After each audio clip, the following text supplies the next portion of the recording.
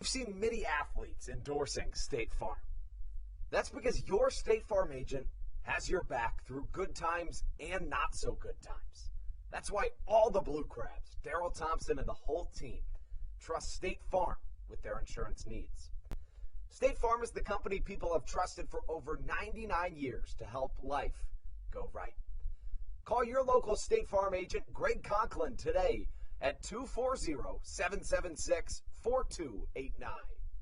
When you're in the market to buy or sell a home, call Tony McClure of Century 21 New Millennium and his Grand Slam team, the realtor of the Southern Maryland Blue Crabs since our first season in 2008. Tony and his team of preferred partners includes Tim Murphy of CNF Mortgage and Steve Scott of the Scott Law Group. Together, they will ensure that your real estate needs are nothing short of a grand slam. The quality service you will receive is Hall of Fame worthy. Put Tony's 41-plus years of experience to work for you. Call or text Tony today at 301-928-1280 for your personal Grand Slam experience. Go Blue Crabs.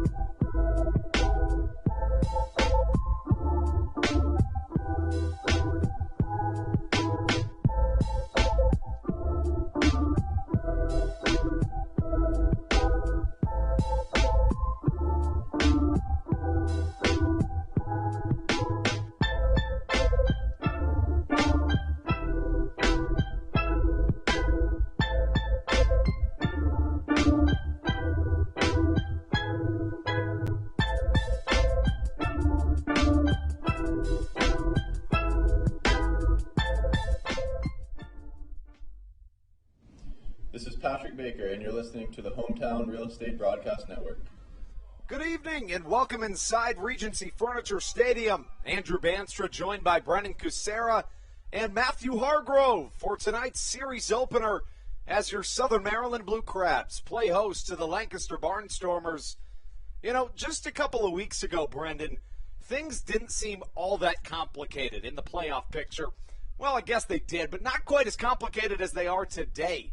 Things right now, you know, it just seems like the Blue Crabs can't catch a break, whereas earlier in the season it seemed like if they went 500, things would be just fine. Right now, you have to win these games. Southern Maryland a game and a half back in the Atlantic League North Division, which is by far and away their best chance at getting into the playoffs this season. It starts with this series right here. Yeah, no doubt about it, and they come off of a road trip that was obviously difficult. They won 2 out of 4 games, but you come back home where you play most of your games the rest of the way, and you have an opportunity to continue to play well here and push yourself into that postseason. And, you know, obviously you mentioned the many different ways, and I think we tweeted out a graphic of it yesterday as well, just the different ways that this team can make the postseason, and there's a lot of different ways, but the most simple one, watching Long Island and what they do every single night, and then obviously taking care of business here at home throughout this week, as Long Island's currently tied in game 1 of 2 with West Virginia tonight at 3. Yeah, and you mentioned the dominance at home. Southern Maryland has been really good, especially in this second half here at Regency Furniture Stadium.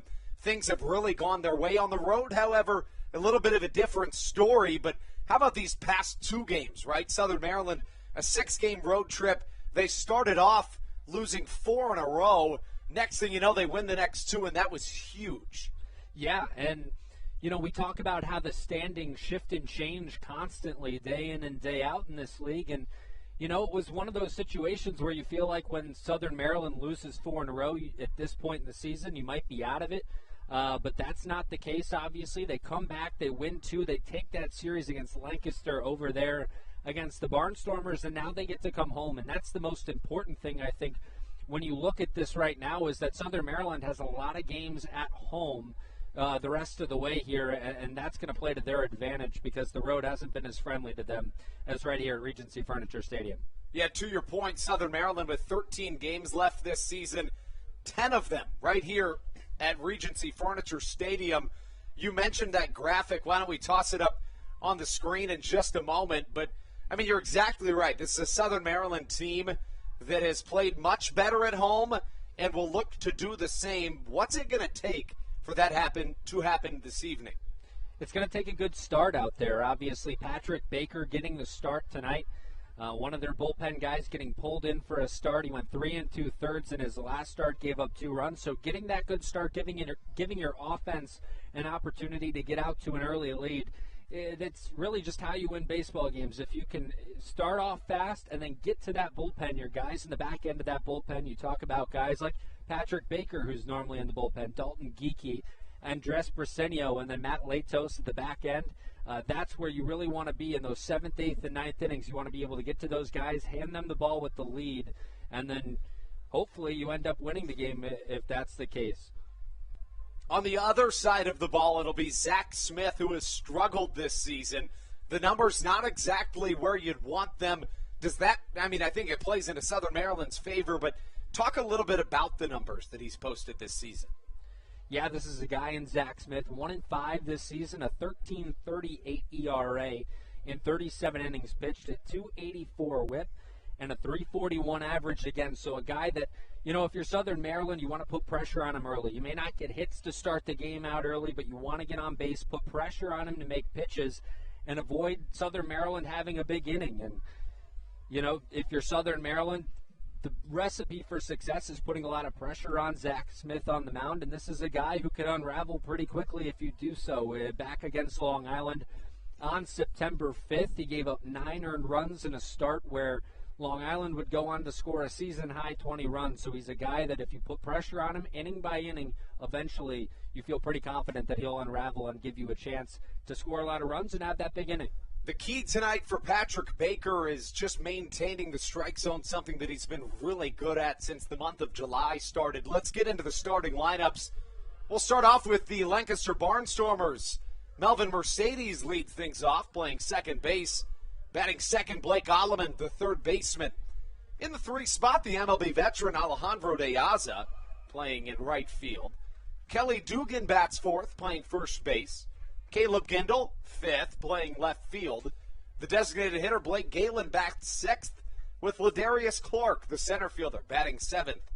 Alejandro make that Anderson De La Rosa. The backstop bats eighth, with Clea Luis Rondon batting ninth. The shortstop. Again, the starting pitcher for the Lancaster Barnstormers, it's Zach Smith, 1-5 with a 13-plus ERA on the season. Patrick Baker takes the mound for your Blue Crabs. The right-hander has an ERA just north of 3 since the month of July began, and the offense behind him will read as follows. Matt Hibbert leads things off, playing left field. Batting second, the ever-present threat of Ruby Silva, the second baseman. Batting third, Zach Collier, a .320 hitter on the year, the center fielder. Batting fourth, David Harris, and boy, were those two good in our most recent homestand. Alex Crosby, the first baseman, bats fifth. Batting sixth, Jovan Rosa, the designated hitter. 7 batter is Josh McAdams, the third baseman. Joe DeLuca, the catcher, bats eighth, with Michael Baca, the shortstop, batting ninth. This is going to be a good one, Brendan. What are a couple keys to this ballgame offensively for Southern Maryland? I think number one is just get on base from the get-go, whether that's by the walk or by getting hits. You know, if you're Southern Maryland, I mentioned it a little bit a minute ago when we highlighted Zach Smith, but if you can get on base and put pressure on the starter for Lancaster, it's going to give you a good opportunity to force him into some tough spots, and eventually, hopefully, he unravels if you're the Blue Crabs. And then, obviously, you know, be able and be ready to make adjustments. If you can make adjustments throughout the game, you're going to put yourself in a pretty good situation, and a guy who doesn't pitch all too deep into games, you know, too often. So, you know, this is a guy that you can get after pretty quickly, and if you're patient, you can get on base pretty easily against.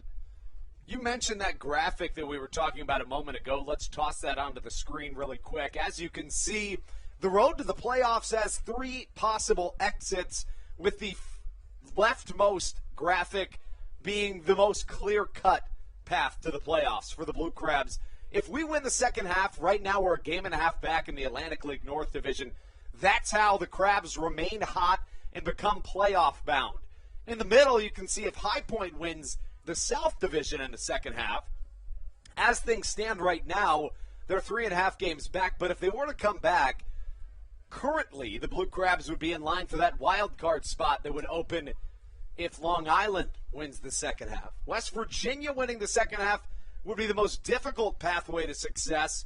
Southern Maryland 3 games back of High Point in that wild card race. Things are getting complicated, but a win tonight simplifies things. We'll have that in a moment when we return on the Hometown Real Estate Broadcast Network.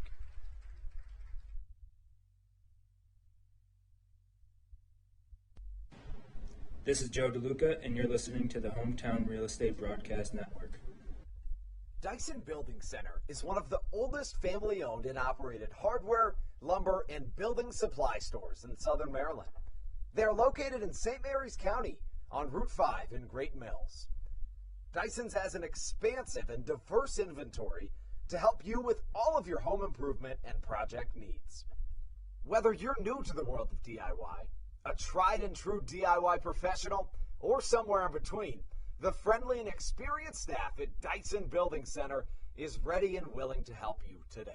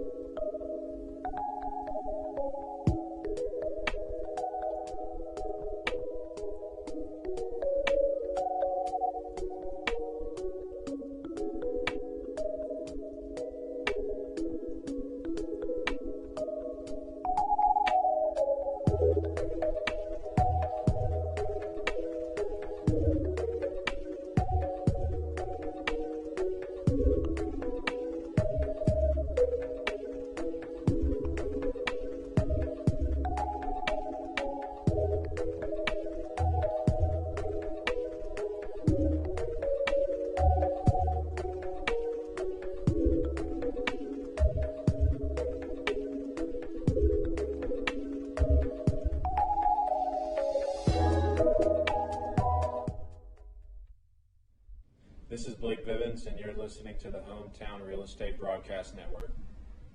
A beautiful rendition of the national anthem by Jonah Spiegelman brings us into tonight's contest. The Southern Maryland Blue Crabs playing host to their Atlantic League North Division rival, Lancaster Barnstormers. Brendan, it has been 2 months since the Blue Crabs have played an Atlantic League South Division opponent. That ends after this series. It'll be all South Division opponents after this one. 13 games left. The Blue Crabs a game and a half back in the Atlantic League North Division. 10 of those 13 games at home. And the Blue Crabs, again, have been nothing short of fantastic here at Regency Furniture Stadium. This, especially in the second half, I should say, is a team that has protected the reg quite well. In the second half, 16-9 at home, 8-14 on the road. Yeah, and you talk about the majority of those games being at home right here at Regency Furniture Stadium. It's obviously very important for Southern Maryland. And then you mentioned it. They face some teams they haven't seen in a while, and some teams that, you know, especially with High Point coming in, you know, they'll come into Waldorf, and then we'll obviously travel out that way as well afterwards. And, you know, that's a team that's right there in the middle of a playoff hunt, and a team that you feel like you have to beat night in and night out as well. So some interesting series ahead, and obviously night in and night out, this is like the playoffs right now already. You're fighting for your life every game pretty much with these 13 games left, and just so many different scenarios and possibilities for the way things can kind of unfold before playoff time.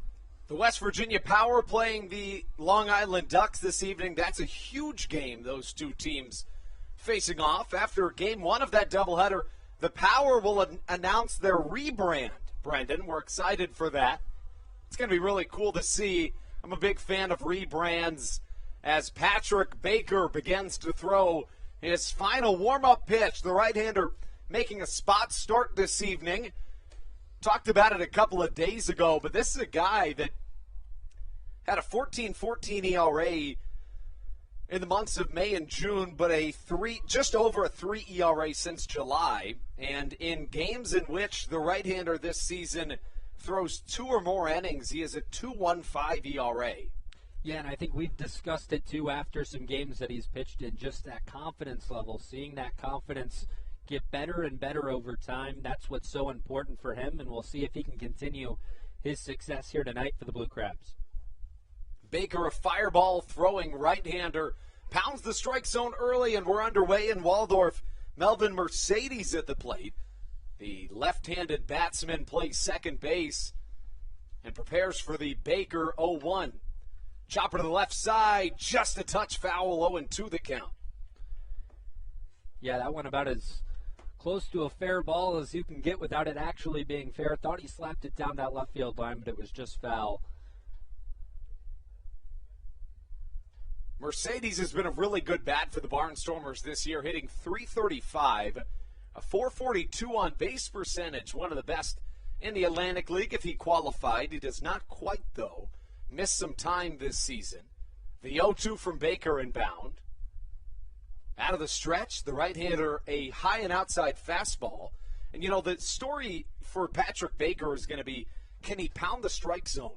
That's something that he's done a really good job of in these last couple of months, but it's the key to his ball game. Yeah, and it's not only about pounding the strike zone, but being able to catch the edges of the strike zone, especially in this league where you have the robotic umpiring system. You know, being able to catch those edges and locate pitches is so important. Strikeout number 1, probably a lot more of those to come this evening. Patrick Baker is a guy that strikes out a ton of batters. The right-handed pitcher is known for his strikeout capabilities. And it's all about setting things up with the fastball. When you have a fastball like Patrick Baker does that's explosive out of his right hand, then you're able to, you know, work to your off-speed stuff and take advantage of guys that way, slow things down and catch them, you know, looking for that fastball. So you saw it right there with Melvin Mercedes, and he gets a strikeout to start things off. Baker with 53 strikeouts and 44 2/3 innings pitched this season. A season-high 6 strikeouts. But again, this is a guy that's pitched a maximum of 3 2/3 innings. A hot shot dive from Alex Crosby. I don't think Baker expected Crosby to make that incredible layout catch. He wasn't there quite in time, and it goes down as a single, but what a play. Yeah, I don't think most people expected that play to be made by Crosby over there at first base. The outstretched glove, thought it would get underneath his glove from my perspective here, but he was able to reel it in, and just late was Baker to first base. So a nice play on the infield, but it doesn't really work out for Southern Maryland, and we continue on with De Aza. So De Aza comes to the plate, a guy that, again, has had his fair share in the major leagues. Baker, since July 1st, a .335 ERA, 44 strikeouts in under 38 innings pitched. De Aza from the left side played really well in his last series here in Southern Maryland, a guy that is just a pure and professional hitter. Yeah, there's no doubt about that. And Alejandro De Aza, a guy that, you know, if you've watched the American League Central over the last decade, you obviously recognize the name, and he'll go to all fields. He's got speed, and he's just got that, you know, IQ, that high-level IQ of a baseball player, and especially a hitter that a lot of major league players possess, and you see it night in and night out for him with Lancaster. De Aza, a .329 hitter on the year, 10 home runs, 62 RBIs, was the first overall selection in the New Britain Bees dispersal draft. The second overall selection was Jonathan Galvez, who was selected by the Blue Crabs, but after finally joining the team a few days ago, has suffered an injury. He's currently on the 7-day injured list. Chopper to the right side, foul. You know, you never want to see anybody go down, but if it's ever going to happen, it's a good thing that you have so much depth if you're Southern Maryland. Yeah, you talk about Kent Blackstone and Alex Crosby coming back for the Blue Crabs, and then obviously the acquisition that's worked out so well for Southern Maryland to this point in Jordan Howard. Those guys obviously important pieces to the team. So, you know, if you do have to deal with injuries like they do right now, that's a good situation to have with the depth. Another out, and it comes via the K once more. 2 strikeouts equal the first 2 outs of Patrick Baker's outing, and he has the curveball going early. That's been the difference maker for him, taking a couple miles an hour off the fastball to locate and then really spotting up with the off speeds. Yeah, setting things up with the fastball, and then when you have that pitch that you have to put in the back of players' heads like that curveball where they have to think about it and think about slowing things down to try and put it in play like that curveball, it makes you, a 10 times better pitcher. So what he does is establish with the fastball, then throws the breaking ball to keep people off pace, and we've seen it work for him so far here in this first inning with the 2 Ks. Here comes Kelly Dugan, the first baseman, bats from the left side. The 1-0 line drive to the right side. It'll bounce in front of David Harris. He comes up throwing to second, and getting into second is Blake Allemond. So we go strikeout, single with the first 4 batsmen of this contest. And here comes Caleb Gindel.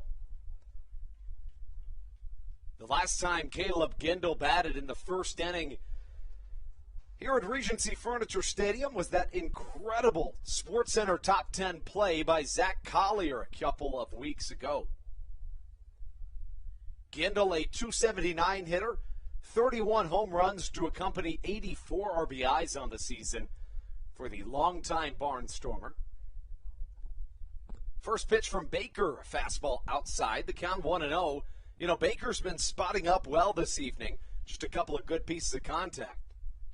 Yeah, he's spotting the fastball well, obviously using the off speed well, and this is just a tough top, 3, 4, 5 guys in this Lancaster order. So, guys are going to get hits, but if you're going to give up singles, you can live with that if you're Patrick Baker. The count 2 balls, no strikes. Caleb Gindel, a .566 slugging percentage on the season. A guy that can really swing the bat and does so for good power. The 2-0 from Baker, a fastball just a touch off the plate, and the count 3-0. That was a really well-placed fastball just a little bit off the plate from Patrick Baker. The 3-0, Baker on his way with it. This fastball catches the outer edge, and the count 3-1. Gindel hits .280 against the Blue Crabs this year, 3 home runs, 8 RBIs. Has drawn 10 walks against Southern Maryland this season. The 3-1 incoming. Well struck to the left side. This ball's got a chance. Back goes Matt Hibbert. It goes up to the mini monster and clears the wall. A 3-run home run from Caleb Gindel, his 32nd of the year. Give him 87 RBIs on the campaign and an early Lancaster lead. There's a reason he's one of the guys with over 30 home runs in this league. He's got awesome power, can go to all fields, and there he just goes the other way with one and takes it over the mini monster in left field. So Caleb Gindel flashing the power, and a big, big, big first inning for Lancaster to get things started here in the top of the first. Blake Galen now comes to the plate. Lancaster with an early 3-0 lead. In not a must-win game for Southern Maryland, but every game certainly feels that way right now. The Blue Crabs have won 4 of their last 5 series, Brendan. A team that's doing what they need to do to get things done, but it feels like it has to continue with that trend. Basically, everything needs to be a series win from this point forward. Yeah, and, it's kind of weird because it almost feels like when you have a tough road trip where they go 2 for 4 in that situation, it feels like, they're just not playing their best baseball at the right time. But they have won 4 out of the last 5 series, and it just speaks to how important night in and night out every game is. And so, for Southern Maryland, wasn't the best week you've had all season last week, but you come away with the 2 wins to end it. You bring some momentum back home, and that's the most important thing. And, they're right there in it.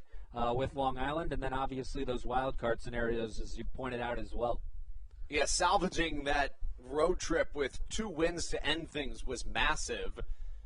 The Blue Crabs 10-11 against the Barnstormers this season. The count 3-1 now to the 2021 Olympian for Team Israel, Blake Galen. Galen beloved by the Lancaster faithful. A longtime Barnstormer sees a 3-1 count, and this fastball misses outside. Ball number 4 and a walk drawn by Galen.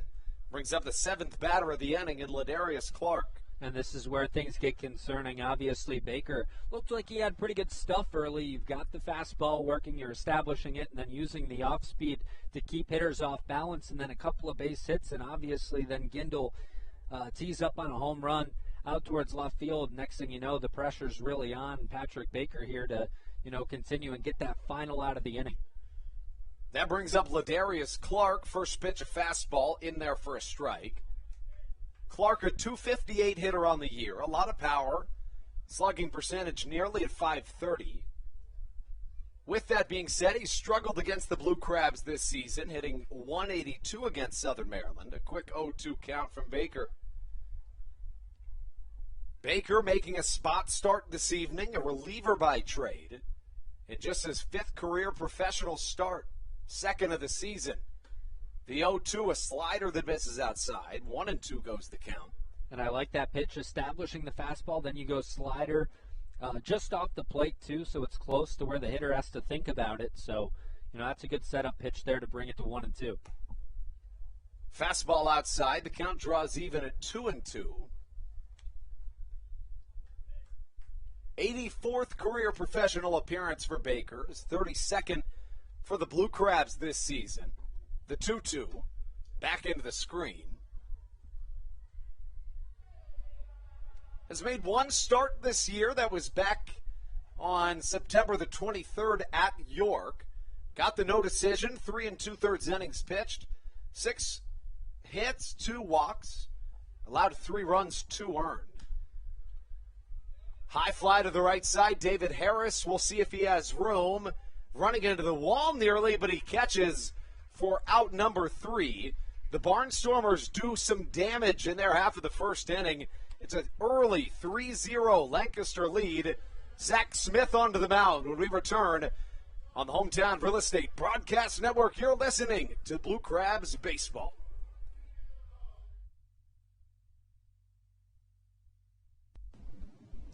This is Patrick Baker, and you're listening to the Hometown Real Estate Broadcast Network.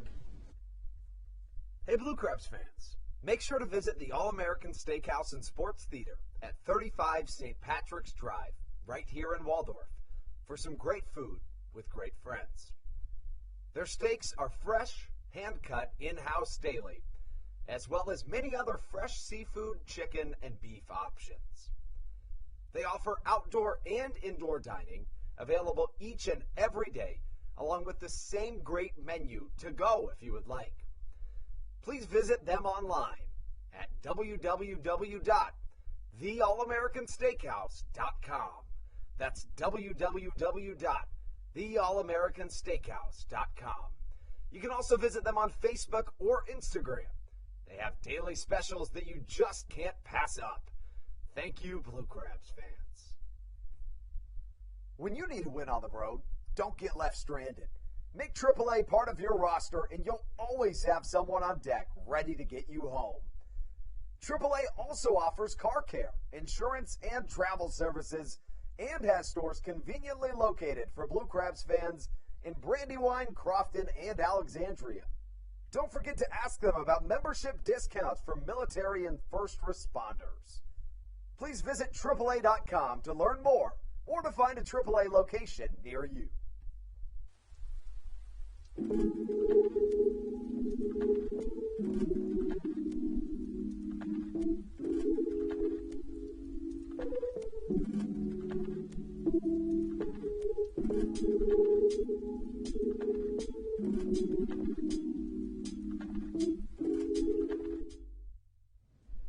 This is Dalton Geeky, and you're listening to Hometown Real Estate Broadcast Network.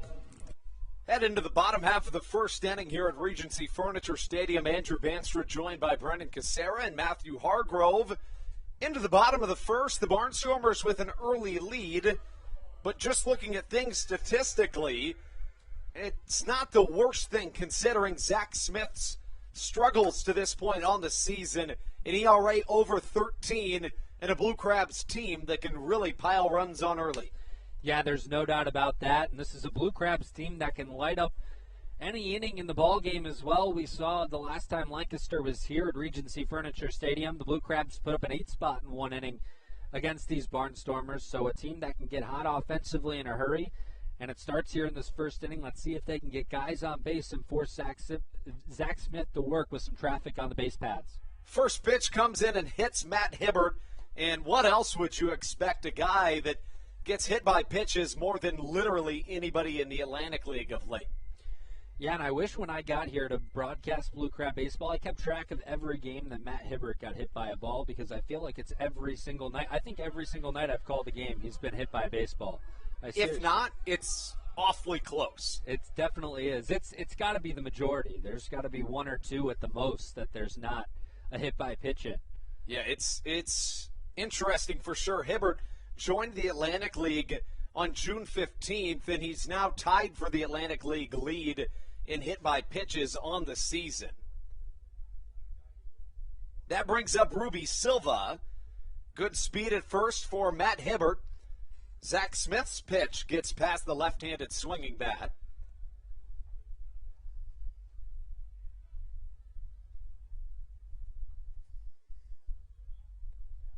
No balls and a strike the count. Silva up to the plate.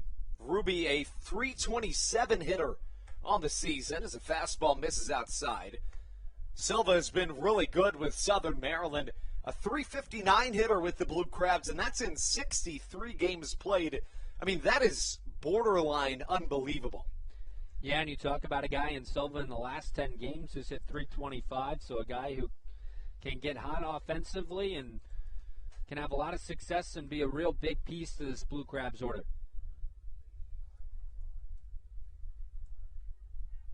Silva's bat's picked up of late, especially at the end of the most recent homestand.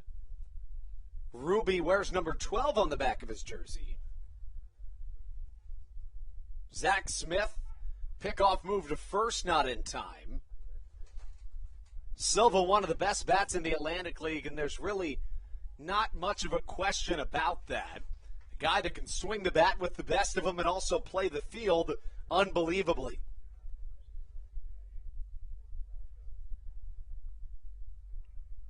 Hibbert at first, Silva at the dish.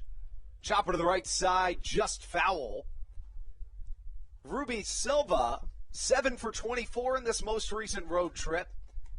Currently riding a 4-game hit streak, and he has really seen the ball well against the Barnstormers since joining Southern Maryland. 14 RBIs in 20 games.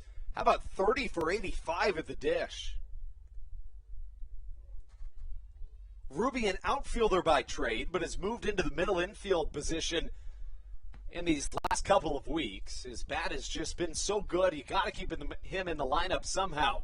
Runner goes on the pitch, line drive gets past the outstretched glove of the third baseman Blake Allemand, who's not covering, and Hibbert goes first to third. A single from Ruby Silva puts runners on the corners, and this is a Blue Crabs baseball team that has some of the best base running IQ that you're going to see. Yeah, and you got Matt Hibbert there, a guy with speed on the base paths to start, and then the hit and run employed. I'm not sure if it was just a steal that Silva ended up, poking out into left field, or if that was actually a designed hit and run, but Hibbert able to hit second base. Notice that, the left fielder unable to get to the ball, and Caleb Gindel, quick enough, and he's able to make it to third, so first and third with nobody out. So good heads-up base running by Matt Hibbert, and a good piece of hitting from Ruby Silva, taking the ball where it's pitched and poking it out towards left field. And that brings up Zach Collier, a guy who was absolutely dominated at home of late. Quick stat for you. The individual in the Atlantic League with the most hit by pitches this year, again, is Matt Hibbert, tied with Sal Giardina. 21 hit by pitches on the season. But Brendan, in the month of September alone, Hibbert has been hit by 11 pitches, more than half of the league lead. I think all 11 of those have come in games that I've watched. So it's pretty unbelievable. Collier coming to the plate, one of the best bats in the Atlantic League in his own right. 0-1 chopped foul to the right side. In his last homestand, it was a 10-gamer. Collier went 14 for 29 with a .619 on base percentage and a .1412 slugging percentage. Yeah, he was just ridiculous at the plate for Southern Maryland. And this is a team in Lancaster that he's kind of struggled with, hitting .189 against. So we'll see, if he continues those struggles against Lancaster this week, or if he has a lot of success like he has had at home in that 3 spot for Southern Maryland. Dribbler gets away from Zach Collier, and looking at the league leaders in the month of September, Lexington has been extremely hot, and the Atlantic League league leaders in the month of September, how about 4 legends in the top 6 home run hitters this month. Courtney Hawkins has been unbelievable. In the month of September, he's hit 18 home runs. 18. I mean, that is absurd. Yeah, those are just numbers you don't really hear in baseball, to be honest with you. So, awfully impressive out there in Lexington. Line drive up the middle. That'll bring home a run. Southern Maryland gets one back right away. Quickly, the score 3-1. One more stat on this. Are you ready for this one? Courtney Hawkins has a .981 slugging percentage in the month of September. That's unbelievable. Yeah, that's a stat you don't hear all too often, or at all, really. That's a really good OPS. But for a slugging percentage, that's unheard of. And going back to this Blue Crab offense here real quick, too, they get the run on the board, but this is exactly what you wanted if you're Southern Maryland. Traffic on the base paths, and then continue to bat around. Right there, the single from Zach Collier drives in a run, and you want to keep things going if you're Southern Maryland. And, few guys better than David Harris to keep things rolling for this Blue Crab offense. Especially David Harris at home, a .358 hitter here at Regency Furniture Stadium, a .585 slugging percentage for the right fielder. Zach Smith's first pitch high and away, and the count 1-0. We talked about Collier's most recent homestand. Can't forget about David Harris, who from September 10th through September 19th in that homestand went 16 for 34 at the plate. That included the incredible home run that he hit. It went 448 feet. That would tie for the 174th longest home run in Major League Baseball this season. Yeah, and those are two guys you had to see back-to-back, night in and night out, too, in this Blue Crab order. So it doesn't make it any easier if you're an opponent, and both of those guys, and Collier and Harris, are having a lot of success like they did on the last homestand. 2-0 in there for a strike. The count 2-1. In this most recent road trip, Harris went 6 for 21. Hits pretty well against the Barnstormers this season. Now, 3 of those 6 hits in that road trip came in his most recent game played. He went 3 for 5. 2-1 downstairs. Now a hitter's count, 3 balls and a strike. And you just hope that, whatever he kind of struggled with a little bit throughout that week, he was able to figure out on Sunday and bring that momentum back here to Waldorf for this quick little homestand they have against Lancaster. 3-1, hit well to the right side. If it's fair, it's gone. Harris trying to see if it can dance its way inside the pole, but just evades fair territory. A long strike number 2. Harris again showing power to all fields. A guy that hit 3 home runs in one single game back on August the 22nd against the Long Island Ducks here at home. He also drove in 7 runs. Both of those tie Blue Crabs franchise records. The 3 home runs ties an Atlantic League record. 3-2. Softly hit in shallow center field. It's in the Bermuda Triangle, but in comes the center fielder Ladarius Clark to catch out number 1, and a much-needed out for the pitcher Zach Smith. Yeah, huge out there for Zach Smith to build a little bit of confidence here with runners on base, and now you have an opportunity to potentially get out of it with the 1 out, a force at, third, second, and obviously first base. So, a great opportunity for him to take advantage and get out of this with minimal damage done. And back to your point about David Harris real quick, the power, another one of those guys. We've talked about guys with sneaky power, and that's another one of those guys who has that sneaky power. When you look at him, you don't necessarily think like a Josh McAdams, but he's able to put a charge in the baseball for sure. That brings up Alex Crosby. Crosby was on an absolute tear until about a week before he left to play for the Great Britain national team in the European Baseball Championships. He's picked up, though, in these last couple of games. Crosby 7 for 24 with 6 RBIs on this most recent road trip. A ball and no strikes. Crosby rips one foul to the right side. 1-1 the count. Alex has faced Zach Smith 5 times this year. He has a hit and a walk. Looking at that Long Island Ducks West Virginia power game very closely. The Ducks just pulled ahead 4-3 in the top of the 6th. Of course, a doubleheader there this evening. The count 1-1. Crosby chases a pitch and fouls it to the left side, 1-2. Almost took out Jovan Rosa there, warming up in the batter's circle. Crosby, a .318 hitter on the year, an .881 OPS, 12 home runs, 61 RBIs, as well as 6 stolen bases. He can also do it defensively. You saw that back in the first inning. A guy that really provides you a very diverse skill set that can be extremely advantageous for your team. The 1-2. Hit to the right side. A bouncer caught by Kelly Dugan, who will step on first and get out number 2 himself. But still trouble looms for the right-hander on the mound, Zach Smith. 2 away, but runners on second and third. Yeah, and that a situation there where it's a hard hit ball to the right side of the infield, but Collier was already moving, so a nice play by Dugan to realize didn't really have much of a chance at second base. He would have been forcing things out towards second, so just steps on first, secures the second out. And now an opportunity for Zach Smith to get out of this inning, only giving up 1 run with second and third, and Jovan Rosa to the plate. Rosa has struggled at the plate of late. He really got out to a good start when joining Southern Maryland. Started out with hits in 11 of his first 14 games, but went 1 for 17 on this most recent road trip. First pitch swinging, foul ball to the right side. Rosa 0 for 2 against Zach Smith this season. Against the Barnstormers, Jovan 4 for 26. A home run, 4 RBIs in 9 games played. Of course, the Blue Crabs just played the Barnstormers at Clipper Magazine Stadium in Lancaster in this most recent series. Rosa went 0 for 9 in that series. The 0-1. Just behind a fastball, and the count 1-2.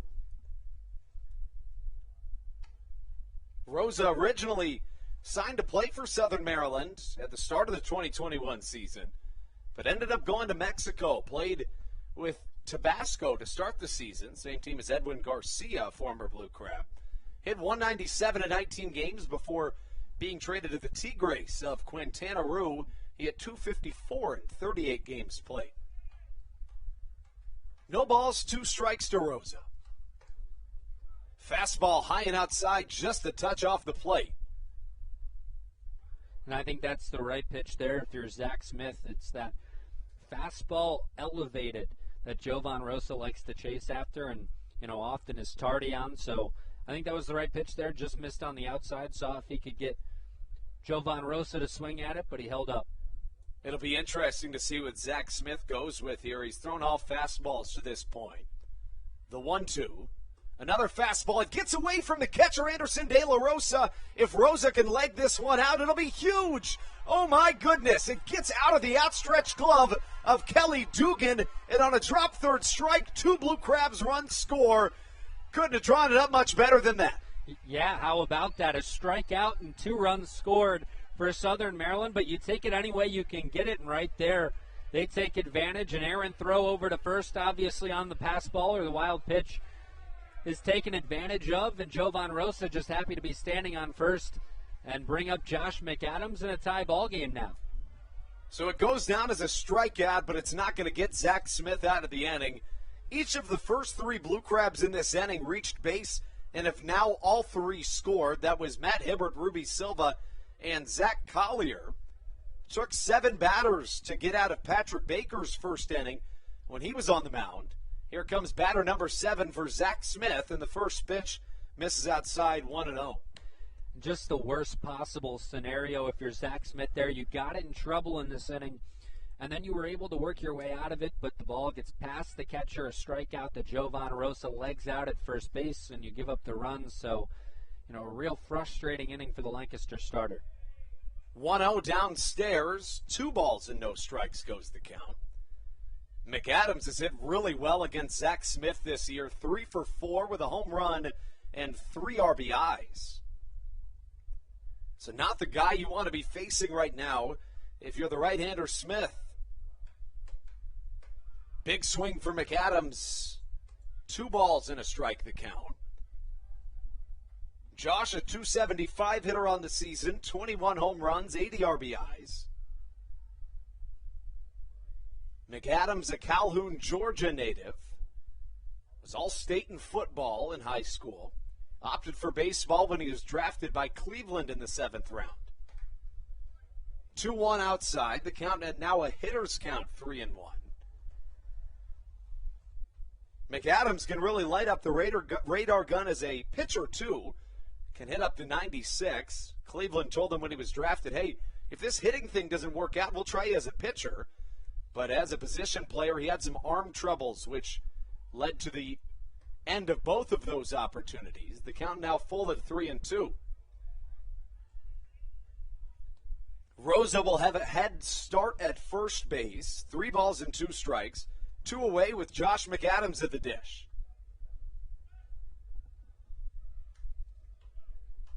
3-3 the score, and we're just in the first inning. A lively game here in Southern Maryland.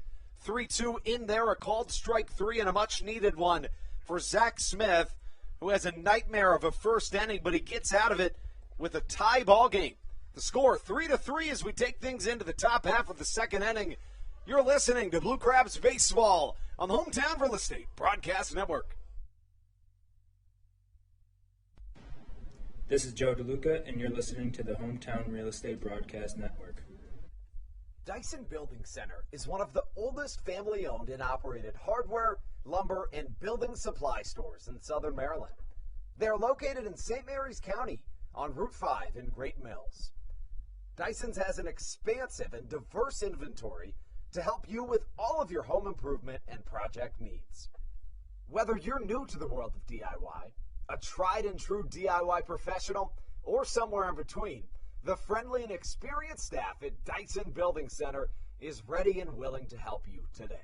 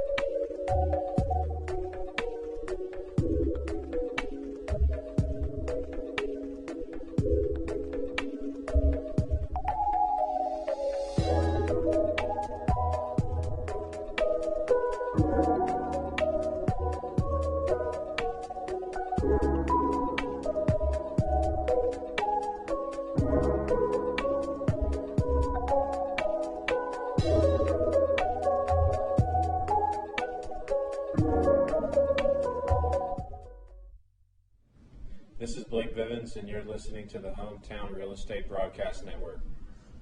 Patrick Baker back out onto the mound with a newfound lead. As we take things in to this top half of the second inning here in Southern Maryland. And honestly, Brandon, it's got to feel quite good if you're Patrick Baker to allow 3 runs on that 3-run shot from Caleb Gindel in the first and come back out in the second with a 3-3 game. Yeah, and, you know, for Southern Maryland, that offense obviously capable of putting up a crooked number in every inning. And, you know, for Patrick Baker, you felt like you pitched well and still weren't able to get out of the inning unscathed in that top of the first. But now it's a dead even score once again. You go out just like it's 0-0 here in the top of the second. You know, really for both guys, a little bit more for Baker, I'd say. But for Zach Smith, too, with that drop third strike that allowed 2 runs to score. I mean, both guys can't feel too terrible about their first half of the inning.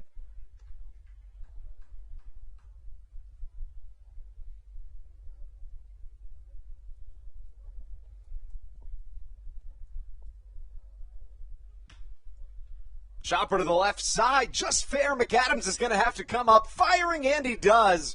What a throw from Josh McAdams, showing once again that he has one of the best arms in the Atlantic League. Yeah, you mentioned Cleveland discussed, the possibility of him pitching in their organization, and right there showing off the arm once again from the hot corner and throwing it across the diamond to record the first out of the inning.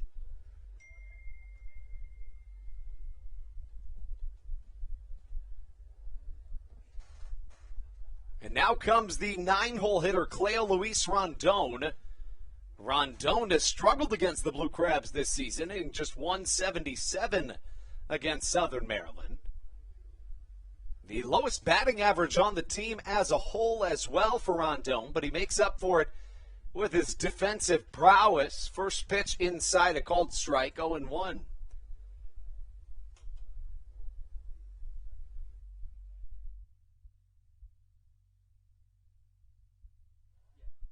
Ball misses outside. The count now 1-1.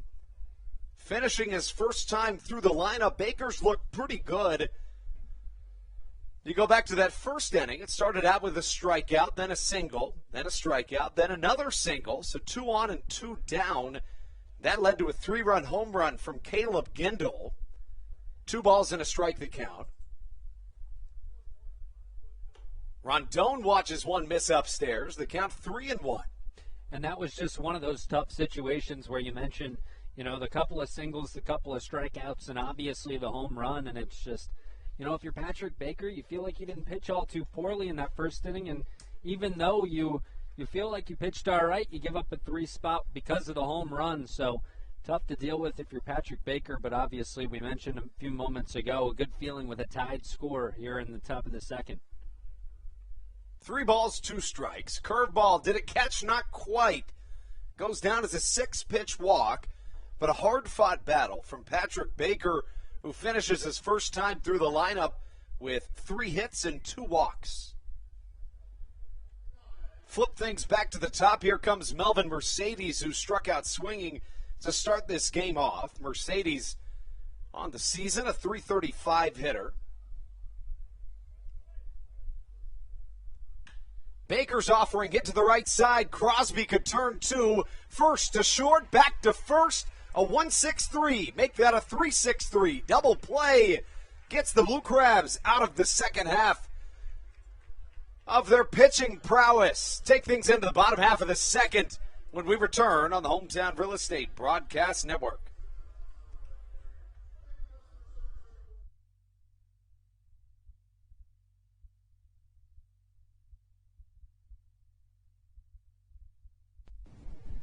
This is Andrew Riceno, and you are listening to the Hometown Real Estate Broadcast Network. So, what do you like about your home? Practice like hockey. I practice stick handling and sometimes shooting. Mommy, go outside sometimes. I like playing lacrosse. Playing the Switch. I like the scribble. Daddy, I like to build Legos at home. I have the biggest closet. Riding my dirt bike. We help you home. At Hometown Real Estate, we want to help you and your family home. Whatever that takes and whatever that means to you. Give us a call at 888-225-2736 or online at helpyouhomebluecrabs.com. All Pawn is Southern Maryland's premier pawn shop and is the official pawn shop of the Southern Maryland Blue Crabs. Stop by and say hello today. They've been a part of the Southern Maryland community for 18 years. If you need some cash to hold you over, or if you're just doing some spring cleaning and want to clear some stuff out, please bring it by All Pawn and let them make you an offer. If you have broken jewelry or some that you just don't want anymore, please bring it by, and they'll pay you more than anyone in the Tri-County area. They're located on 301 in White Plains, just south of DeMar Road. Go Blue Crabs!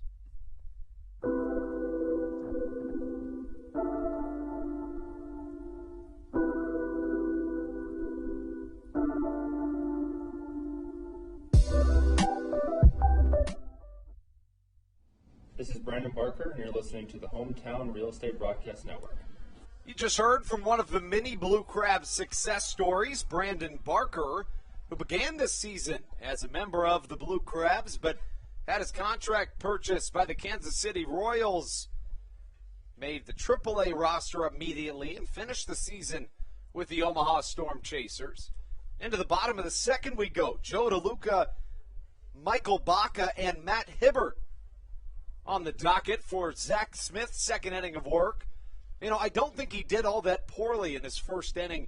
It was really that drop third strike when 2 runs scored that came back to bite him. But again, the Blue Crabs base running IQ, phenomenal. Yeah, and all things considered, Zach Smith had a pretty good first inning. He got out of a tough jam where Southern Maryland was threatening and only really gave up 1. And then you talk about that ball that gets past the catcher and is a strikeout for Joe Von Rosa, but he's able to leg out the throw over at first base, and that records the next 2 runs for Southern Maryland. So if you're Zach Smith, it's tough to forget about because you don't have the lead anymore, but at the same time, you got to shake that off and understand sometimes, things just are out of your control, and there's only so much you can do there and try and continue it on the rest of the way because it is still a 3-3 game.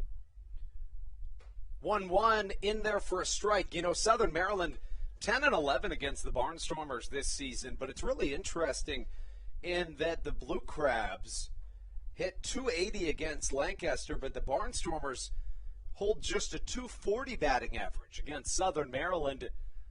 The Blue Crabs especially hit well off of Zach Smith, a team .400 batting average against the right-hander this year.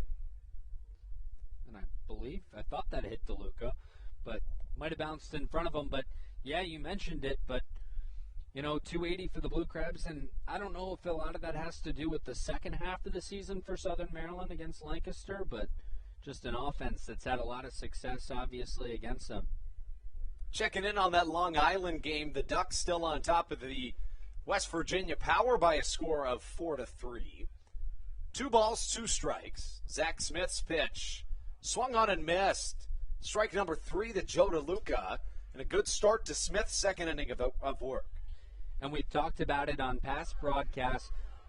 This bottom third of the order for the Blue Crabs, and it starts with McAdams, so he was an out in the last inning. But, Joe DeLuca, Michael Baca, Josh McAdams, Jordan Howard, a guy that you'll see in the bottom third of that order, has had so much success for Southern Maryland. So it's so crucial, if you're Zach Smith, to get these guys out. Now Baca here hitting in the 9th spot before you turn that lineup card over and get back to the meat of that order for Southern Maryland.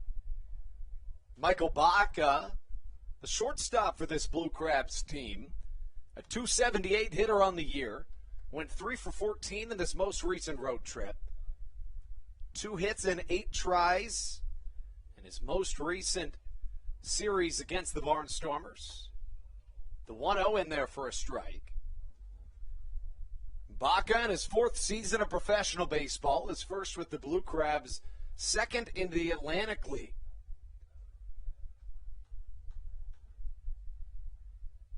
Ball and a strike to count.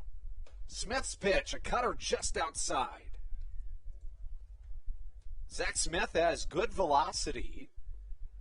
Really doesn't walk an alarming amount of batters necessarily, but it's the hits that really plague him. 2 balls and a strike. Trying to finish off his first time through this Blue Crabs lineup. 2-1 swung on and missed. Nice off-speed pitch from Zach Smith. Something we haven't seen a ton from him this evening. No, you've seen a lot of power stuff early with Zach Smith, and, right there using that off speed to his advantage, and Michael Baca way out in front of it. So Baca sees a 2-ball, 2-strike count. 0 for 3 against Zach Smith, but 2 RBIs and a walk for Michael this year. 2-2, a touchdown low, and, Zach Smith's been painting the black this evening. There's no question about that, but just outside the zone, and that's what's going to happen with his electronic strike zone. There's no give to a robot. Yeah, and that's one of those things. If you're, a Major League Baseball fan watching the Atlantic League, you kind of have to get used to a little bit. There's no complaining about balls and strikes in this league. What a nice piece of hitting. Fastball way inside 3-2, and just some inside-out baseball. The line one over the second baseman's head in Melvin Mercedes. A single rounds out the first time through the lineup. Southern Maryland with 3 hits and a hit by pitch in their first time through. The first run scored from Zach Collier driving in Matt Hibbert. And then with 2 on and 2 down, runners at second and third, Jovan Rosa struck out, but it was a drop third strike that allowed both runs to score. And this is a guy you feel like you have to get out at the top of the order if you're Zach Smith and Matt Hibbert, because then you follow up with Ruby Silva, Zach Collier, David Harris. And if you don't get Hibbert out, you're opening yourself up to another potential big inning. Hibbert was hit by a pitch his first time up. He later scored. Leads the league in hit by pitches this season. He's been hit 12 times in the month of September. Really remarkable stuff from Matt Hibbert, finding any way on. Runner almost goes on the pitch. A delayed steal from Michael Baca, and he's going to be thrown out by Anderson De La Rosa for out number 2. Yeah, and there's some hesitation there from Baca. I was surprised he didn't draw a throw over to first base, but then, obviously the pitch is thrown, and that hesitation just was enough to keep him from getting into second safely. I thought he would get into second safely because he didn't draw a throw over to first, but with the fastball able to get to the catcher quickly enough, and he's out by just a hair there. 0-1 swung on and missed from Hibbert. The count 0-2. Make that a ball and 2 strikes. Smith getting somewhat of a gift here in this second inning. He'll try to go 1-2-3 just like Patrick Baker did. Hibbert, a guy that's hard to keep off the base paths. Fastball outside. Hibbert, again, has been hit by 12 pitches here in 22 games played in the month of September. In this month, he's hit 135, but he has a .403 on base percentage, and that is second best on this Blue Crabs team. Just behind Zach Collier, 2-2. Hibbert swings on and misses. That's how we get through 2 innings of baseball. Really interesting first 2 innings. We see 7 batters come to the plate and 3 runs score for each team in the first, but then 2 1-2-3 innings as we take you into the third. When we come back, it's Brennan Casera on the play-by-play right here on the Hometown Real Estate Broadcast Network.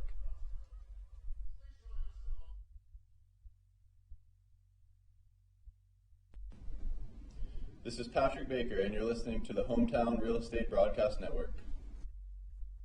Hey, Blue Crabs fans, make sure to visit the All-American Steakhouse and Sports Theater at 35 St. Patrick's Drive, right here in Waldorf, for some great food with great friends. Their steaks are fresh, hand-cut, in-house daily, as well as many other fresh seafood, chicken, and beef options.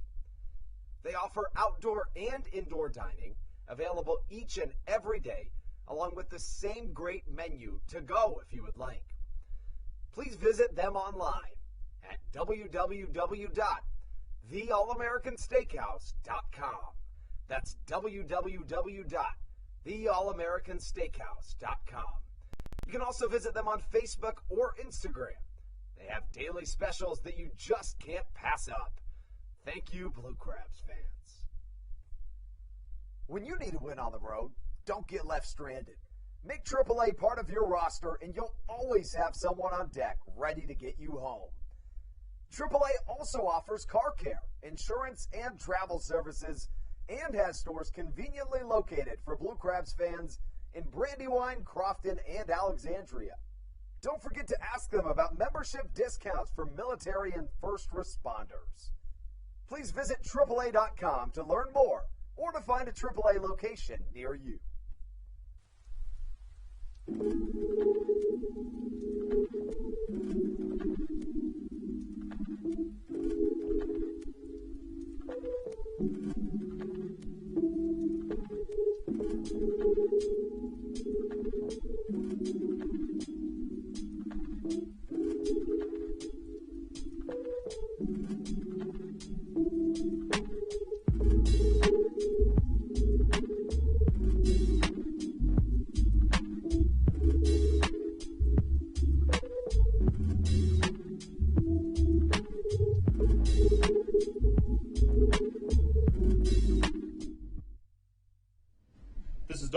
Geeky, and you're listening to Hometown Real Estate Broadcast Network. 3-3, top of the third here at Regency Furniture Stadium on the Hometown Real Estate Broadcast Network. Brendan Casera alongside Andrew Banstra, and it'll be 2-3 and 4 for the Lancaster Barnstormers, looking to take the lead once again like they did in that top of the first inning. And a breaking ball is outside for ball one. So far tonight, it's Patrick Baker continuing his work for Southern Maryland. Baker's gone 2 innings as that one swung through, and it's strike one, 1-1 the count. Baker 2 innings, 3 runs given up, none of them earned, 2 walks, 2 strikeouts, and a home run. Well, the home run given up by Baker. And a fastball misses inside, 2-1 the count. So Baker working quickly here for Southern Maryland, and a guy in Alleman out of San Antonio, Texas, has played his last team was with the Chicago Dogs in the American Association. Resides in Boerne, Texas, out there north of San Antonio, and bats in the left-handed batter's box as a 2-2 count is even between Baker and Alleman. Baker comes set on the rubber. Alleman, who's 0 for 1 tonight.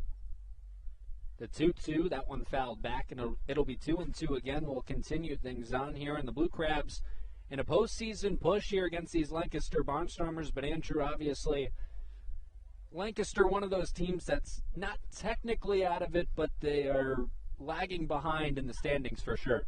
Yeah, you said it. They're 7.5 games back in the Atlantic League North Division with about 13 to go. And speaking of other teams in the Atlantic League, the Long Island Ducks on top of the West Virginia Power, 6-3 in the top of the 7th inning, game 1 of a doubleheader. And that a game Blue Crabs fans obviously have their eyes on as we move throughout the evening. Both games of the doubleheader as that pitch upstairs, and the count is full at 3-2. So now it's, if you're a Blue Crabs fan, not only are you watching Blue Crabs games, but you're scoreboard watching as well as the rest of these games are played in West Virginia and Long Island. 2 teams to watch as we move throughout the rest of the season. The payoff pitch is skied towards left center field. Hibbert drifting in and will make the catch to record out number 1 here in the top of the third.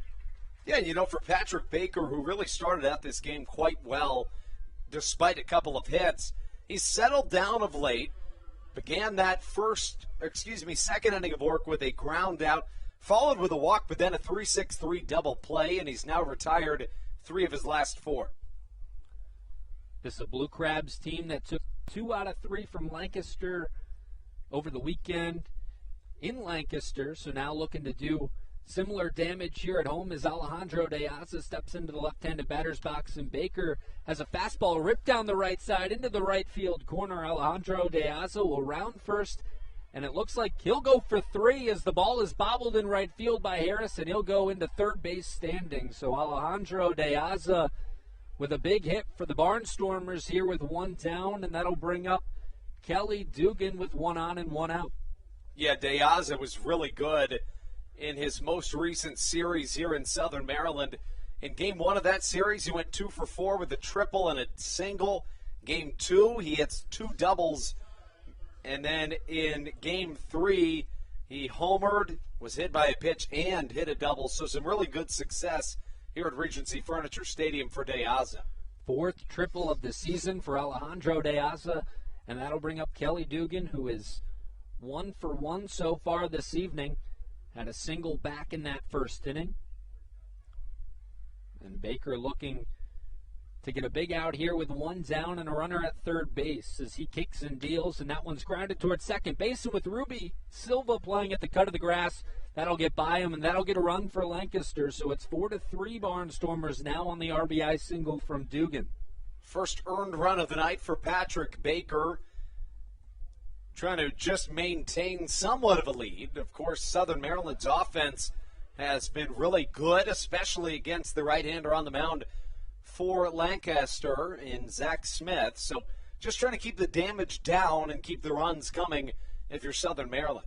85th RBI of the year for Kelly Dugan, and that brings up Caleb Gindel, the number 5 batter playing left field, and also hitting in the left-handed batter's box for Lancaster as he swings through a fastball upstairs for strike 1. Gindel so far tonight with the big 3-run shot out towards left field that put the Barnstormers on the board to get things started in the top of the first. Was his 32nd home run of the year. 1 on, 1 out, 1 strike to Gindel. Baker comes set, kicks and deals, check swing, and they say he went. Or it was a strike nonetheless, so 0-2. Gindel quickly falls behind Baker. Baker, a high strikeout guy, struck out the first 2 outs recorded in this ball game. Hasn't gotten one since. See if he can get one past Gindel here. Baker checks the signs. The 0-2 upstairs, 1-2 the count. Saw if he could get Gindel to chase upstairs, but couldn't. And you look at, the Southern Maryland pitching staff, and Baker obviously making a spot start this evening, but a starting staff, especially on Saturday and Sunday against Lancaster, that went 15 innings as that one up and away for ball 2, 2-2 the count. A starting staff that went 15 innings, giving up just 2 earned runs, and it obviously helps when Darrell Thompson starts one of those games, but Colton Mahoney started on Sunday as well. As the 2-2 from Baker is a breaking ball, chopped down the right side and foul. 2-2 will do it again with 1 down here in this top of the third. Barnstormers get a run back here and take the lead once again. As the Blue Crabs followed up a Barnstormers 3 spot in the first with 3 of their own, as Baker once again comes set. The 2-2 is fired, and that'll line drive into center field. And so Gindel will reach safely once again. Runners now at first and second for Lancaster, and only 1 down in this top of the third inning. Yeah, and you knew coming into this one that the 2-3-4 of this lineup, make that the 3-4-5 for this lineup for the Barnstormers, is nothing short of lethal. To this point, they combine to be 5 for 6 with a strikeout, a triple, 4 RBIs, and a home run. So now another left-handed batter for Lancaster. It's Blake Galen playing DH with first and second, 1 down. And now one of those situations where the base paths have a little bit of traffic on them, and you want to avoid giving up the big inning here if you're Patrick Baker, as he kicks and deals. The first pitch to Galen is low for ball 1. And this obviously a big series for the Blue Crabs here. 3 at home here in the middle of the week before they travel out on the road this weekend. As Baker's 1-0 catches the outside corner, 1-1 the count. Yeah, nothing's a must-win game, at least at this point, but it feels that way. Feels as though if you don't sweep this series, you're not setting yourself up for as much success as is almost needed at this point of the season. It feels like you got to win almost every game. As Baker checks into his catcher, DeLuca kicks and deals at a breaking ball, catching the outside corner, and 1-2 the count. And yeah, you mentioned it, Andrew. It's almost like we are already in the playoffs, basically, if you're Southern Maryland, because night in and night out, you feel like you have to win, and you see those standings shift and change so rapidly week in and week out. As Baker comes set for the 1-2. Kicks and fires, a fastball up and away, and 2-2 the count. Yeah, Southern Maryland are currently a game and a half back of the Long Island Ducks in the Atlantic League North Division in the second half. That's the best avenue to the playoffs right now if you're the Blue Crabs. As Baker comes set for the payoff pitch. That one grounded over to second, gloved by Silva, flipped over to second for 1, on to first, a double play. And that's exactly what the doctor ordered for Patrick Baker. A double play to end this third inning as we move to the middle of the third in Waldorf, Maryland. 1 run for the Barnstormers. They take the lead. It's 4-3 on the Hometown Real Estate Broadcast Network. You're listening to Southern Maryland Blue Crab Baseball. Hey, Blue Crabs fans. Make sure to visit the All-American Steakhouse and Sports Theater at 35 St. Patrick's Drive, right here in Waldorf, for some great food with great friends. Their steaks are fresh, hand-cut, in-house daily, as well as many other fresh seafood, chicken, and beef options. They offer outdoor and indoor dining, available each and every day, along with the same great menu to go if you would like. Please visit them online at www.theallamericansteakhouse.com. That's www.theallamericansteakhouse.com. You can also visit them on Facebook or Instagram. They have daily specials that you just can't pass up. Thank you, Blue Crabs fans. All Pawn is Southern Maryland's premier pawn shop and is the official pawn shop of the Southern Maryland Blue Crabs. Stop by and say hello today. They've been a part of the Southern Maryland community for 18 years. If you need some cash to hold you over, or if you're just doing some spring cleaning and want to clear some stuff out, please bring it by All Pawn and let them make you an offer. If you have broken jewelry or some that you just don't want anymore, please bring it by and they'll pay you more than anyone in the Tri-County area. They're located on 301 in White Plains, just south of DeMar Road. Go Blue Crabs!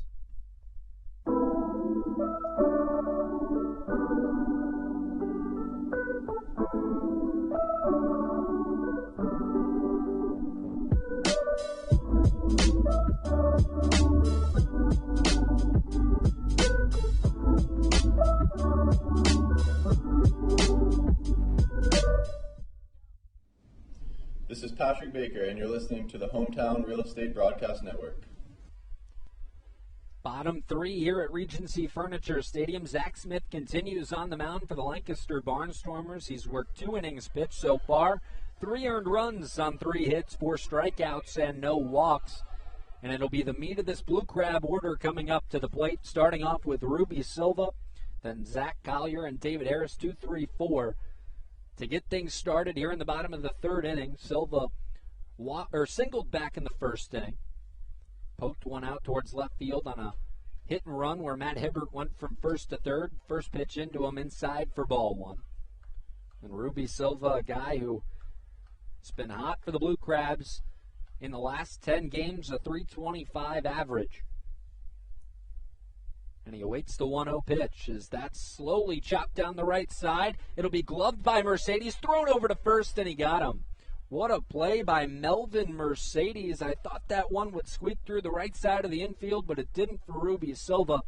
And Lancaster with a nice fielding play to get things started in the bottom of the 3rd and bring up Zach Collier.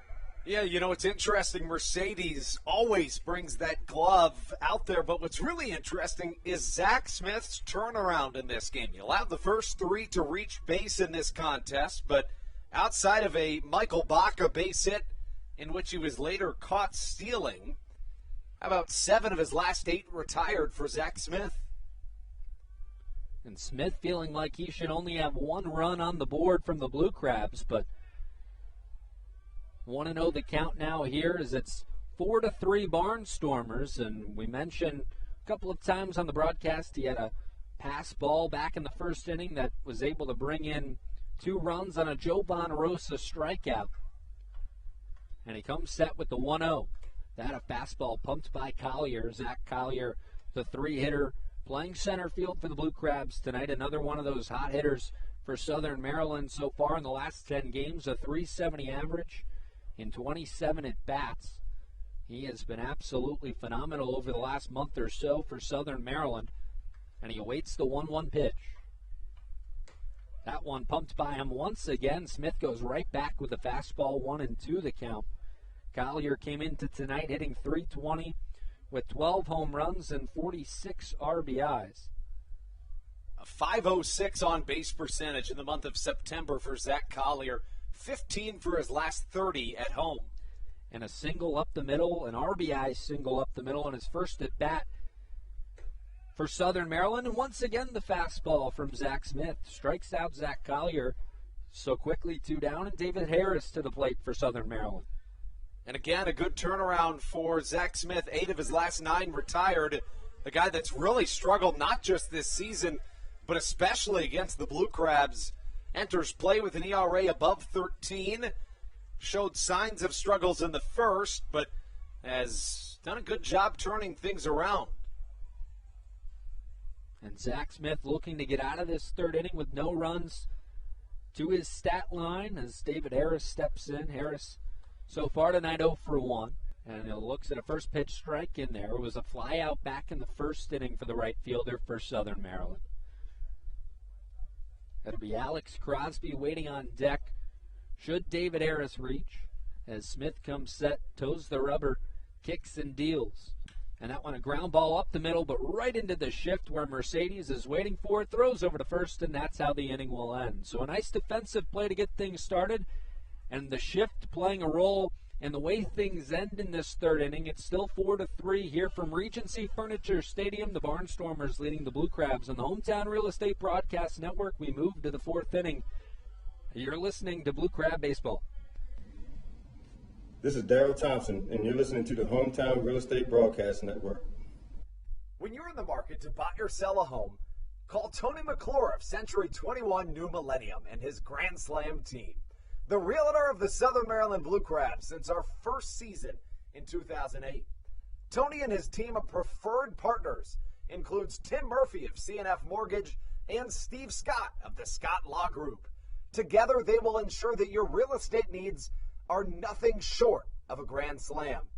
The quality service you will receive is Hall of Fame worthy. Put Tony's 41-plus years of experience to work for you.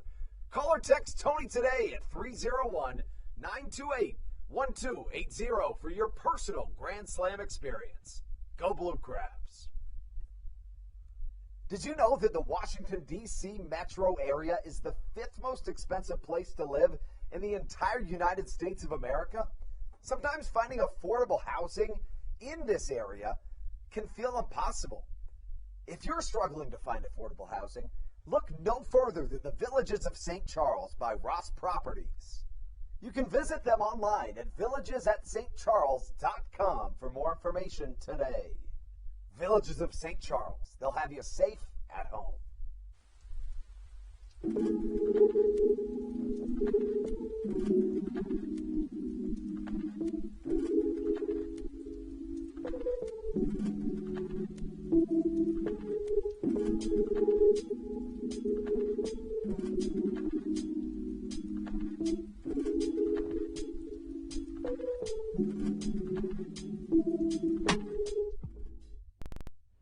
This is Joe DeLuca, and you're listening to the Hometown Real Estate Broadcast Network.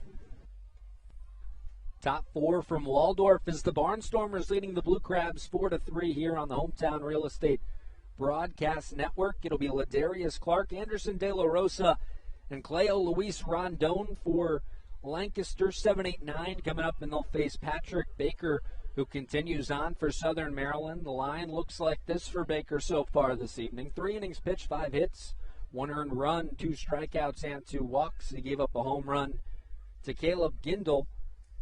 And the ERA, with all that included, sitting at a 4.91 now for the big right-hander as he comes set on the rubber and gets ready to face Ladarius Clark in the first pitch inside for ball 1. A lot of good off-speed stuff this evening for Patrick Baker. You know, that's the recipe for success, right? I mean, and a guy like Baker who can really pump the velocity on the fastball. And that pitch taken right back up the middle. Ladarius Clark will get on, and the first man reaches for Lancaster. So with nobody out, Ladarius Clark on first base and Anderson De La Rosa to the plate. The Long Island Ducks do win Game 1 by a score of 7-3.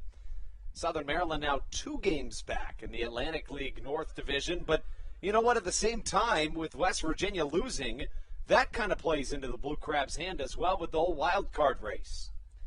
And it's so interesting to think about, who do I root for, you know, in this scenario. And obviously I think the obvious is you just root for Southern Maryland to win the division. But with so many other scenarios, if the division gets out of hand, then you're talking about, do I root for West Virginia? Do I root for High Point?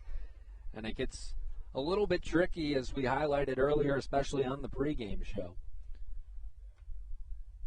De La Rosa digs in. He's 0 for 1 tonight, hitting .259 this season. Checks over to first as Baker. Nothing doing for the second straight time. Baker's pitched really well against the Barnstormers to this point in the season. Came in with a 167 batting average against. Runner goes. This one's lifted out towards left center field. That'll get down and all the way to the wall. Ladarius Clark rounding third. He'll score easily. And Anderson De La Rosa sliding into second with an RBI double. It's 5-3 Barnstormers. Really just a nice piece of hitting from a veteran in Anderson De La Rosa. And you wonder if maybe some action starts brewing in the bullpen for Stan Clyburn and the Blue Crabs. So a 5-3 lead. De La Rosa with RBI number 45 on the season.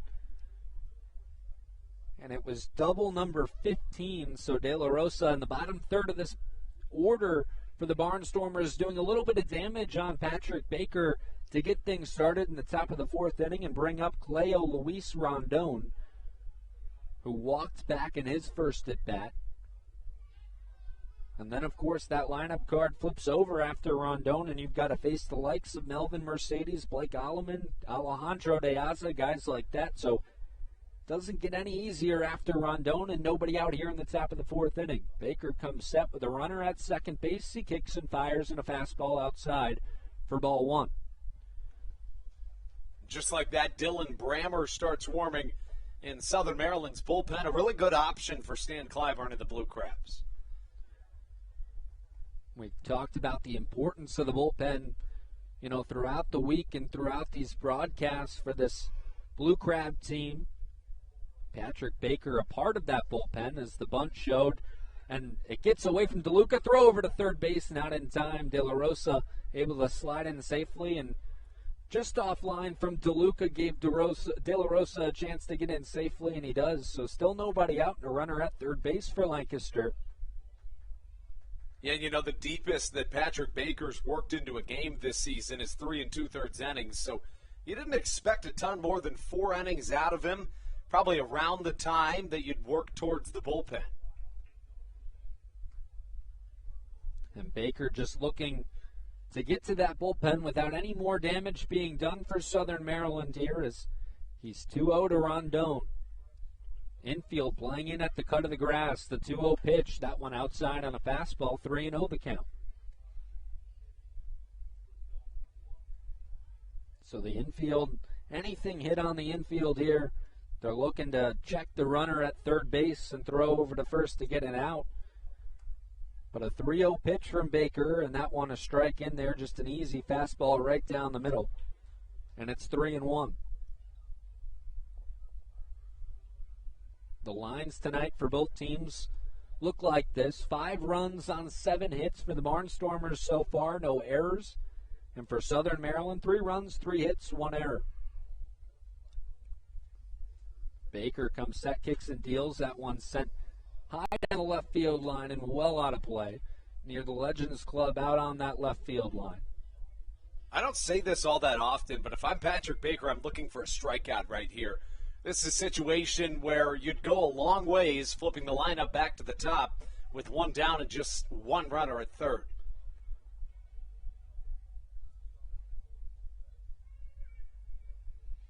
Once again, the infield playing at the cut of the grass. Outfield playing pretty straight away as Baker comes set, kicks and deals. And that one's upstairs and away for ball number 4. So Cleo Luis Rondon will take his base.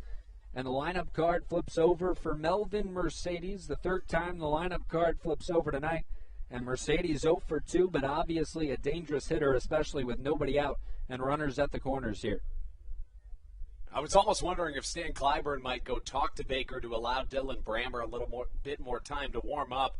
He and Darryl Thompson checking down to the bullpen to see if Brammer's ready, who is rapidly warming up down in that pen.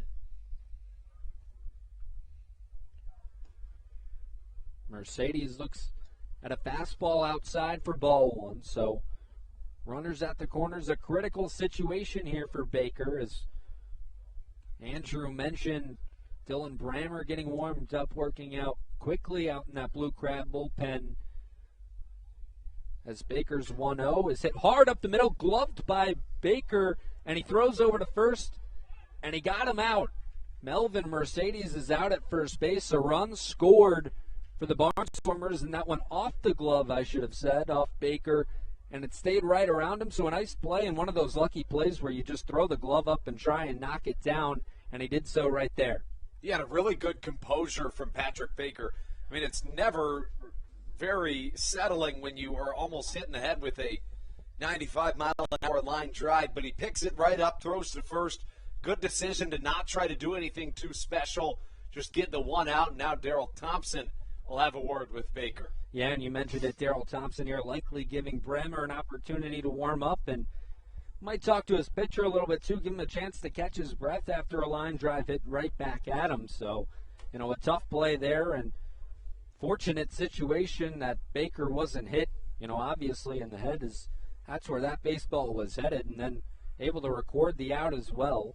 It's 6-3 Barnstormers here in the top of the fourth. A run did come around to score on that last out by Mercedes. Mercedes now 0 for 3 with an RBI so far tonight, and it'll be Blake Alleman stepping back in for Lancaster. 0 for 2 on the evening, hitting .252 this season, and he's got a runner at second and one out.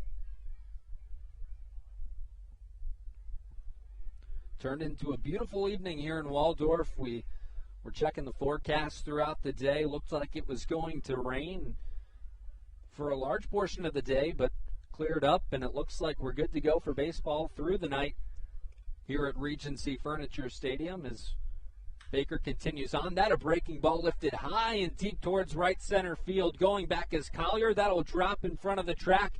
Coming around third and scoring is is Rondon, and an RBI double for Blake Alleman. It's 7-3 Lancaster.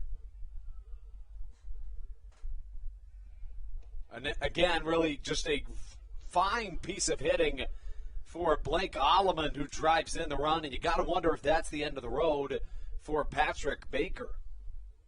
And Stan Clyburn continues to stay in the dugout as of now. It'll be Alejandro De Aza, who ripped a triple down the right field line in his first at-bat up here for Lancaster.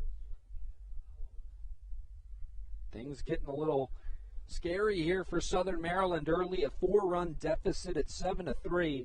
8 hits now for the Barnstormers on Patrick Baker, and he comes set and deals a fastball way outside for ball one to De Aza. Really nice play to keep that one in the glove by Joe DeLuca, popping out of the squat. That's not an easy play to make, but he made it look like it.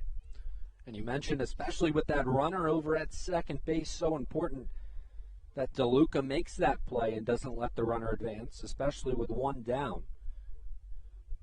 But De Aza, one of the guys you don't really want to see if you're Southern Maryland in a situation like this. Andrew highlighted the different ways that he was at the professional level, or the different experiences he had at the professional level as that pitch was in there for a strike.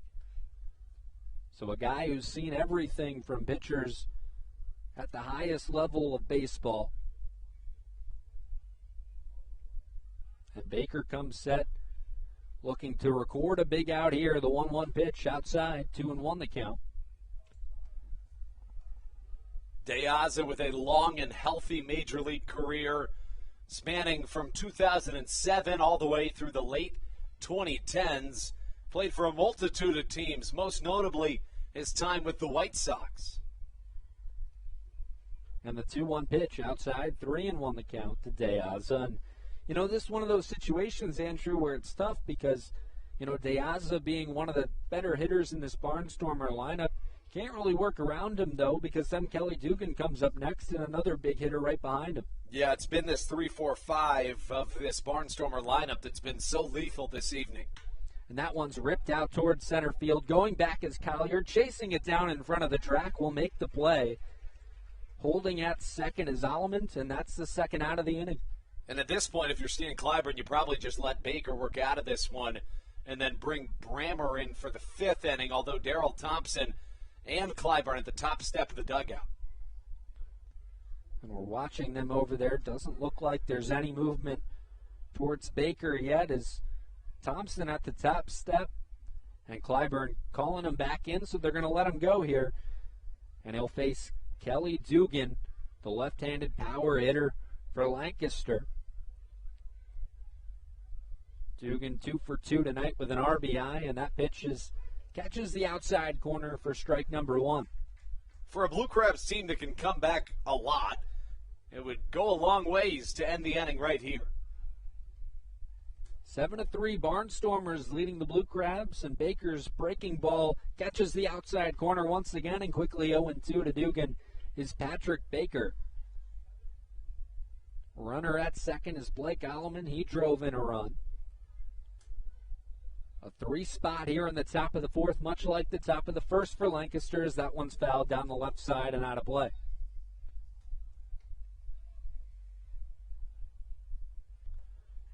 Andrew mentioned it, very important that Baker gets out of the inning here. We have highlighted the late inning success of this Blue Crab offense, and this is still a manageable game if you're Southern Maryland. You don't want to let it get out of hand, though, as Baker pumps a fastball, and that one swung on and fouled straight back by Dugan. Dugan has been unbelievable with runners in scoring position this season. He hits .429 with runners in scoring position this season. And Dugan with an opportunity here with runners in scoring position. The 0-2 pitch once again spoiled and fouled down the left side, and it'll be 0-2 for the third straight time. And you see Dugan here, Andrew, just kind of slapping the baseball down the left side, just saying that's not my pitch that I'm going to hit, but I'm going to spoil it, foul it off, and we're going to continue on here in this at bat against Patrick Baker. As Baker comes set, that one, a little dribbler back to the pitcher, and Baker tosses over to first, and that's how the inning will end. But not before Lancaster strikes for 3 here in this inning. It's a 7-3 Barnstormer lead as we move to the middle of the fourth at Regency Furniture Stadium. The Blue Crabs coming to bat and looking to do some damage on the Hometown Real Estate Broadcast Network. You're watching Southern Maryland Blue Crab Baseball. Weiss Markets is a proud sponsor of the Southern Maryland Blue Crabs and has been since their inaugural season in 2008. Weiss Markets also presents one of the Blue Crabs' best and most famous promotions every single year. Kids can get in free to every single Blue Crabs game of every single year simply by wearing a jersey thanks to Weiss Markets. Weiss Markets can help you with all of your game day needs for a great price. Stop in at your local Weiss today. Eat better, spend less. That's wise. Weiss Markets is a proud sponsor of the Southern Maryland Blue Crabs. When you need a win on the road, don't get left stranded. Make AAA part of your roster and you'll always have someone on deck ready to get you home. AAA also offers car care, insurance, and travel services, and has stores conveniently located for Blue Crabs fans in Brandywine, Crofton, and Alexandria. Don't forget to ask them about membership discounts for military and first responders. Please visit AAA.com to learn more or to find a AAA location near you.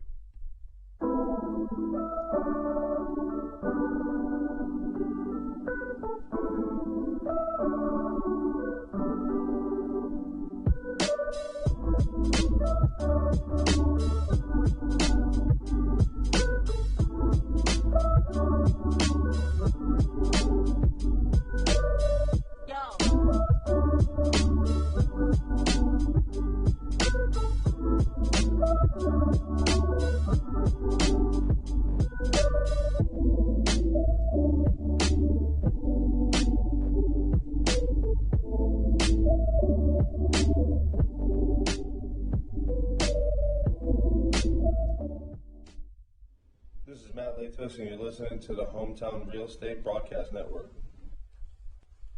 Bottom 4 here from Southern Maryland. Barnstormers leading the Blue Crabs 7-3. It'll be Alex Crosby, Jovan Rosen, Josh McAdams to face Zach Smith here in this bottom of the fourth. As Smith kicks and deals a fastball on the outside for ball 1. Looked like the umpire was going to pull the trigger there, but no, it was outside. 1-0 the count to Alex Crosby, and the Blue Crabs looking to respond with 3 runs top of the fourth for Lancaster as that fastball is in there. 1-1 the count. It's a 7-3 Barnstormer lead where Lancaster scored 3 in the first, none in the second, 1 in the third, 3 in the fourth inning.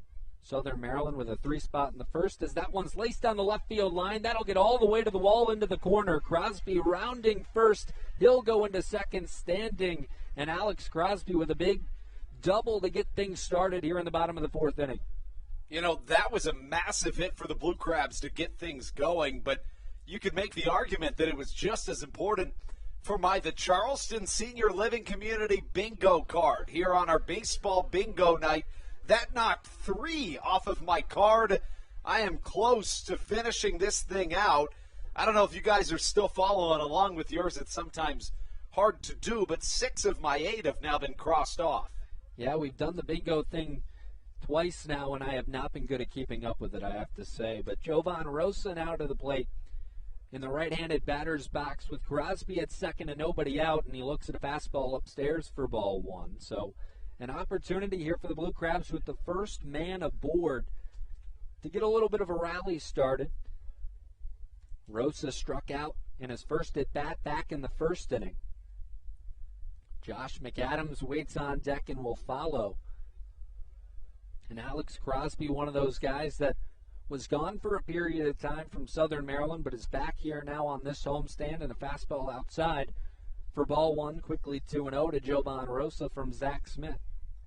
Of course, when Rosa was up his last time, he struck out, but it was a drop third strike that allowed 2 runs to score. The Blue Crabs and the Barnstormers played 3 in the first inning. So Smith comes set, checks second, now kicks and fires. That one's launched out towards left field, but that'll get well foul down that left field line. Jovan Rosa put a charge into that one, and I think that might have even been closer than I initially thought when I saw it off the bat. I mean, there's no better way to describe that than an absolute moonshot. Rosa, a guy that's been struggling at the plate, and sometimes just seeing one go off the bat that well can kind of give you a boost of confidence, something that this right-handed hitter needs. And now a 2-1 to Jovan Rosa, who will look to straighten out the last pitch a little bit and maybe put one over the fence in fair territory, as that one's fouled straight back, 2-2 the count. Came right back towards the camera well here. I know I backed up a little bit. I was wondering if you guys did the same. Just a little bit of a natural reaction there. And I think when it comes off Jovan Rosa's bat, it's got a little more speed, so it catches you off guard just a little bit. It's true. So Smith comes set, gets ready for a 2-2 pitch. Checks second, kicks, fires. That one's hit high in on the infield. Alleman dropping back to the cut of the grass, and in shallow outfield will make the catch for out number 1. And that one of those situations, Andrew, where you'd like to at least advance the runner if you're Jovan Rosa, just unable to do that there. Yeah, I would completely agree. You know, that's a situation where you're down 4, and you got to think to yourself, can't get them all back right now. If you do, that's just an added bonus, but you got to scratch runs across. When you have a leadoff double, you got to put somebody into scoring position. I beg your pardon, over to third. But Josh McAdams, the type of guy with one swing of the bat that can make that all for none. No doubt about it. He's 0 for 1 tonight, 275 on the season with 21 home runs and 80 RBIs. As the first pitch, a fastball up and inside for ball 1. The Blue Crabs tonight, 1 for 5 with runners in scoring position. Only have left 1 on base, though. 14 of those 21 home runs for McAdams on the season right here at home. A .610 slugging percentage at Regency Furniture Stadium. And the 1-0 pitch to McAdams is inside, 2-0 the count. So Zach Smith maybe struggling a little more with command in this inning. I don't know if that's what you've noticed, but looks like he's been off the plate a little bit more. Yeah, it has. And, you know, if you're Ross Peoples, you have a healthy lead, so you're not all that worried about it. See if you can get 4 or 5 out of him. That one swung on and missed on an off-speed pitch. And, you know, if you're Ross Peoples, you remember the last time you were here, if you're Lancaster and Southern Maryland was able to put up big numbers late in the game, that, you know, it was a game that looked like Southern Maryland would end up losing, but the offense figured it out late in the game. So this game all but over as that one's grounded down the right field line, coming around third, and will score is Crosby on an RBI single from Josh McAdams, and it's now 7-4 Barnstormers. And that's what you got to do. It's just a back and forth type of ball game. Of course, the Barnstormers played at 3 in the first, so did the Blue Crabs. Lancaster played at another in the third, and then 3 more in the fourth. So you just got to start chipping away, and that's how you do it if you're Josh McAdams, who just drove in his 81st home run, make that RBI of the season.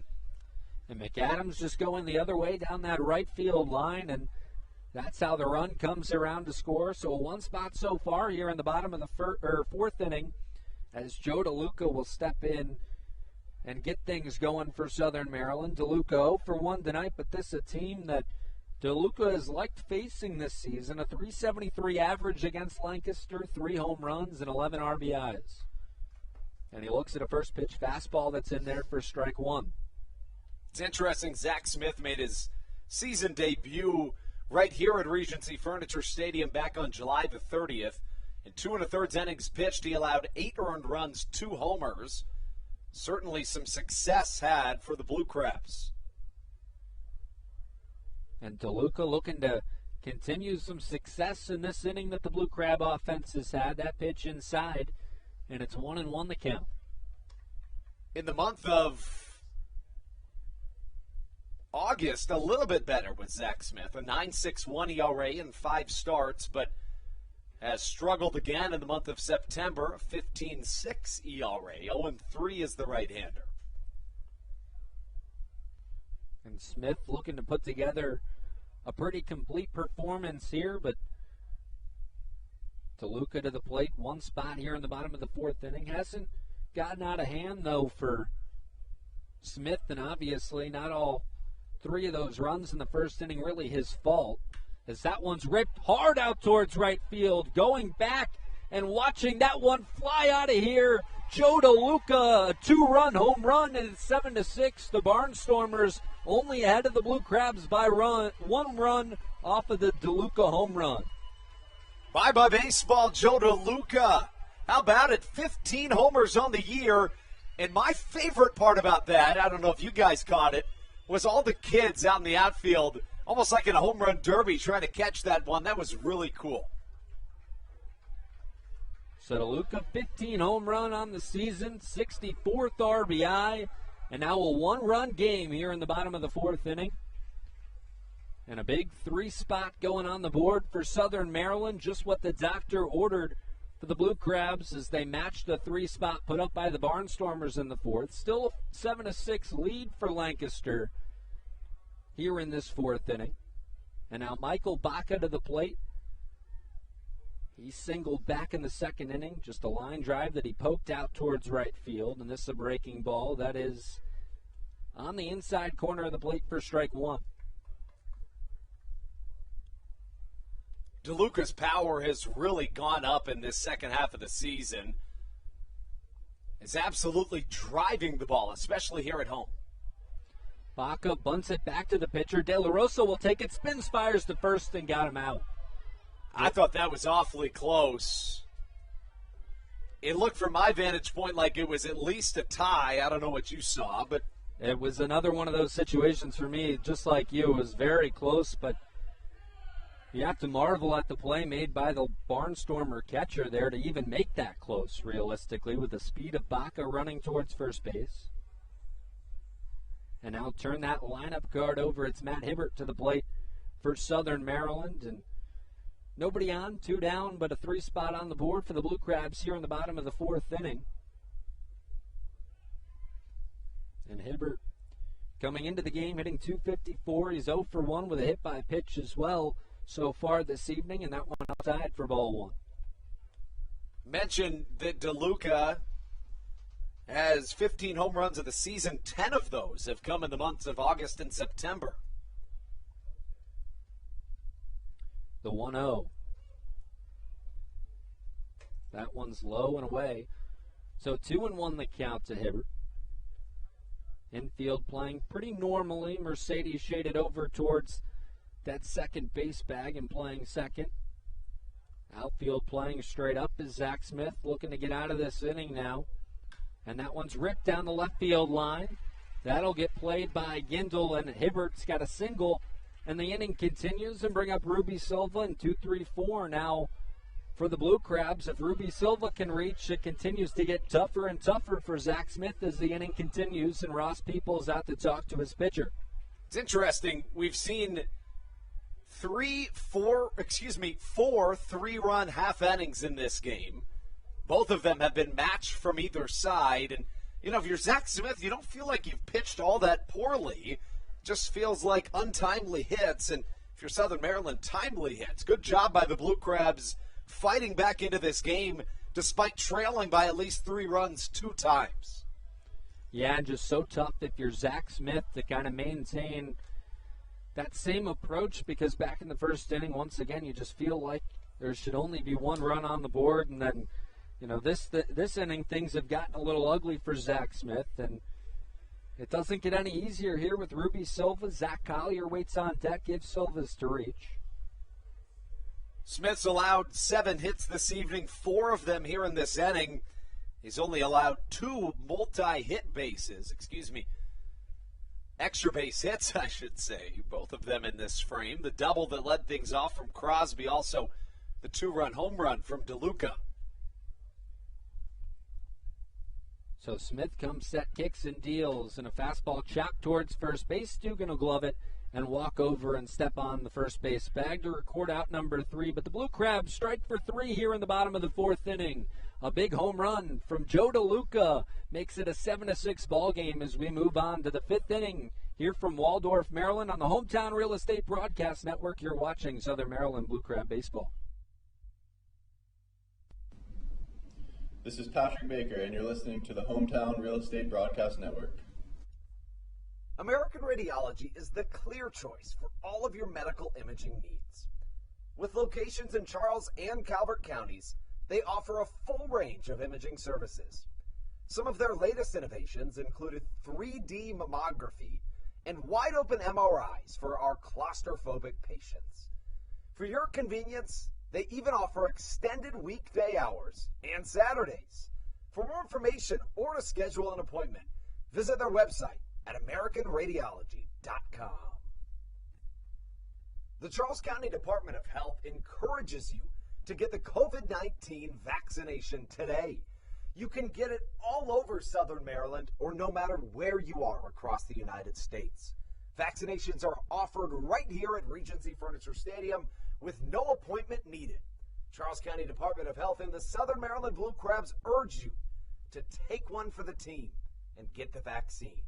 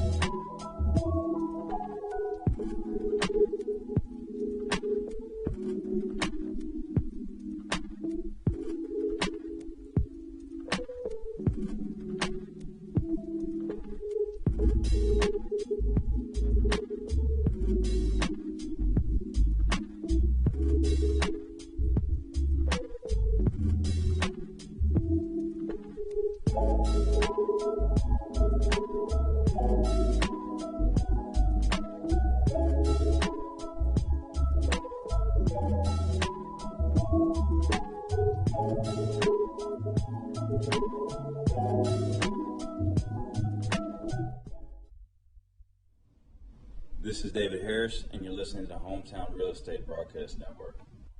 Into the top of the 5th we go here at Regency Furniture Stadium, welcoming Matthew Hargrove onto the broadcast. And Matthew, I know you've been watching this one. It has been an interesting one, to say the least. Dylan Brammer will take the mound. But what have you seen to this point in the contest?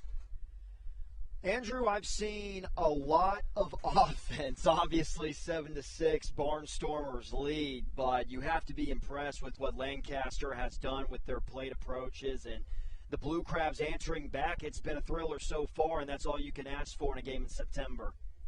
Caleb Gindel, the first matchup Dylan Brammer sees, 1-1 to count.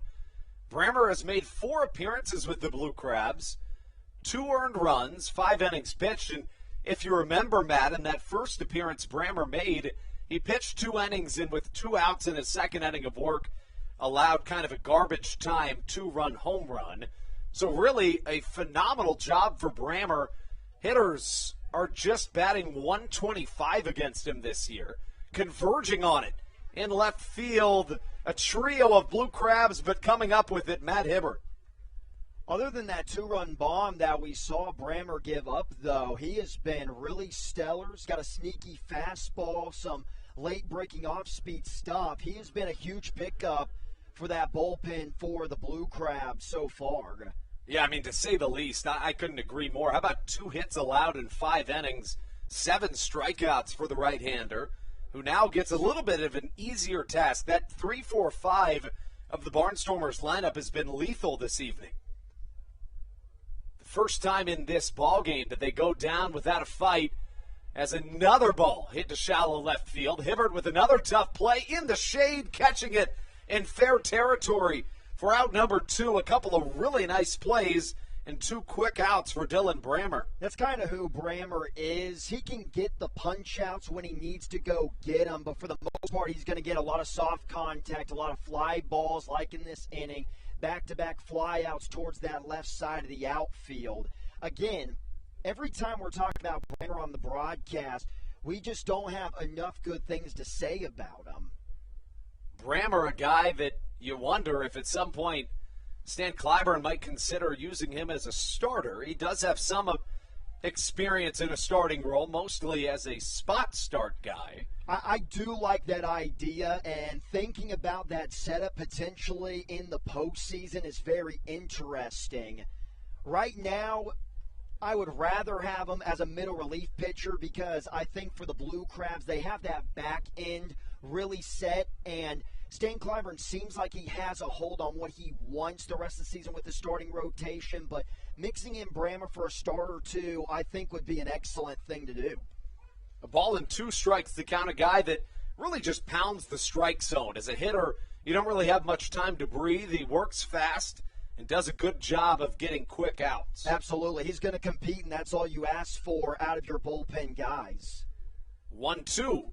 Swing and a miss. 3 quick outs for Dylan Brammer, putting on a show like Andy Grammer. How about that one? Take you into the bottom half of the 5th inning. Matthew Hargrove will take the play-by-play when we return on the Hometown Real Estate Broadcast Network.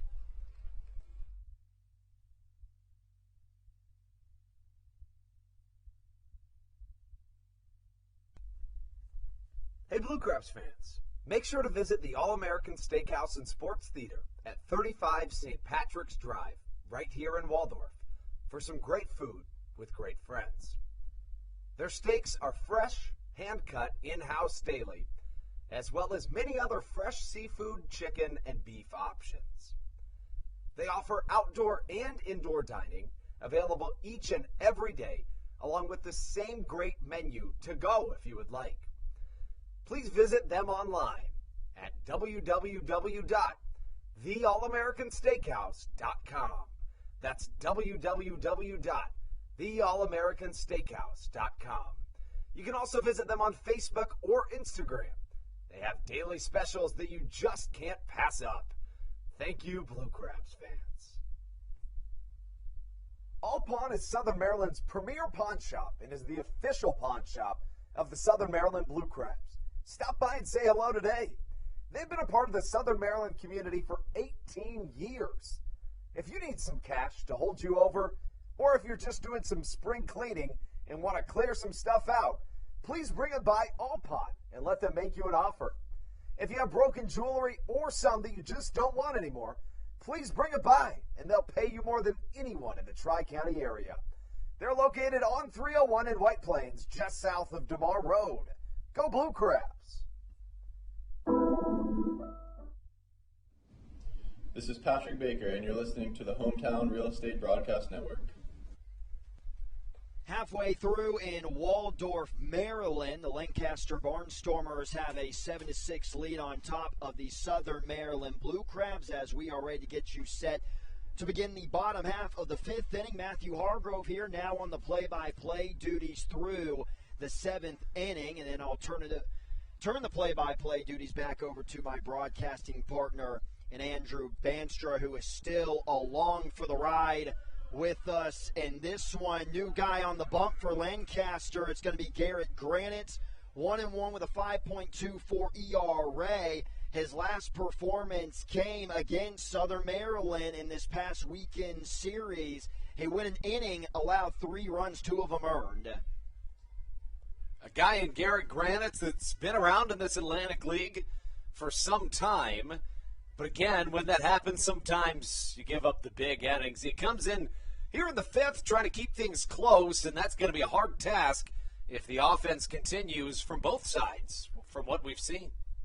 Was just about to say, yeah, it's not going to get easier for Granites, especially having to face almost the meat of this Blue Crabs lineup to begin the bottom of the fifth, starting with, obviously, the center fielder batting from the left side in Zach Collier. He's quickly down 0-2. Granite's got that sidearm motion. He's going to be really tough on righties tonight if he can go an extended portion out of the bullpen. Collier is 1 for 2. He has scored and he has picked up an RBI, batting .321 on the year. A phenomenal first half of September. Well, that was interesting. That was probably the slowest foul ball I've ever seen hit in my life. And 2, Granites just said, you know what, I'm going underneath on this one. Waiting in the on-deck circle is going to be David Harris. A really nice performance by Dylan Brammer in the top half of the inning. Got him looking, strike 3 on the corner. And I know that I said that it's going to be tough for righties to be successful against Granites, but with sidearmers, when you have the righty-lefty matchup, if the sidearm thrower can get that two-seam fastball on that outside corner to lefties and gets that nice arm side tail, it's going to be just as tough for the lefty hitters. Yeah, you're exactly right, and that's why I was, pointing out a little earlier. He tried to go down below to Zach Collier. You pound the bottom of the zone. If you leave anything up high as a side armor, that's where you really run into danger. Harris trying to drive that baseball over the mini monster in left field, but he comes up whiffing 0-1. Harris still looking for his first hit of the night. .284 batting average. You still look at this Blue Crabs lineup, and you got Michael Baca, .279 hitter in the 9 spot. It's almost hard to believe sometimes that you would think Southern Maryland is coming into tonight a game and a half back of a playoff spot with how well their lineup and really how well their pitching staff overall has done for the entire 2021 campaign. I agree. It's such a difficult situation. It's weird. Right, especially to reflect and, see yourself still back after such a successful season to this point. Granites is feeling good. He's got the 4-hole hitter down 1-2. Waiting after Harris is going to be Alex Crosby, the first baseman. Slow-moving curveball inside, evens the at-bat at 2-2. Alex Crosby finally back in that Blue Crabs lineup after being in Europe, playing in the European Baseball Championship. I got the chance to see his Great Britain hat as Harris pops it up, shallow right field. Who's going to make the play? It is going to be the first baseman and Kelly Dugan for a strong out number 2. Yeah, some of that merch they got was super cool. It was. It looked simple, if I'm being honest. It just, it was a navy blue hat, and then it said It had the G and the B for Great Britain, obviously, in red. But I've always liked the simplicity that baseball jerseys bring, as here we now see Crosby entering the lefty box. But it had the Great Britain flag on the side. I just thought it was very neat. I can't say that surprises me, Matt. I know that you're an old school baseball guy, so that doesn't strike me with all that much surprise. Heads up into the seats, everyone's okay, but Crosby begins the AB at 0-1. But another reason why the Blue Crabs are very happy to have him back is because this is his first game back at Regency Furniture Stadium. He was with the team for the entire road trip.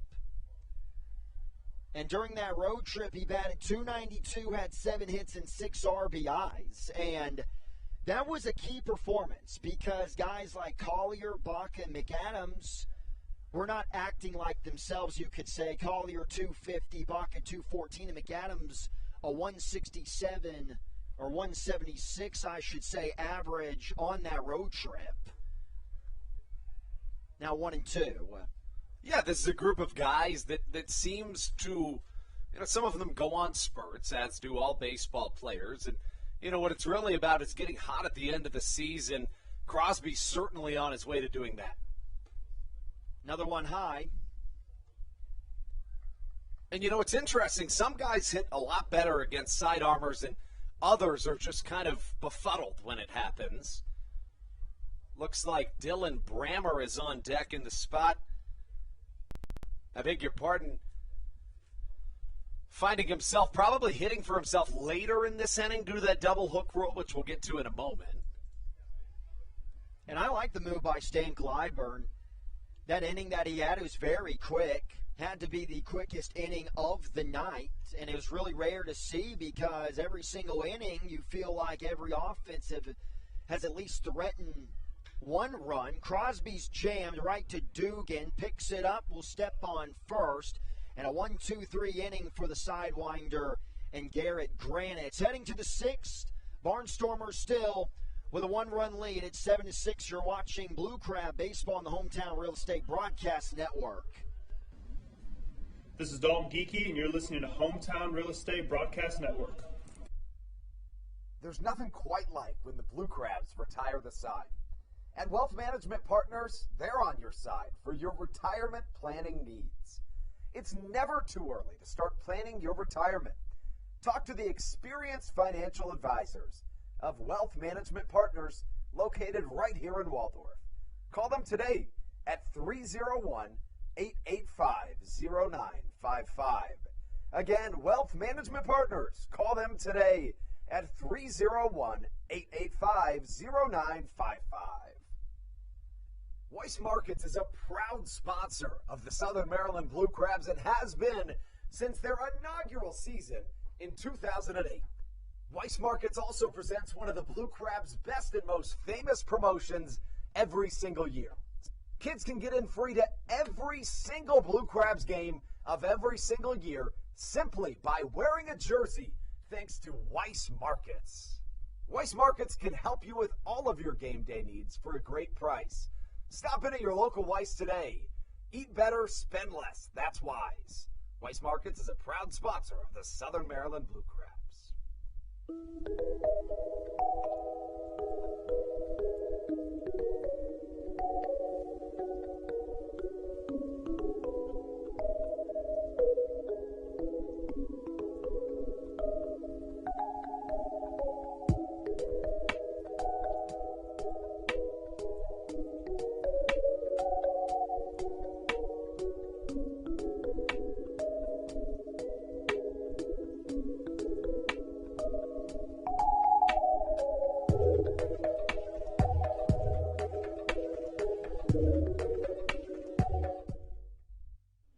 This is Matt Latos, and you're listening to the Hometown Real Estate Broadcast Network.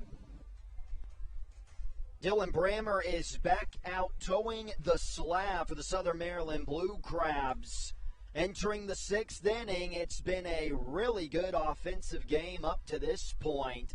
The fifth inning was really the only inning that we have seen the pitchers be locked down. 1, 2, 3 innings from both Brammer and the guy coming out of the bullpen for the Barnstormers and Garrett Granitz. Let's see if the two guys can match each other once again as Brammer is ready to go for the sixth. Matthew Hargrove here with Andrew Banstra. Andrew, I believe you have some Atlantic League news for us. I do. I have a couple pieces of Atlantic League news. Well, please tell. I will. First, the West Virginia Power, should I say, the Charleston Dirty Birds just announced their rebranding, and I think that some explanation is needed. So I'll get right into that.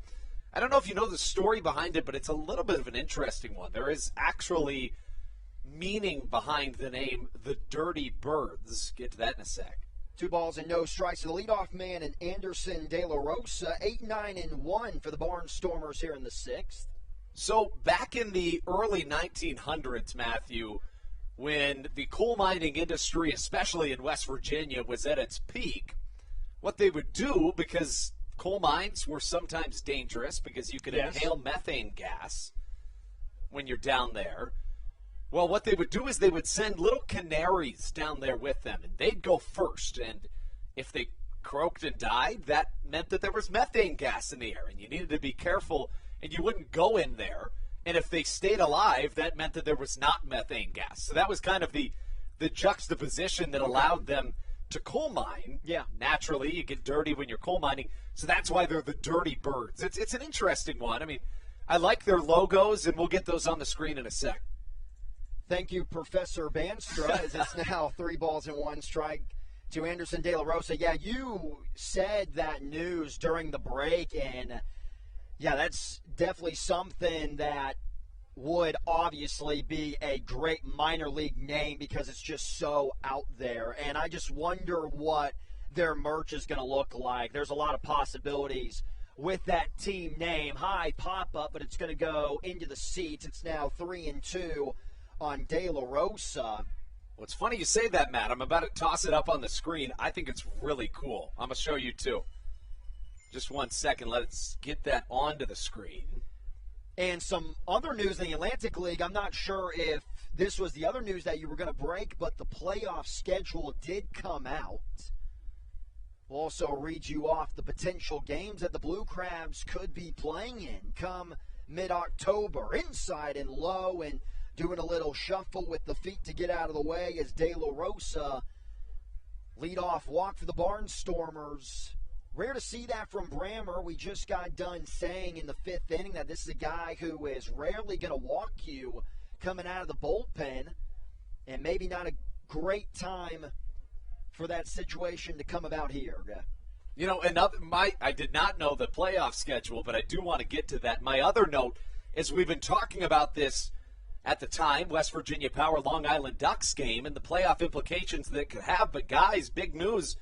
Game 1 counted towards the first half, so that did not matter towards the standings, even though Long Island won. Showing bunt and pulling it back, misses low. Wise decision by Clay Lewis Rondon. That is significant news for the Blue Crabs because we were thinking here in the broadcast booth when we saw that the Ducks picked up a win in that game 1 that, you know, it was obviously going to count for the second half, and they'd be 2 games back going to this point right now in the present. Big swing and a miss now, 1-1. And I really do think that we have been in a very unhealthy state. Oh, yeah. Because we are checking the standings and going over the situations about 5 times a day. And at some point, we're going to have to tell ourselves, during those 5 times when we check it, it's not going to change. It's like my fantasy football team. I check it constantly, even though literally nothing has happened. Well, that's why I think if you want to talk about players looking at the standings, and everyone gets so mad that when you do a press conference with a player and you ask them about, you know, are you looking at the standings? Are you nervous about the playoffs? And the players are just going to give you that simple answer of, you know, we're just going to take it 1 game at a time. And the fans are going to get frustrated, but that's the smart way to go about it. Really good bump by Rondon, but a better play by Brammer. Over to second for one, on to first. Bang, bang play. Tie goes to the runner. But what a play by Dylan Brammer. A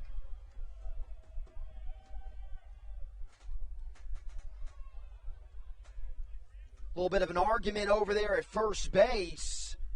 On the screen, we've got the Charleston Dirty Birds logo. Guys, I think it's pretty cool. I mean, let's be honest. That's pretty sweet. Now let's get the jerseys onto the screen. Actually, let's start with the hats first. So we're going to toss the hats on the screen right now. Pretty sweet. I like them. Lastly, why don't we get to the jerseys, which are also pretty cool. Again, cool logo, cool meaning behind it. And, you know, I'm a bigger fan of that than the power, to be honest with you. Really? I mean, I think that the power's simple, but I think you would probably disagree with me, but I love the creative and weird, funky uniforms and names. No, listen, even though I have a baseball mindset of a 90-year-old doesn't mean that I am open to new things. I thought the bird would look a lot angrier, as now we have the leadoff man in Melvin Mercedes. So now Brammer definitely can't be walking guys. You're going to get into the most dangerous part of the lineup. On the ground is Silva at second. Over to Baca. Strong throw to first. Got him. 4-6-3 double play. A huge 2 outs to get out of a mini jam here in the 6th. And the Blue Crabs will have another opportunity to tie or take the lead, being down by 1 when we return for the bottom of the 6th. Barnstormers up 7-6. You're watching Blue Crab Baseball on the Hometown Real Estate Broadcast Network. This is Patrick Baker, and you're listening to the Hometown Real Estate Broadcast Network. American Radiology is the clear choice for all of your medical imaging needs. With locations in Charles and Calvert counties, they offer a full range of imaging services. Some of their latest innovations included 3D mammography and wide-open MRIs for our claustrophobic patients. For your convenience, they even offer extended weekday hours and Saturdays.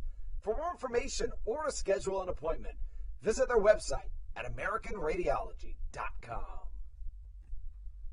The Charles County Department of Health encourages you to get the COVID-19 vaccination today. You can get it all over Southern Maryland or no matter where you are across the United States. Vaccinations are offered right here at Regency Furniture Stadium with no appointment needed. Charles County Department of Health and the Southern Maryland Blue Crabs urge you to take one for the team and get the vaccine.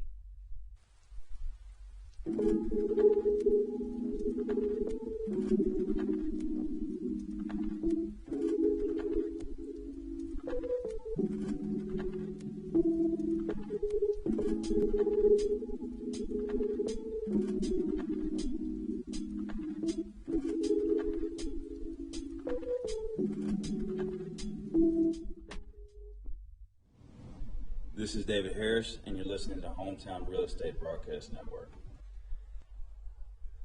The Southern Maryland Blue Crabs are going to have to get to the tough righty pitcher on the bump for the Barnstormers, and Garrett Granite's had a 1-2-3 bottom of the 5th inning out of the bullpen. And we are going to have a pinch hitter in for Jovan Rosa. That DH rule here in the Atlantic League in place. Now batting for the Blue Crabs is going to be Jordan Howard. Of course, that double hook rule means that once the starting pitcher is pulled, the relief pitcher has to bat for himself unless he's substituted for a pinch hitter, meaning Dylan Brammer's night is done. Jordan Howard, a very aggressive lefty swinger, taking all the way on the first pitch. And a really good take, fastball, two-seam action. The miss is low and outside for a ball, 1-0. Josh McAdams waiting in the on-deck circle. And now Howard's behind the fastball, even at 1-1. I really like this spot for Jordan Howard coming into the pinch hit situation.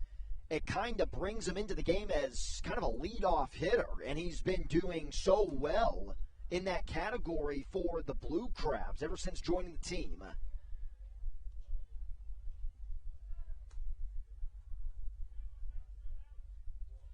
this season for Jordan Howard. Talking about his numbers, a .286 batting average, 15 home runs. Or excuse me, I'm looking at David Harris's stats. Jordan Howard's a little bit under that. .264, 5 home runs and 24 RBIs. That sounds about right, but still the numbers with Southern Maryland, he's batting .342. And when leading off with the Blue Crabs, he hits .385. So a guy that really excels at the start of an inning. Ball 4, a leadoff walk for Southern Maryland. And now you bring up Josh McAdams. One swing of the bat from McAdams, and the Blue Crabs have their first lead of the game. And I think that's a really impressive plate appearance by Jordan Howard. You know, I think it would be natural to come into a game and want to prove yourself, want to work your way back into the starting lineup, be really overly aggressive, but he's patient. He watches a walk, and with his speed, that can do absolute numbers for you if you're Southern Maryland.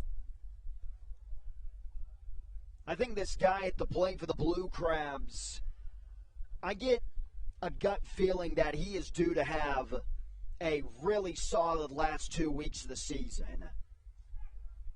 I think he's due for a home run.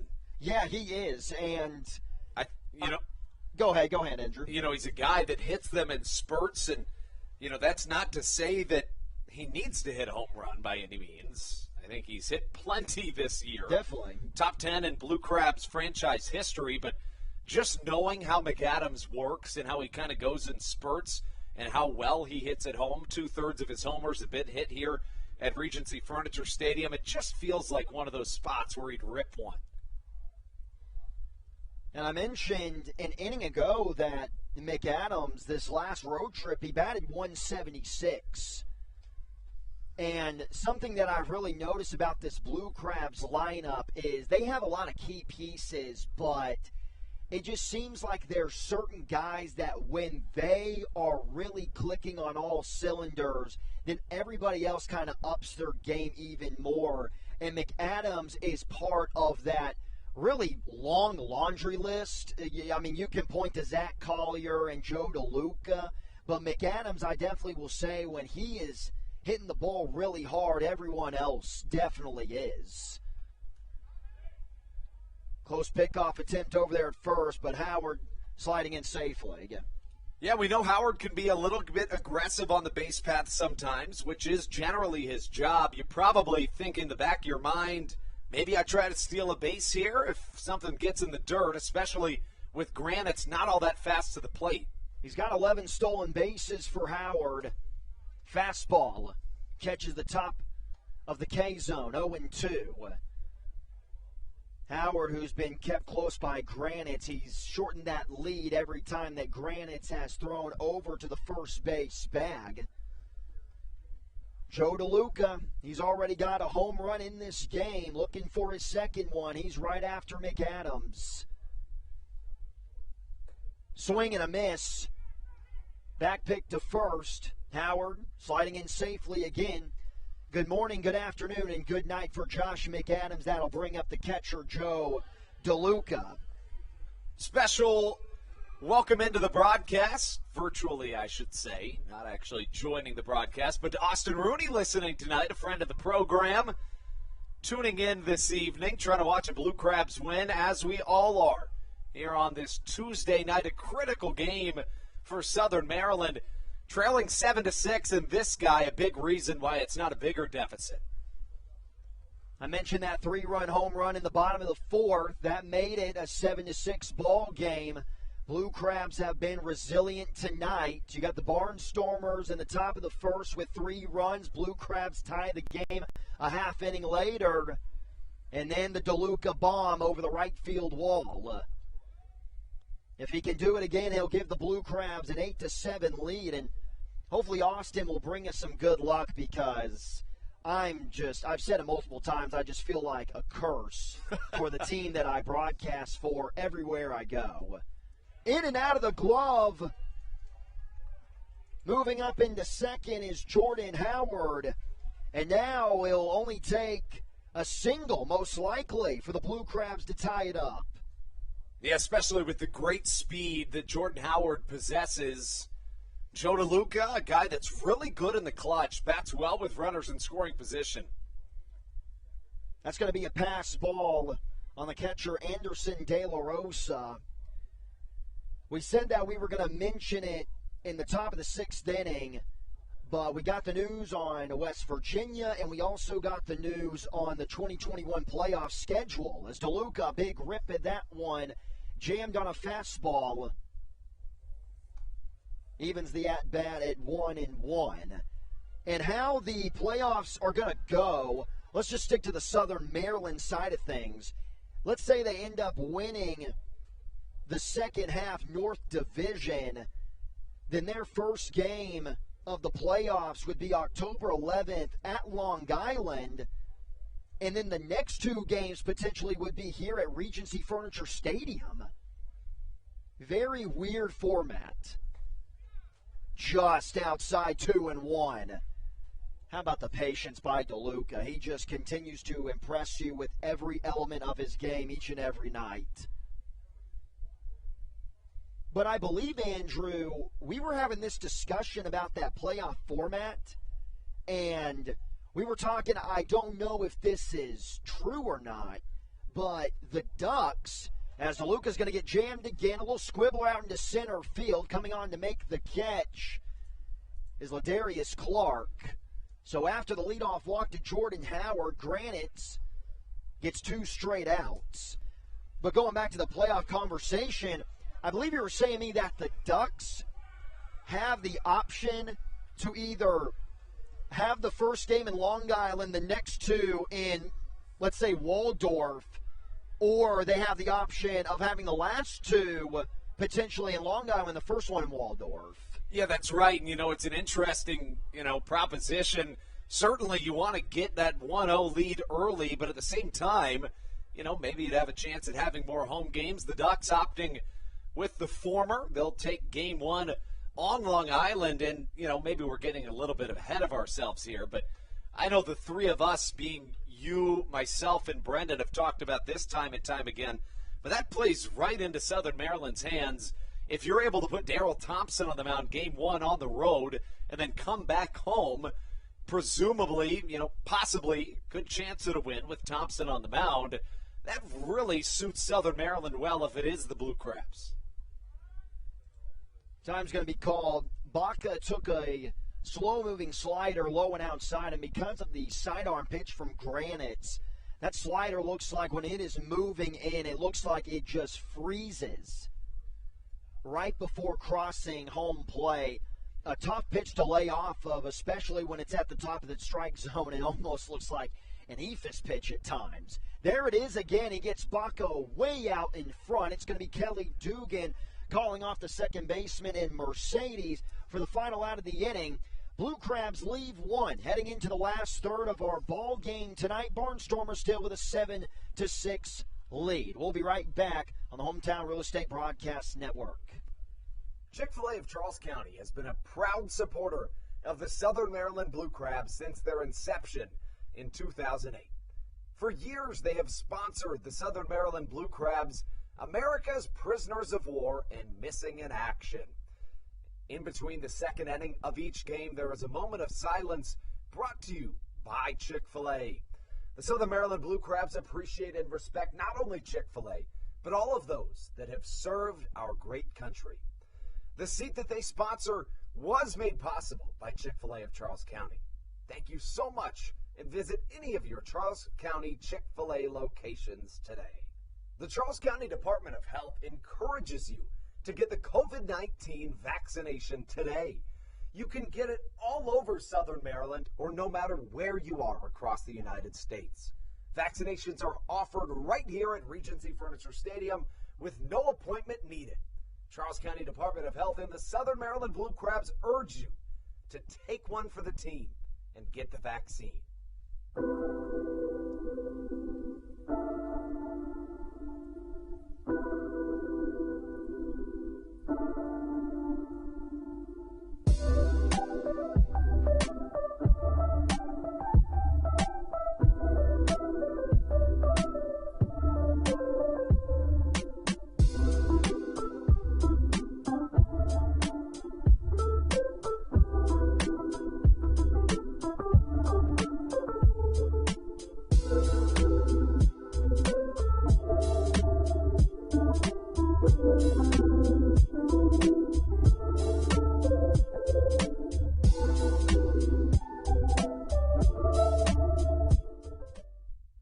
Coach Doug's, and you're listening to the Hometown Real Estate Broadcast Network. Last third of the event tonight at Regency Furniture Stadium in Waldorf, Maryland we go. It's been a offensive clinic from both sides so far. The Barnstormers with a 7-6 lead on top of the Southern Maryland Blue Crabs. New pitcher on the bump coming out of the bullpen, making his Southern Maryland debut, a late pickup. It's going to be the hard-throwing right-hander in Adrian Cook. Cook just signed today by the Blue Crabs, making an appearance right away. A guy that joined Southern Maryland from the United States Professional Baseball League. Talking about interesting names, he was a member of the Eastside Diamond Hoppers in the USPBL. Yeah, the United Shore Professional Baseball League is an independent baseball league in Detroit, Michigan. Started in 2016, so an up-and-coming league. And the first pitch is a fastball dotted right down the Nashville Broadway for strike one. And Cook with the Diamond Hoppers posted some very impressive numbers, a 2.97 ERA, tied for first on the team in appearances with 20. He had 47 strikeouts and 40 innings pitched. Broken bat down the left field line. It's going to get into the corner. This is going to be an easy double for the leadoff hitter and Blake Alleman. And the Barnstormers quickly threatening here to begin the seventh. Just a tough way to start the game. Not really your fault if you're Adrian Cook. It's just a broken bat chopper that finds its way down the line. No fault of anybody, really. But now you face some adversity. It's a close game, your first appearance. You know your team's in a playoff push. Trying to make a name for yourself at the highest level of baseball that you've played at. Not the start you're looking for. Has a really difficult task in front of him. Let's see if he can lock down. And when you say, talking about Adrian Cook, arrived today, we are also talking about he arrived 3 hours before first pitch. And then Stan Kleinberg broke the news to him right when he arrived. Hey, you are active tonight, all hands on deck in a playoff push. That's just how it's going to be. Alejandro Diaz is going to rip one into left center field. Back goes Hibber, back goes Collier, but it's going to go over the wall for a 2-run home run, increasing the Barnstormers' lead to 9-6. Just left that one out a little bit over the plate. Does a good job going the other way. Diaz seeing the ball really well, and now not so close of a game anymore here in Southern Maryland. Really tough break for Adrian Cook as well. You get the broken bat, like you mentioned, down the left field line, having to face some of the two best hitters in the Atlantic League, not just the Barnstormers lineup, and Blake Alleman and Alejandro Diaz. Kind of a welcome to the Atlantic League moment, as now it's not going to get easier with a big swinging first baseman, Kelly Dugan, with a big swing and a miss, 0-1. They got the shift on him. Baca, the shortstop, playing up the middle. Now 0-2. Some good velocity from Adrian Cook, sitting right around 93 miles an hour to this point in the contest. We know he can touch as high as 96. Really good story for Adrian Cook, one of those 2020 minor league stories. Slow roller. McAdams is going to cut off Baca. Off-balance throw, but too high on the throw, as it caused the first baseman, Alex Crosby, to leap off the base. So I believe that's going to be an error on Josh McAdams, even though that was a very tough play. Yeah, tough play for McAdams, moving to his left on the move. Just a difficult one across the body, and the Lancaster inning continues with no outs. Here's now Caleb Gindel. 3 hitters faced for Adrian Cook in this 7th inning. Every single one of those hitters has gotten on base as Gindel watches a fastball miss below the zone, 1-0. Caleb Gindel can tie Casey Hobson for second place on the all-time Barnstormer home run leaderboard. Hobson's got 74.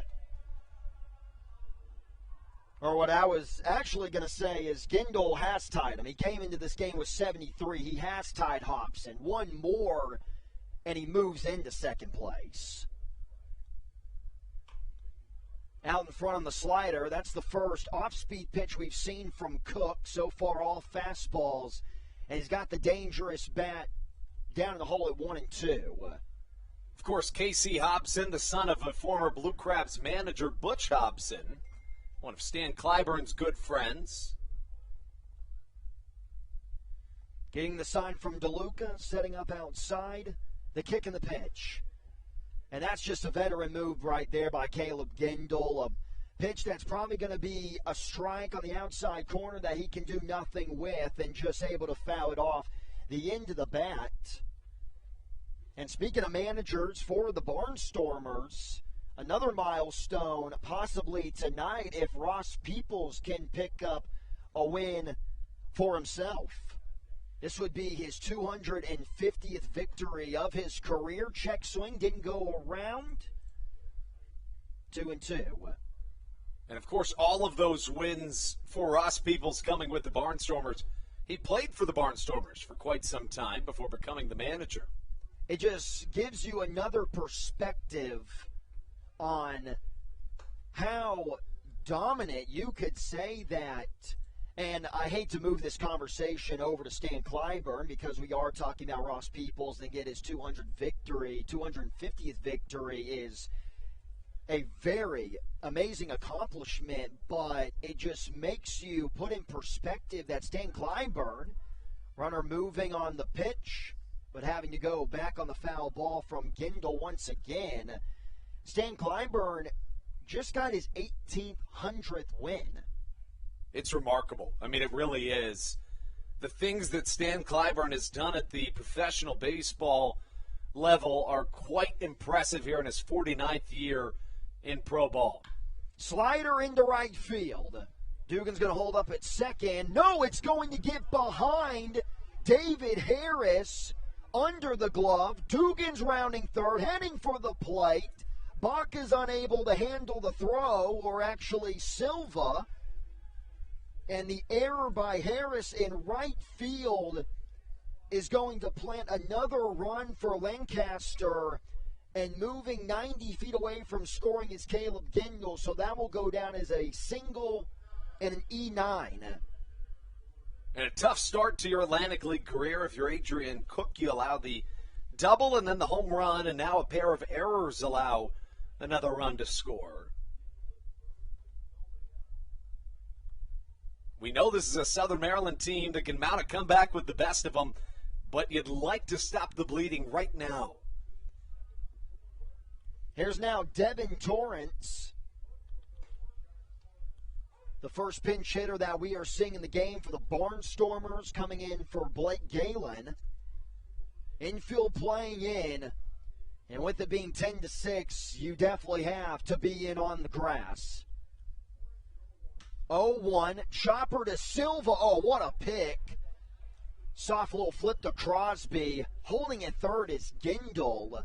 And because this Blue Crabs lineup, for the way that they have been hitting the baseball tonight, down by 4 runs, this is still a pretty close ball game.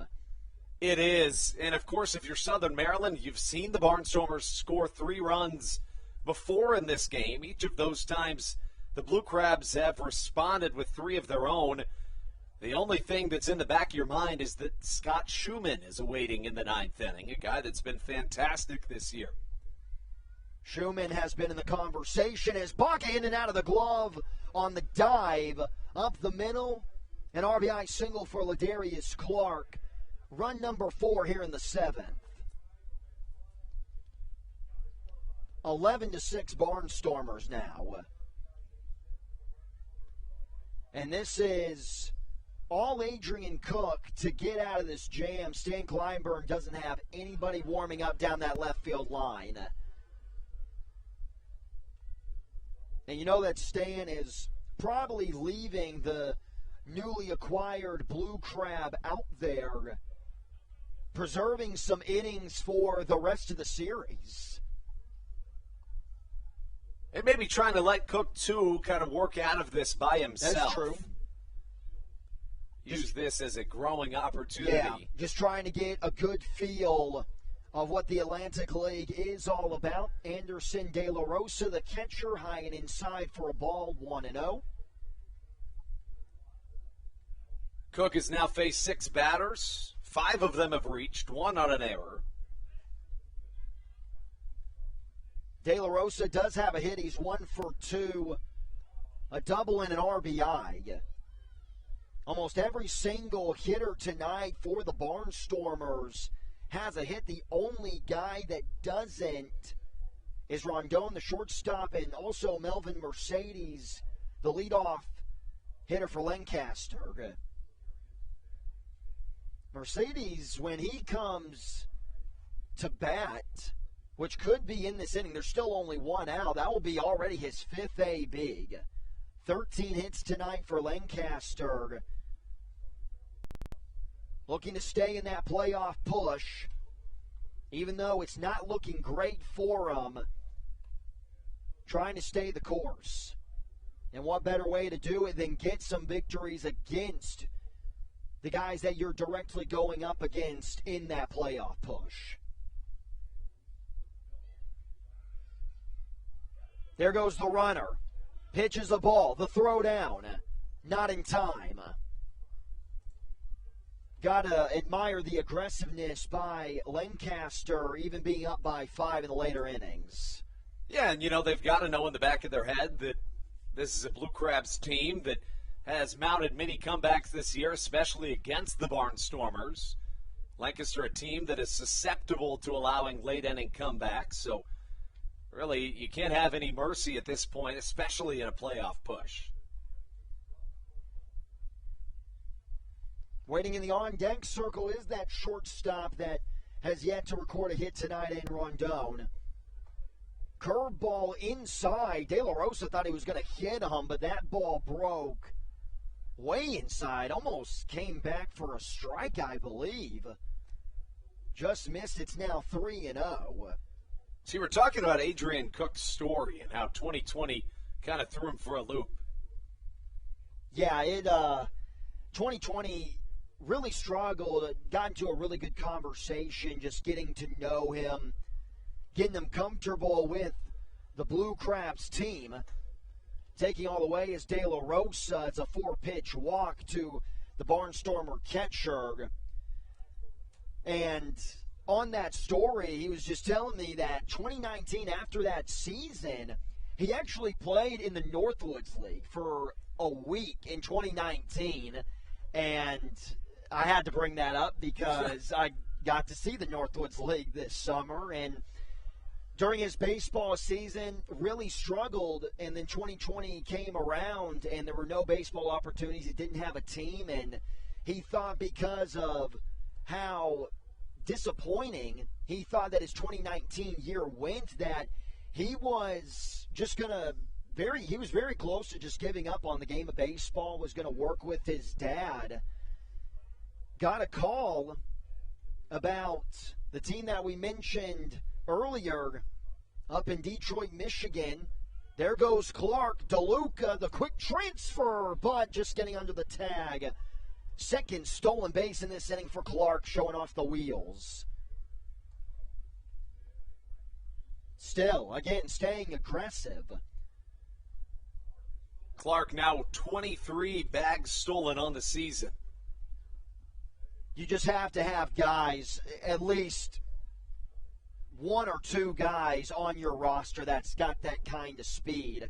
Blue Crabs making a trade for Jordan Howard, hoping that he can be that guy. Looking very confused on that slider from Rondon. Maybe the best pitch that we've seen tonight from Cook. Now 2-1. So Cook in 2020 was going to go work with his dad, gets the call from the Hoppers, and his baseball career is back intact, and he ends up with a 2.97 ERA on the summer. Pretty good comeback story. But there's a lot of guys around the nation that have that kind of story because of what the pandemic did to really every sport. And I think that the pandemic, out of every sport, really hurt baseball the most because of all the minor league players. Oh, I couldn't agree more. Swing and a miss. First strikeout in his Atlantic League career. And it's a big one. Keeping the runners on the corners are now 2 outs for Melvin Mercedes. Got to get this out right here without letting up a run. Kind of keeping some kind of momentum in that third base dugout. Even a 5-run lead is not out of, or 2 out of the way for the Blue Crabs offense to make some magic in the next couple of innings with the bats. First pitch is right down the middle for strike 1. Mercedes is 0 for 4. If you're going to be successful against the Barnstormers, most of the time keeping him off base is going to do wonders for your team. Ball's going to roll into play, came all the way in from the bullpen. There was a situation this summer while I was in the Northwoods League, Andrew.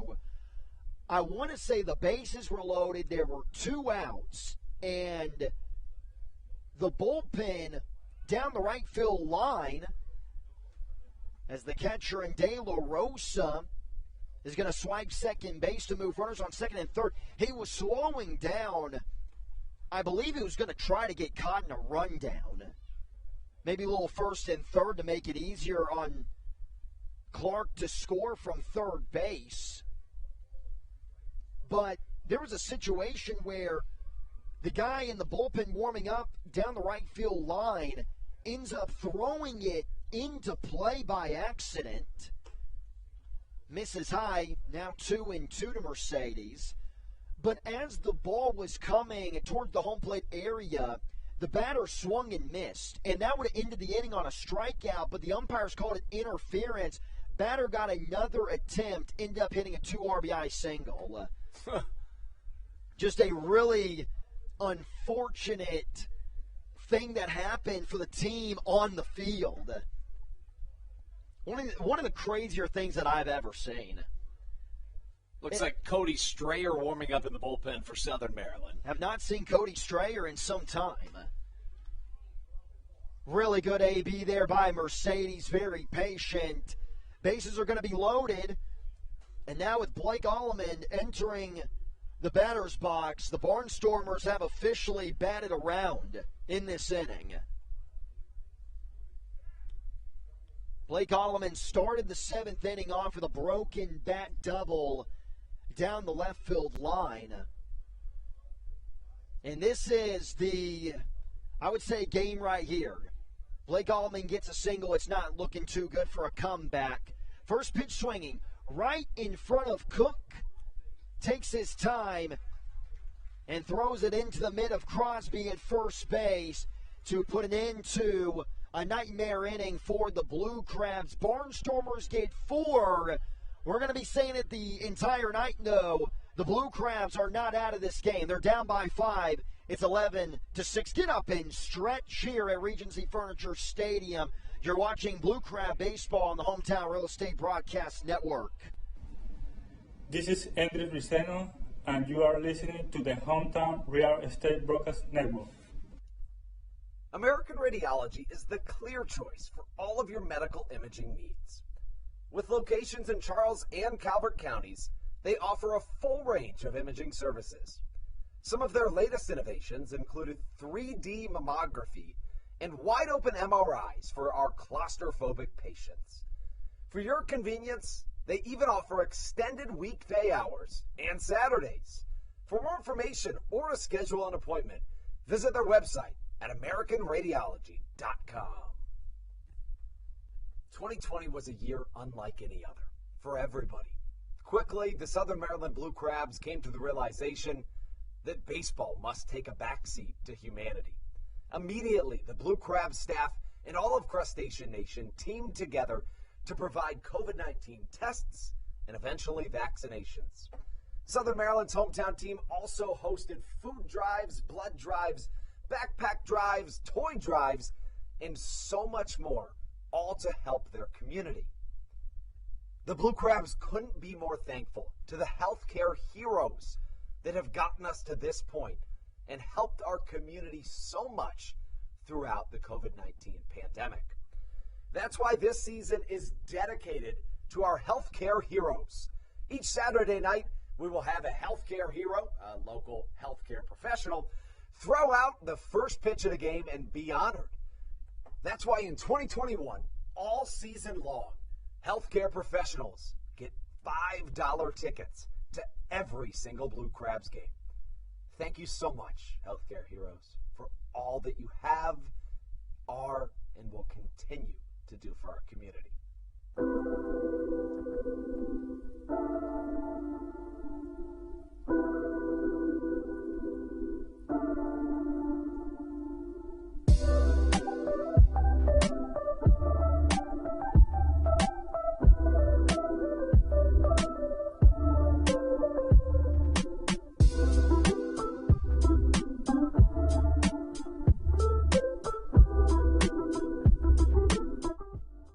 This is Coach Doug's, and you're listening to the Hometown Real Estate Broadcast Network. Welcome back inside Regency Furniture Stadium. We take you into the bottom half of the seventh. A newfound Lancaster lead. Southern Maryland, when the Barnstormers have scored 3 or more in this game, have responded with an equal number of runs of their own, and that streak really needs to continue here.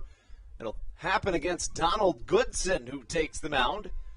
A fireball throwing right-hander, 10 inches above ground level, pitching from the right side. He's had a good season, but a little bit of command issues for the right-hander.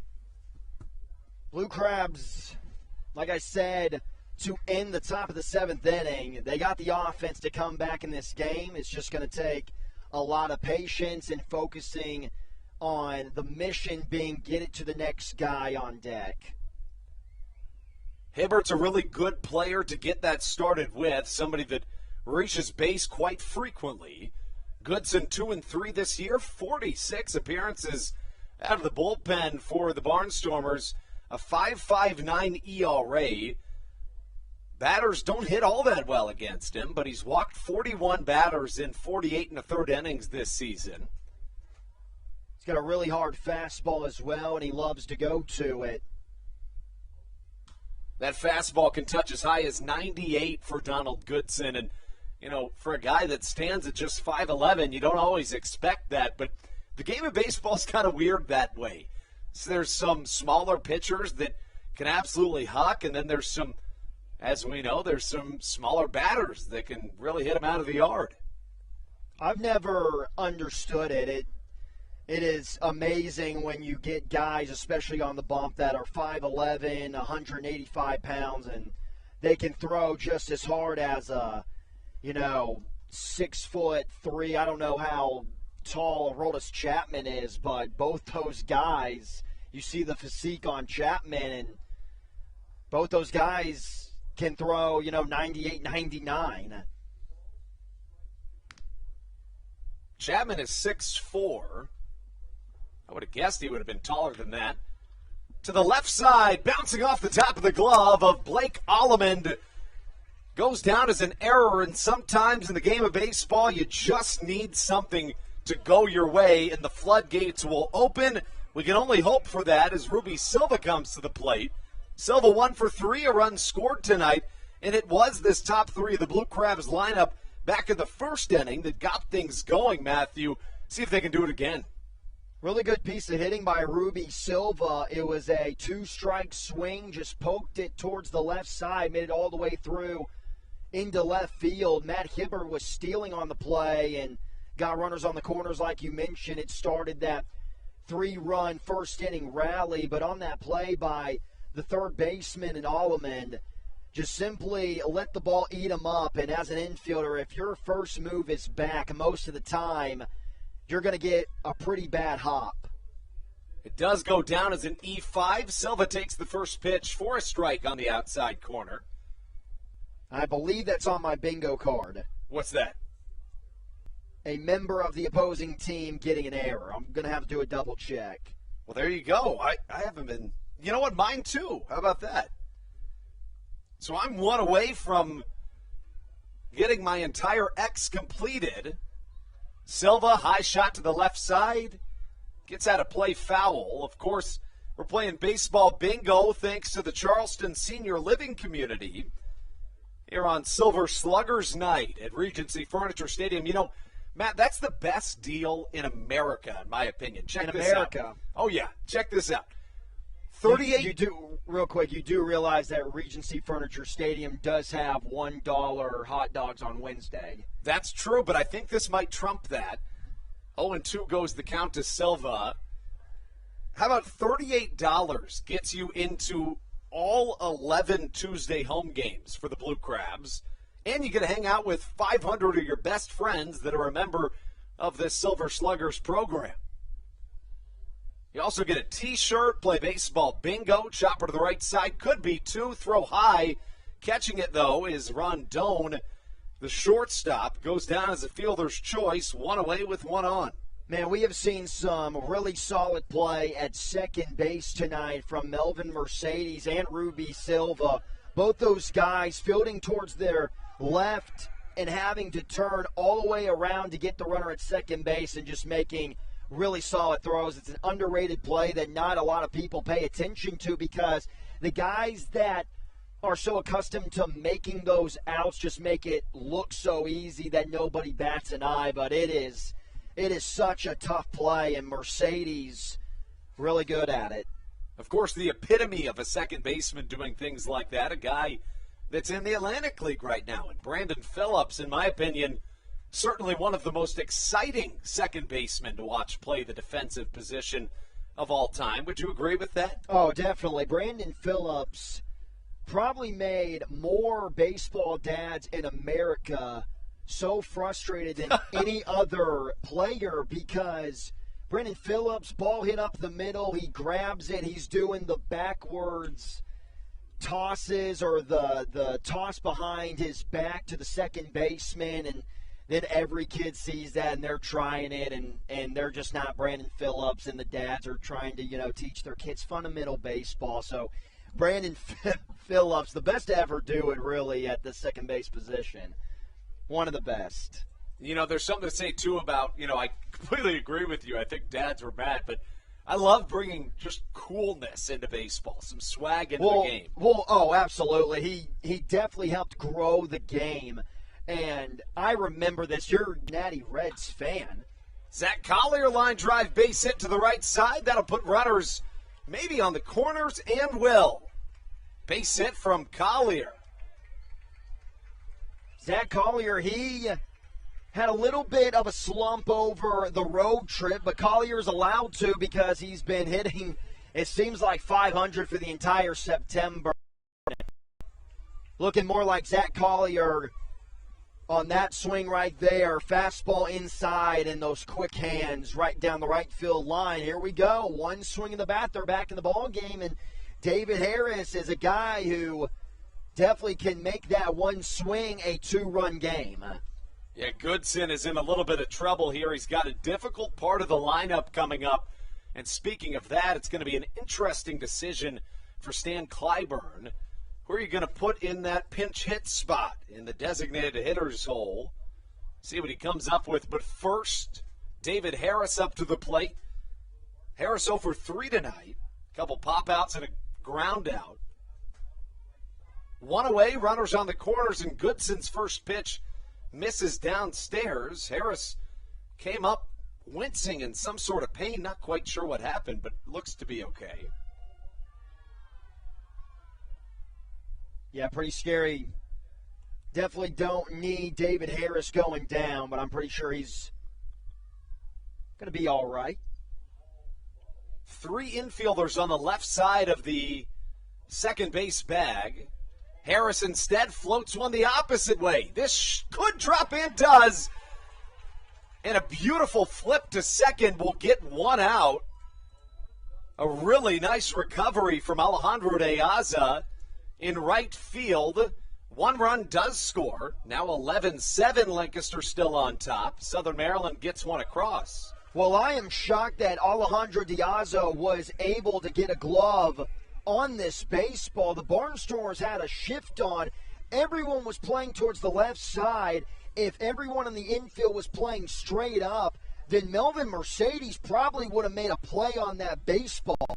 But Alejandro Diaz, because of the pop by David Harris to all over the outfield, that ability to go all over the field hitting-wise, Diaz cannot move up in the outfield. He's got to stay back in. A really nice recovery. I'm still shocked that he was able to get to that baseball, though. You'd have to think that goes down as an RBI single for David Harris. Alex Crosby now to the dish. Ball gets past the backstop in Anderson De La Rosa. Swinging strike makes the count 0-1. Now runner at second.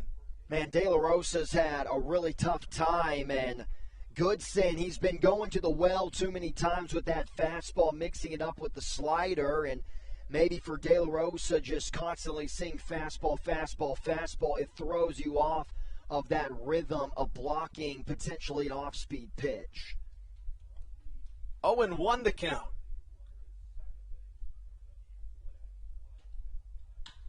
Line drive up the middle. This should score a run. Rounding third is David Harris. It'll be a close play at the plate. Ladarius Clark's throw not in time. Scoring on an RBI single is David Harris as Alex Crosby comes through. 2 runs scored in the inning by the Blue Crabs, 11-8 the score. You just get the feeling that this finish tonight is going to be phenomenal. Southern Maryland has answered every single time the Barnstormers had a big inning. And after scoring 4 runs in the top of the 7th, here we go. It's 11-8 with still maybe 2 more at-bats. If they're down in the 9th, obviously they'll have a chance for a walk-off. But I would not be shocked if we get to the top of the 9th and the Blue Crabs have maybe a 13-12 lead or something like that. Kent Blackstone comes in for a pinch hit situation. Thinks about laying one down. And that might have gotten the wrist of Anderson De La Rosa and won the count. And why it's really good to have so much depth as well in your lineup is that it makes it easier for when guys want to try to bunt one down the third base line with 2 outs. It won't cost them on an out. Because if Blackstone ends up getting thrown out, then the next inning, you'll have Josh McAdams and Joe DeLuca and Michael Baca to lead off the entire 8th inning. For most teams in the Atlantic League, that's like having the meat of your lineup coming up.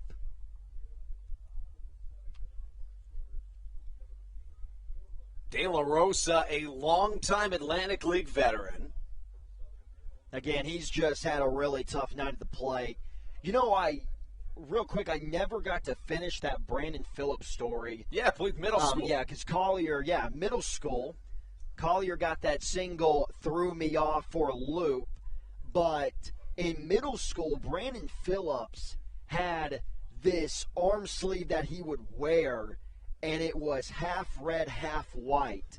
And I just remember in middle school thinking, I have to get that sleeve. I have to look like Brandon Phillips. So first thing I did was my middle school colors were blue and orange, but I got a half orange, half white sleeve. And I bet the members of the opposing teams that I would play thought I was just such a loser.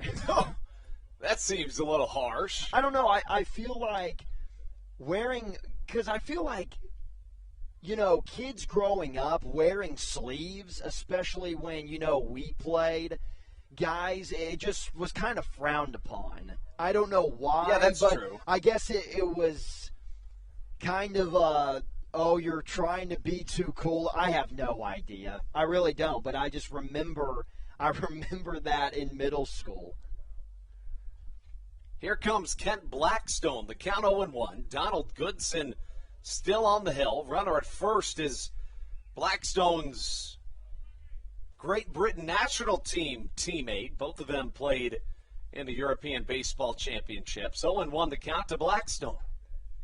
Check swing. He didn't go, and the ball didn't touch the zone. The count evens Had a ball and a strike to Ken. Blackstone went 0 for 2 in this most recent road trip. 9 for 36, 2 home runs against Lancaster this season. A middle infielder by trade. Pinch hitting here. The 1-1 catches the zone, and now into Donald Goodson's favor. A ball and 2 strikes to Kent Blackstone. Barnstormers also have a guy who played in that European Baseball Championship, and Ben Wagner played for Team Israel, ended up making it to the championship game, but eventually lost to the Netherlands. The 1-2. Blackstone gets a piece of it a little early, though, down the right field line foul, and he'll have to do the 1-2 all over again. Great Britain lost to the Netherlands in the first round of the playoffs, 7-5. No series in the playoffs for the European Baseball Championship. That's tough to do in baseball. Yeah, it really is. You know, just anything can happen. You're exactly right. I mean, any team can beat any team in baseball on any given night. Blackstone chases a fastball and goes down swinging to get us through 7. The score 11-8 as Southern Maryland plates 2 in their half of the 7th. Take things into the top half of the 8th inning. In just a moment, you're listening to Blue Crabs Baseball on your home for Blue Crabs Baseball, the Hometown Real Estate Broadcast Network. Chick-fil-A of Charles County has been a proud supporter of the Southern Maryland Blue Crabs since their inception in 2008. For years, they have sponsored the Southern Maryland Blue Crabs, America's prisoners of war and missing in action. In between the second inning of each game, there is a moment of silence brought to you by Chick-fil-A. The Southern Maryland Blue Crabs appreciate and respect not only Chick-fil-A, but all of those that have served our great country. The seat that they sponsor was made possible by Chick-fil-A of Charles County. Thank you so much, and visit any of your Charles County Chick-fil-A locations today. The Charles County Department of Health encourages you to get the COVID-19 vaccination today. You can get it all over Southern Maryland or no matter where you are across the United States. Vaccinations are offered right here at Regency Furniture Stadium with no appointment needed. Charles County Department of Health and the Southern Maryland Blue Crabs urge you to take one for the team and get the vaccine.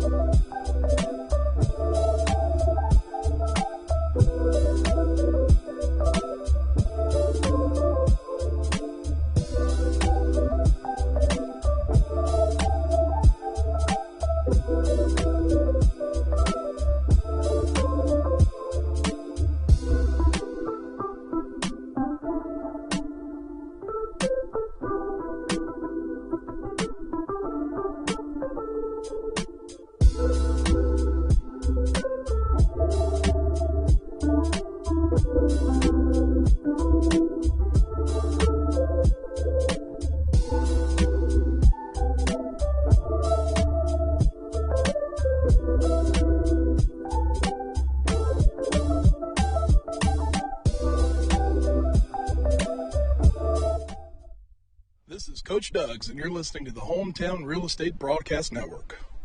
Andrew Banstra here alongside Matthew Hargrove and Brendan Casera as we take you into the top half of the 8th inning. A new arm onto the mound here at Regency Furniture Stadium. Your Southern Maryland Blue Crabs put the recently reactivated Cody Strayer onto the mound. Strayer wears number 9 on the back of his jersey, he had a really good start to this season. Did Cody Strayer. Found some struggles, though, in the latter portion of his appearances. A guy that can really get it done. Throws from the sidearm position, an ERA just under 7, but I genuinely don't think that's indicative of his performance to this point in the season. Another sidearmer that we are seeing tonight, got to see Garrett Granitz for the Barnstormers. Granitz was very successful. Strayer looking to do the same thing. Comes in to the game this evening with an 0-2 record and a 6.86 ERA. Through Cody Strayer's first 9 appearances with the Blue Crabs, he allowed just 4 earned runs in 14 innings pitched, a 2.4 ERA. In the month of August, he had a 1 ERA in 5 appearances. With that being said, he did find some struggles after that, however. 7 of his first 9 appearances were scoreless for Cody Strayer. But in the month of September to this point, 14.73 ERA for the right-hander. His most recent appearance was scoreless. Line drive from Alejandro de Aza, who really is just putting on a show here this evening. And that's when you know that everything is going your way for Alejandro Diaz. Off-speed pitch, kind of that, like we saw with Grant, it's a slider that just looks like it freezes right before crossing home plate. Kind of had that same feel to it on the off-speed changeup, it looked like by Strayer. But Alejandro Diaz was way out in front, and he's still able to get some good contact into right field.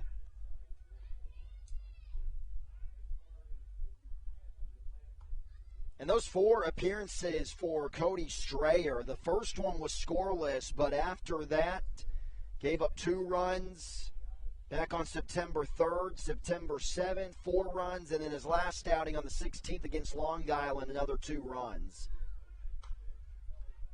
The 1-0 foul to the right side. Josh McAdams basically playing shortstop right now.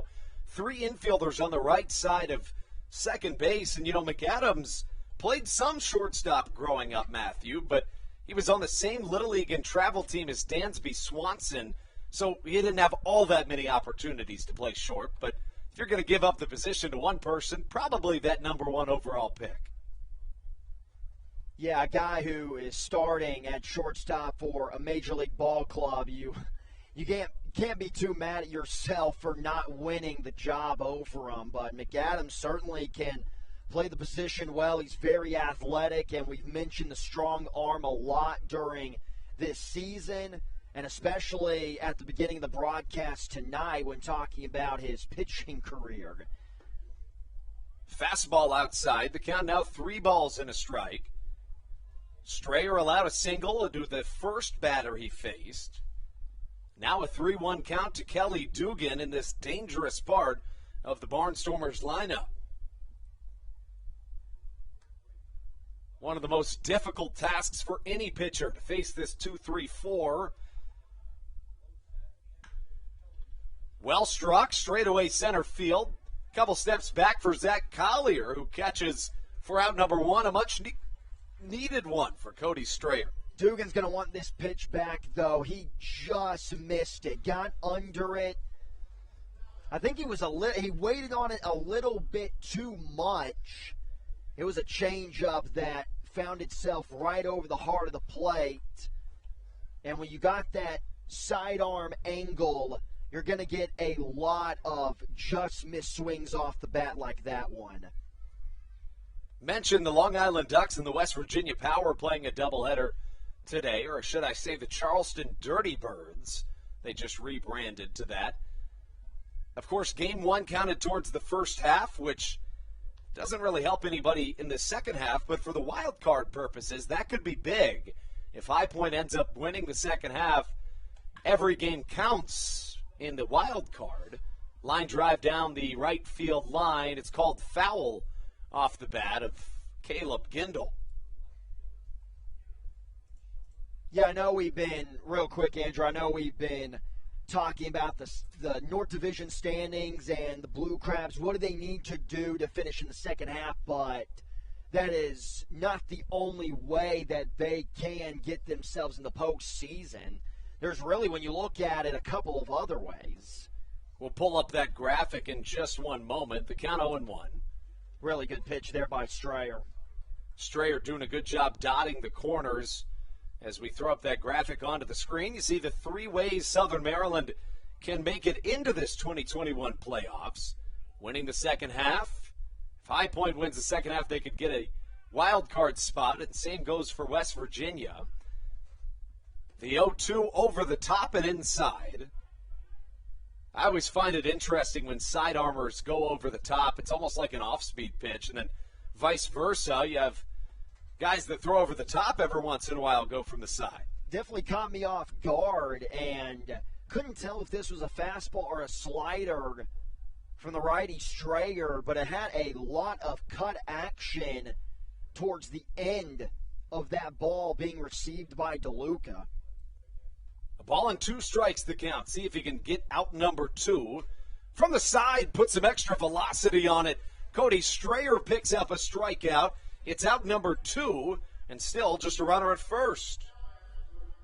Love the way that Cody Strayer dissected that AB against the talented Caleb Gendel.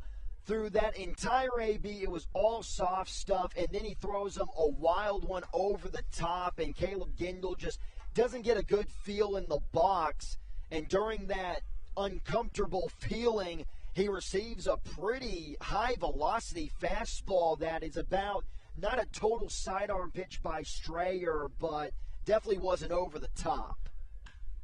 Chopper to the left side from Nick Shumpert, a pinch hitter. Good for out number 3. You know, you mentioned it. That's exactly what I was thinking, Matthew. It's almost like he threw it like a Frisbee. He kept the elbow in and just whipped it towards home. We are through 7.5 here at Regency Furniture Stadium.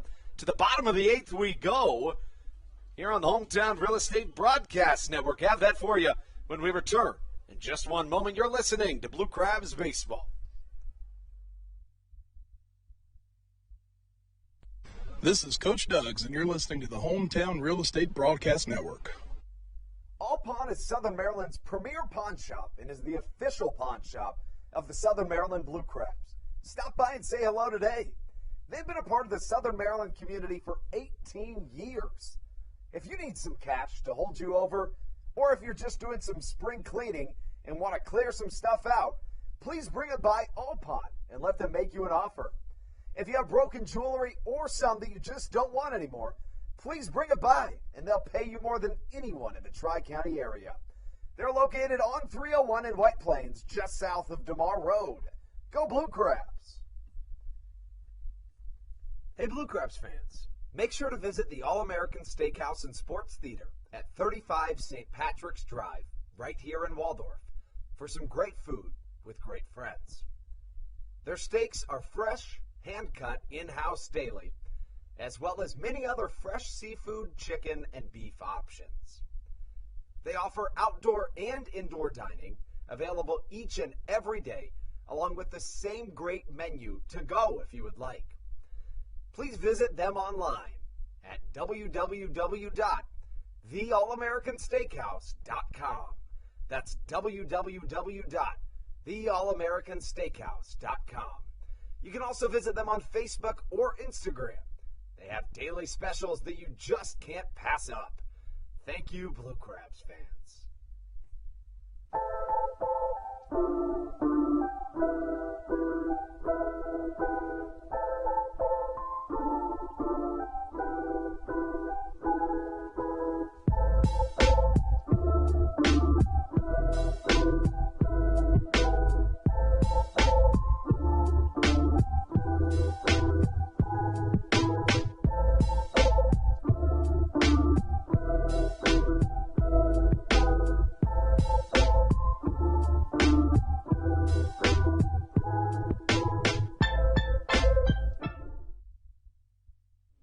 This is Matt Latos, and you're listening to the Hometown Real Estate Broadcast Network. It'll be Logan Sawyer in this bottom half of the 8th inning for the Barnstormers, a guy that has been awfully good out of the bullpen, a top option for Ross Peoples and the Barnstormers. Sire on the year, a 2.25 ERA, has found good success this season and faces the bottom third of the Blue Crabs order here in the 8th. First pitch to Josh McAdams, who leads things off, misses upstairs. Joe DeLuca, the switch-hitting catcher, will follow with Michael Baca on the hole. More action in Southern Maryland's bullpen. Looks like Ty Tracy. Cutter misses outside, and quickly the count 2-0. For the guy in the bump, for the Barnstormers and Logan Sawyer, a couple of days ago he faced this Southern Maryland lineup, had a scoreless inning in that 4-1 extra innings loss. Sawyer's pitch misses downstairs, and certainly an interesting pronunciation on his name. Obviously, you read it thinking it's just Logan Sawyer, but it's Logan Sawyer is how he pronounces it. The 2-ball, 1-strike offering on its way. Fastball challenging Josh McAdams, swung on and missed in the count 2-2. Showing the high heat on the fastball from Sawyer. Seen a lot of really good high velocity in this game. Yeah, Donald Goodson touched 98. Patrick Baker touched 96. The 2-2. Swung on and missed. And Sawyer picks up a critical strikeout. Got both those last two strikes on a fastball high and inside. McAdams just unable to catch up to the velocity. Got to start that swing a lot earlier. Maybe thinking something else on the 2-2 pitch. You know, the way this game has gone, you would think that at least the feeling in the ballpark, you get the feeling that the Blue Crabs are down about 7 runs right now. It's a 3-run ball game. It is. I mean, they're right in it. You're right, and especially with the Blue Crabs team that has fantastic comebacks. You know, it is a 3-run game, and it just doesn't quite feel that way just given the atmosphere at the Reagan Waldorf right now. First pitch way outside off the top of the glove of Anderson De La Rosa. Anderson De La Rosa was a major part of the first ever stealing of first base on July 13th, 2019. One of the Atlantic League rule changes had just kicked into place that you could steal first base on any pass ball. Tony Thomas was the first to take advantage of it, a Blue Crab fan favorite in 2019. It was Anderson De La Rosa who allowed the ball to slip past him, and the rest was history. Those cleats, the New Balance cleats Thomas was wearing on that day, now inducted in the National Hall of Fame, Baseball and Museum, where we just saw a couple of Hall of Famers getting inducted the other way.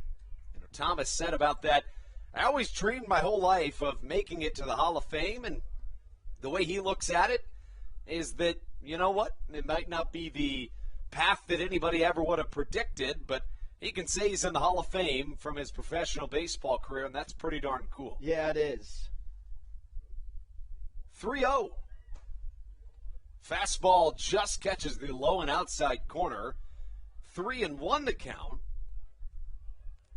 Yeah, real quick, I've always loved how in the Hall of Fame in Cooperstown, they just have those just little things assorted everywhere from a bunch of big games and just all that memorabilia.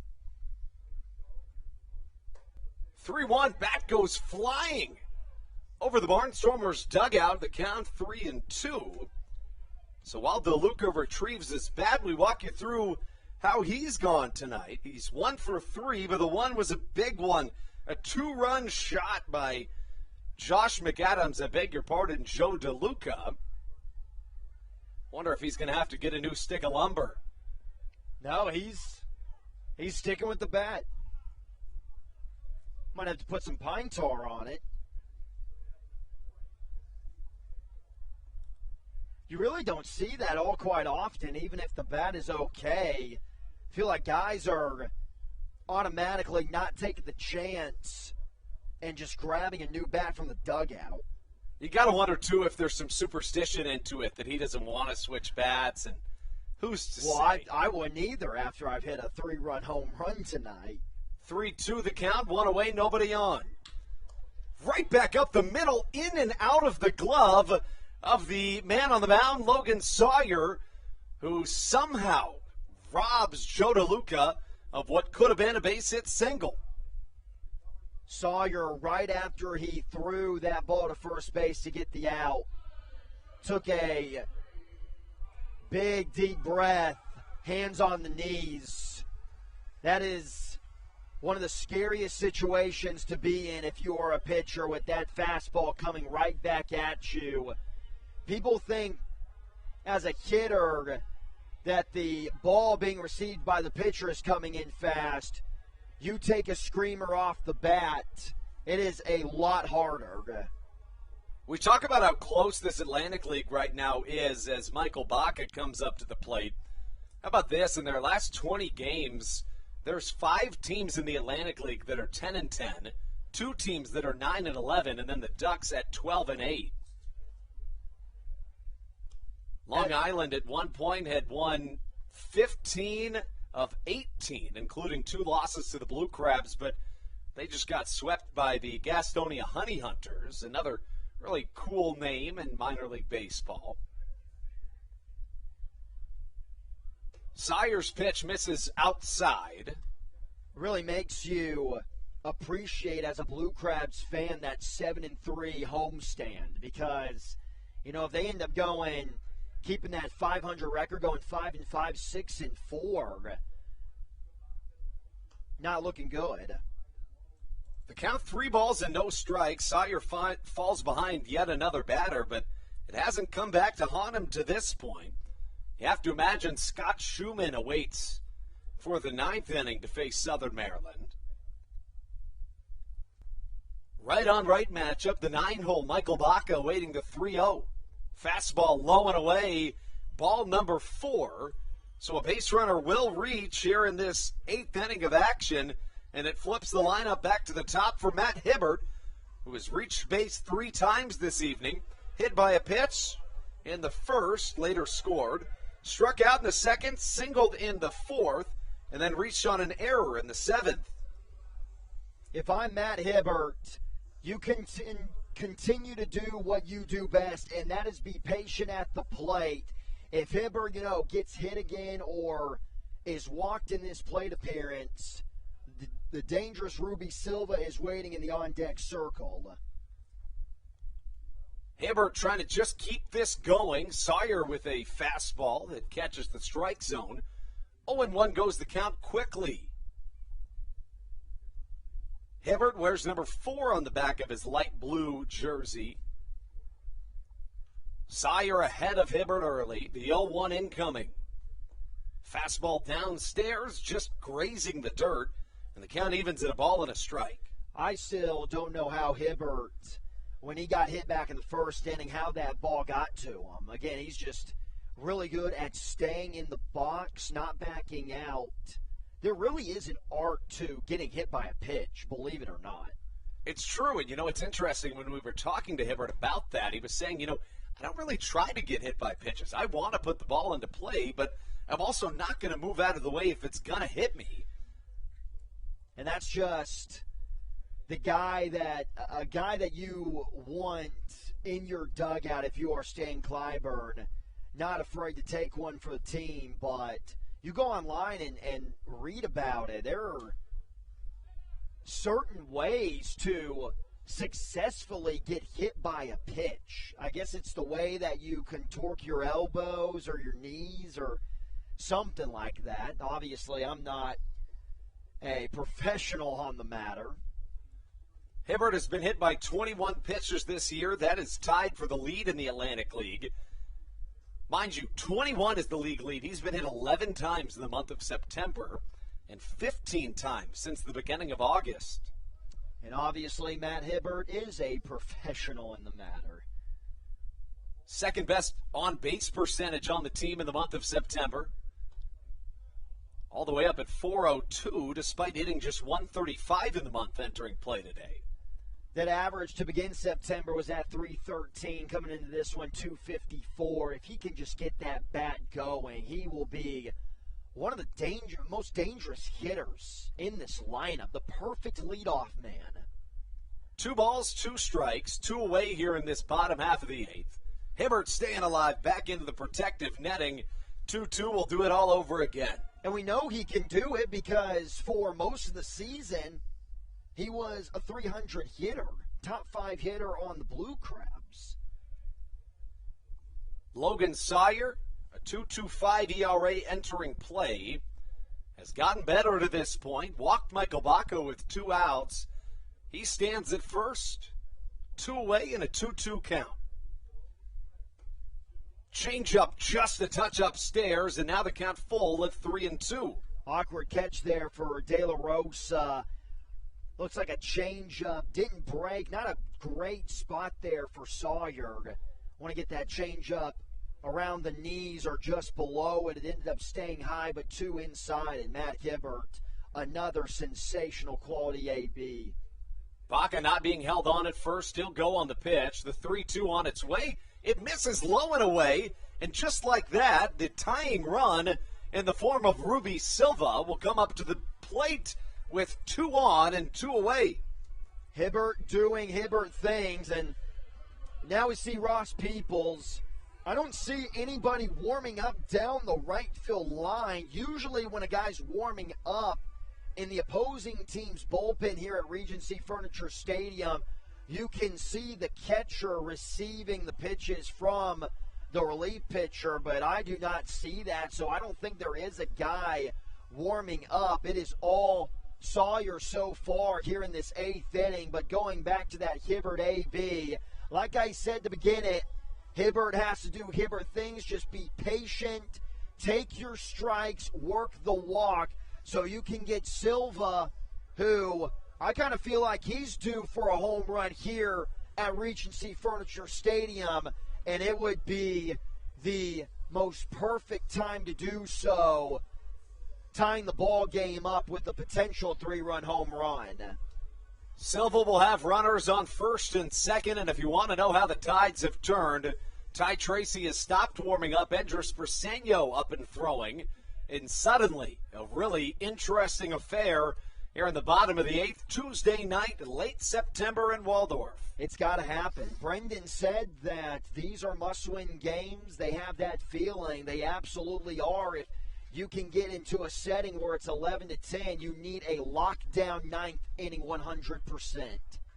First pitch to Silva, high and outside, and Logan Sawyer, who struggled a little bit with the command to start off this inning, has found those struggles once more. Back-to-back walks put runners on first and second, and now Silva ahead in the count with a 1-0. Lefties are 2 for 6 against Sawyer this season. The 1-0 incoming. Silva hits it well to the left side, back to the track, but likely playable and is. That is an absolute heartbreaker here in a really critical game in Southern Maryland. Caleb Gindel just got on his tippy toes and robbed Ruby Silva of extra bases. They strand 2 to the Blue Crabs in their half of the 8th, and that's how we take you to the 9th. We'll be right back on the Hometown Real Estate Broadcast Network.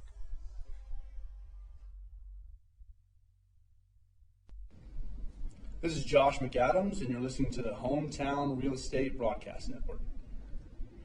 Did you know that the Washington, D.C. metro area is the 5th most expensive place to live in the entire United States of America? Sometimes finding affordable housing in this area can feel impossible. If you're struggling to find affordable housing, look no further than the Villages of St. Charles by Ross Properties. You can visit them online at villagesatstcharles.com for more information today. Villages of St. Charles. They'll have you safe at home. There's nothing quite like when the Blue Crabs retire the side. At Wealth Management Partners, they're on your side for your retirement planning needs. It's never too early to start planning your retirement. Talk to the experienced financial advisors of Wealth Management Partners located right here in Waldorf. Call them today at 301-885-0955. Again, Wealth Management Partners. Call them today at 301-885-0955.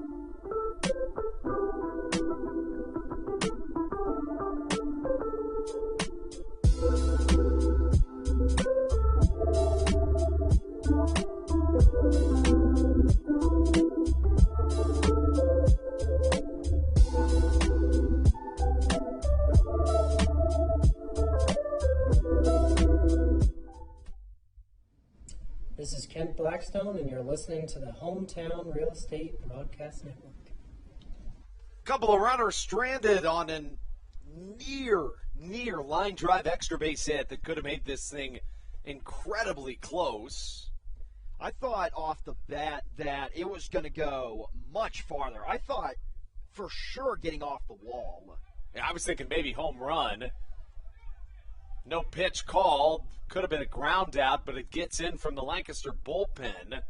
Got to imagine that Scott Schumann down there warming. This is that same situation, kind of like what I saw in the Northwoods League.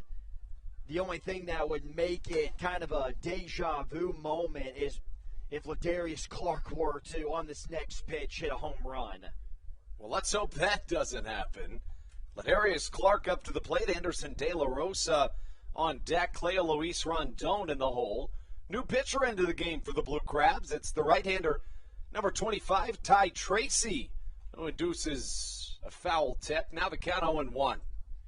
Tracy this season, a 10.89 ERA. His last appearance about a week ago, 9/21, September 21st at York. 3 1/3 innings pitch, allowed 5 runs.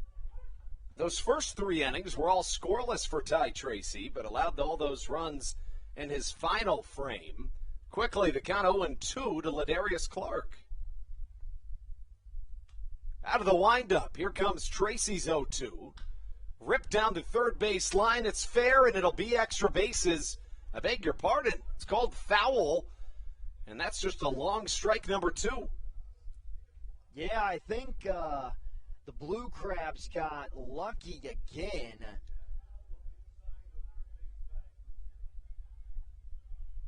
It was awfully close, but... it's not something that you can really argue unless the home plate umpire had a different view of it, but that's just not his call.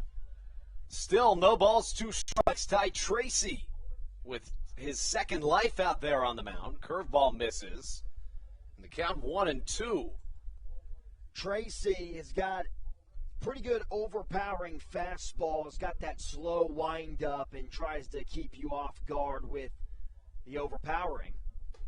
Fastball upstairs, 2-2 the count. For Tracy, the walks haven't really been an issue this season. Just 5 of them in 19 innings pitched. It's been the hits. 42 hits allowed in 19 innings of work to this point for Ty Tracy. Off speed outside, the count runs full at 3 balls and 2 strikes. And even though it hasn't been a year that Ty Tracy would say has been a successful one for himself. But that's a guy who you want coming out of the bullpen, even if he is struggling.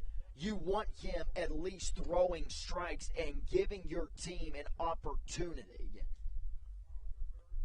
3 balls, 2 strikes the count. Ty Tracy trying to work out of this jam. It's been a weird at bat. Of course, that play at the start when there was a no pitch called on what could have been a ground out. Next thing you know, we get a long and drawn out at bat that we saw a fair foul discussion. Certainly an interesting first batter faced as Ladarius Clark continues to draw this one out. Went from being a 1-pitch AB to about a 10-pitch AB. Tracy trying to shut down Ladarius Clark. Clark 2 for 4 this evening with an RBI to his name. Well struck left center field. Not much of a doubt about that one. Way out of here, and Ladarius Clark hits a moonshot straight away center. And that is the 12th Barnstormers run of this contest. That is just unlucky for the Southern Maryland Blue Crabs. They had that ground out on the first pitch. Bullpen ended up getting the interference call, so it bailed out Clark, and he was able to make up for it with a towering home run over the center field wall. Wow. That is shocking. One of the furthest home runs, at least straightaway center, that we've seen this season. Just to the left of the batter's eye. Yeah, Collier gave it a couple of looks and knew it was out. First pitch to the 8-hole hitter, Anderson De La Rosa, misses. De La Rosa 1 for 2, a couple of walks, and an RBI double. That came all the way back in the 4th inning. The Barnstormers have scored in bunches this evening. 3 runs in the first, 1 in the third, 3 more in the fourth, 4 in the 7th, and now 1 in the 9th. Give them 12 runs on 15 hits and an error.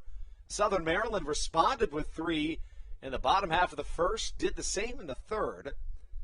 In each of the innings that the Barnstormers have scored at least 3, Southern Maryland has responded with at least 2, but it's been the 1-run innings that have come around to hurt Southern Maryland, really, to this point. 3-0. Off speed outside, and Anderson De La Rosa picks up his 3rd walk of the evening. Just can't be doing that if you're Tracy, facing the bottom of the lineup. Now Rondon is going to come to play. He's the 9-hole hitter. After giving up a home run, everything's still okay. I know a solid closer is possibly coming into the ballgame for the Barnstormers, but 12-8, nothing is out of hand just yet. But it will be if you're going to be walking the guys in the bottom of the lineup. Got to make up for it now. Clea Luis Rondon up to the plate. The shortstop, number 7, takes a pitch low for ball number 1. Again, Tracy generally doesn't walk all that many batters. That was just his 6th of the season in just under 20 innings pitched. Allowed that solo home run to Ladarius Clark. And, you mentioned walking the people in the bottom of the lineup. The stat that you're going to look back on in this game is that the 8 and 9 batters for the Barnstormers have combined for 5 walks this evening. Just not going to win a lot of ball games doing that. A ball and a strike the count. Fastball swung on and missed on the outside corner, 1-2. Even if it was the top of the lineup, just 5 walks, that's just too many. Really, for any part of the lineup, whichever way you want to take a look at that stat. Chopper up the middle, gets under the glove of Ty Tracy. Silva takes it himself, fires to first. It's not quite in time. Goes down as a fielder's choice. Just 1 away here for Southern Maryland. just too slow of a developing play. A really nice effort by Ruby Silva. I thought right when this ball got past Ty Tracy that there was no shot that Silva was going to turn to, but a really strong throw off the back foot. And that goes back to him having the strongest arm in the Atlantic League. I'm not just saying that. It's an actual stat. Silva threw out a ton of runners from right field just trying to get a first base last season. And so 3 times in one game. I'd really like to see him get a crack at more time in right field. That's just me talking as a fan. I know it wouldn't be the ideal situation because the outfield right now for the Blue Crabs is solid. It is, and I agree that Silva certainly is, he's an upgrade at any position, but I think it's just his defensive versatility that forces him into second, and his bat's so good, you got to find a spot for him in the lineup, and you'd rather not take Hibbert or Collier or Harris out. So you raise a good point. I mean, I've been on record saying watching Ruby Silva play right field is literally one of my favorite things to do. 2 balls and a strike to count to Melvin Mercedes. And he's only played right field once in this month of September. That's why I'm bringing up the, possibly him playing more of that position. But, yeah, when you really look at it, you can't put him out in the outfield because where are you going to put Collier and Harris and Hibbert in the lineup? You just have to have those guys who are going to get on base. And not to mention you got Collier who's got almost the same average as Silva and David Harris who's going to give you, he's got right now almost 15 bombs. But again, that's just the fan in me talking.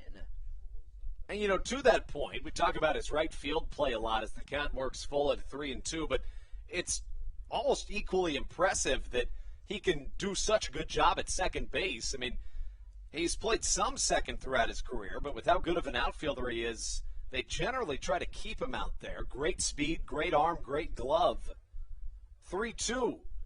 Hit foul to the left side. Melvin Mercedes fighting to stay alive. And it also shows you, too, that Ruby Silva is willing to put the team above his own goals. And Silva, he's probably a guy who, if he were to pick any position, he probably wants to, show off the arm and play right field. And you have to admire that as a veteran, because a veteran in the Atlantic League, you would think that he is going to want to have a hold on the position that he wants to play.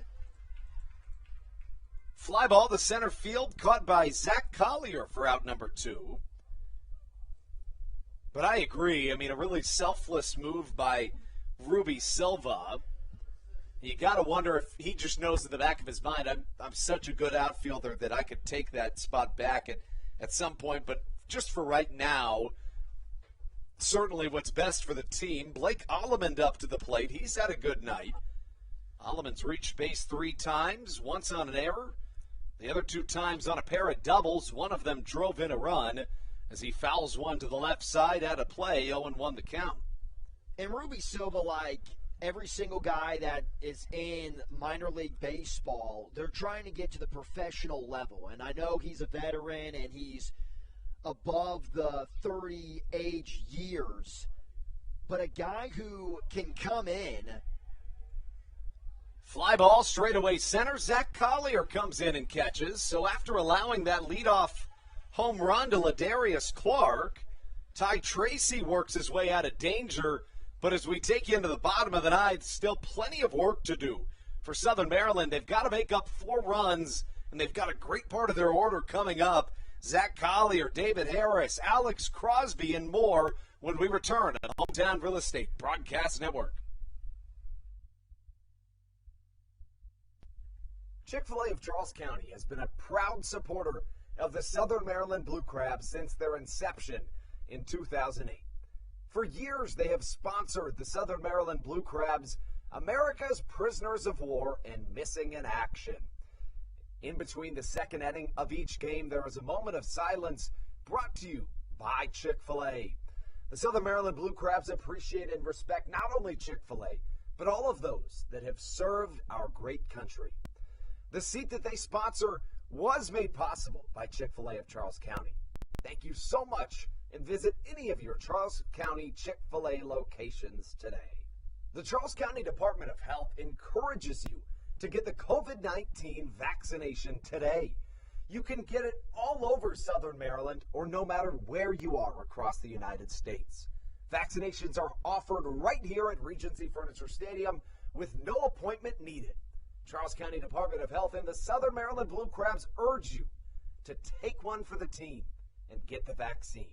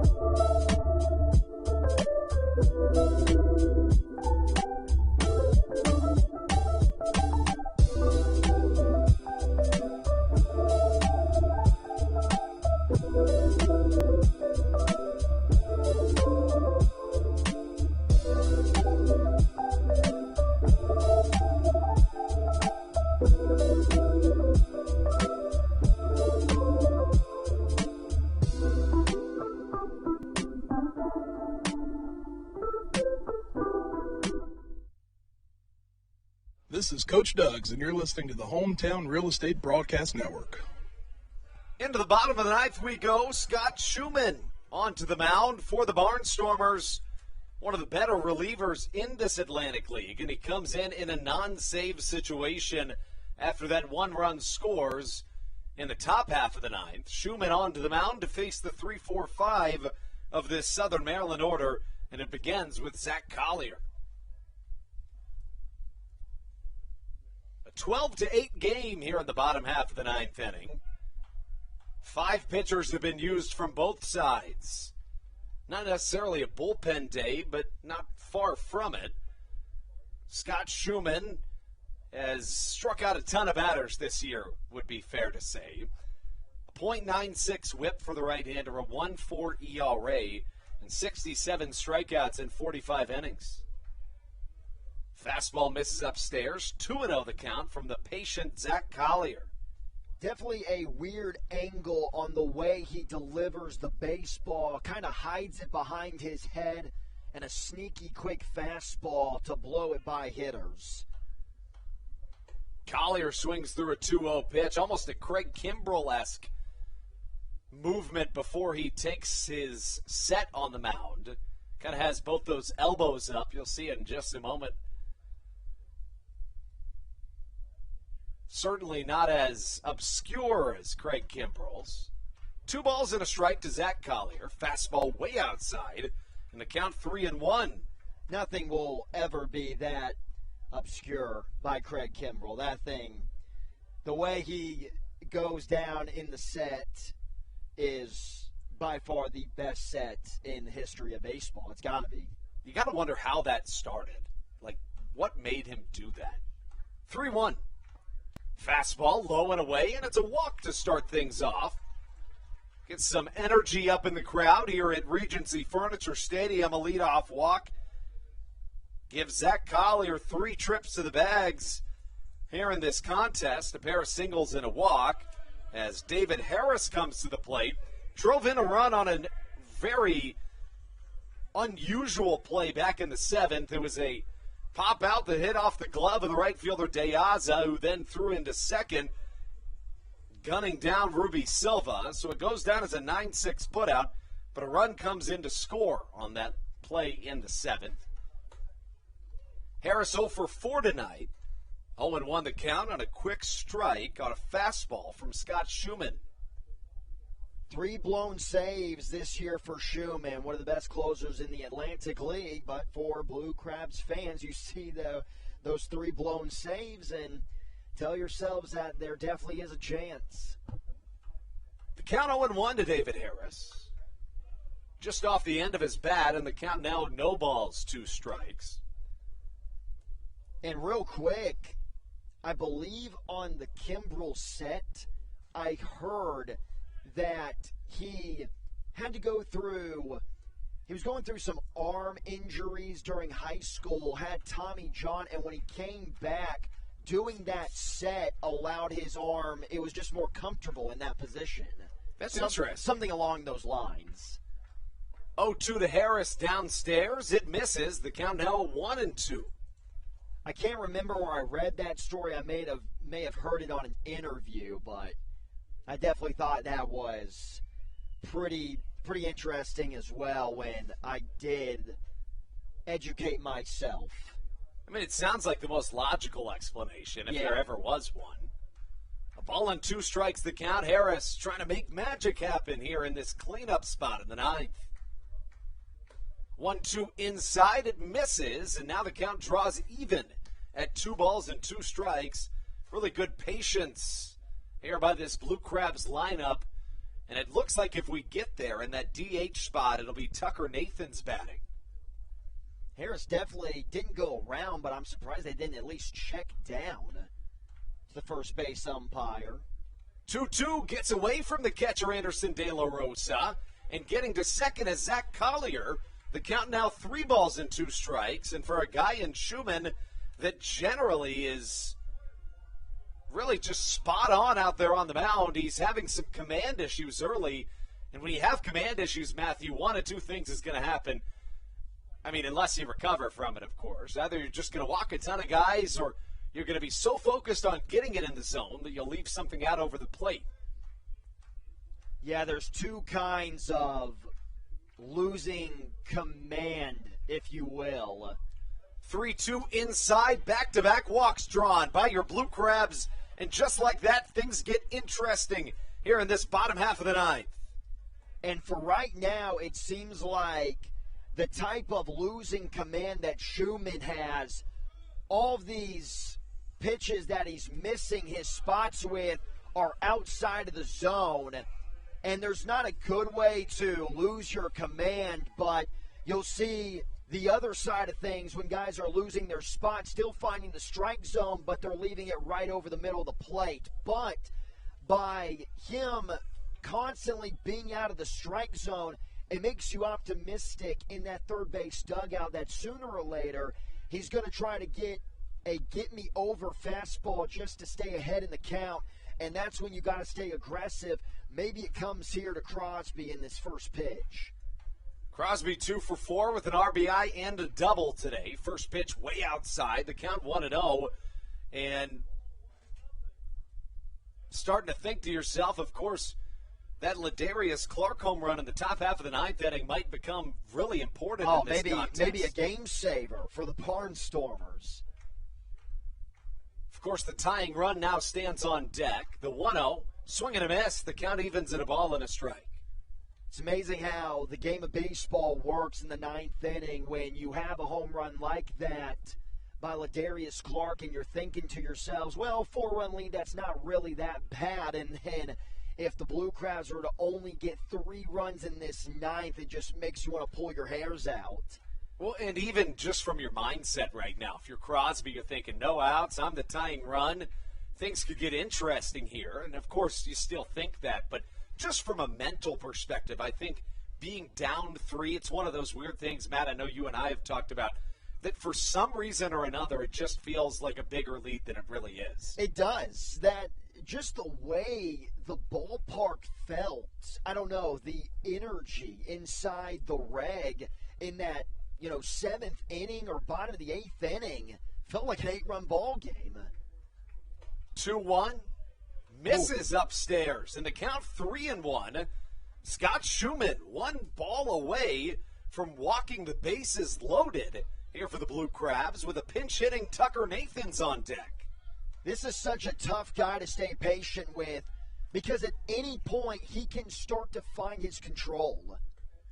3-1 swung on and missed, and Crosby works the count full. 3 balls, 2 strikes to the left-handed hitting first baseman Alex Crosby. Again, a 2-hit night for Alex. 2 of the 9 Southern Maryland hits this evening. Probably the guy you want up in this situation. Good speed at first and second. The 3-2 swung on and missed.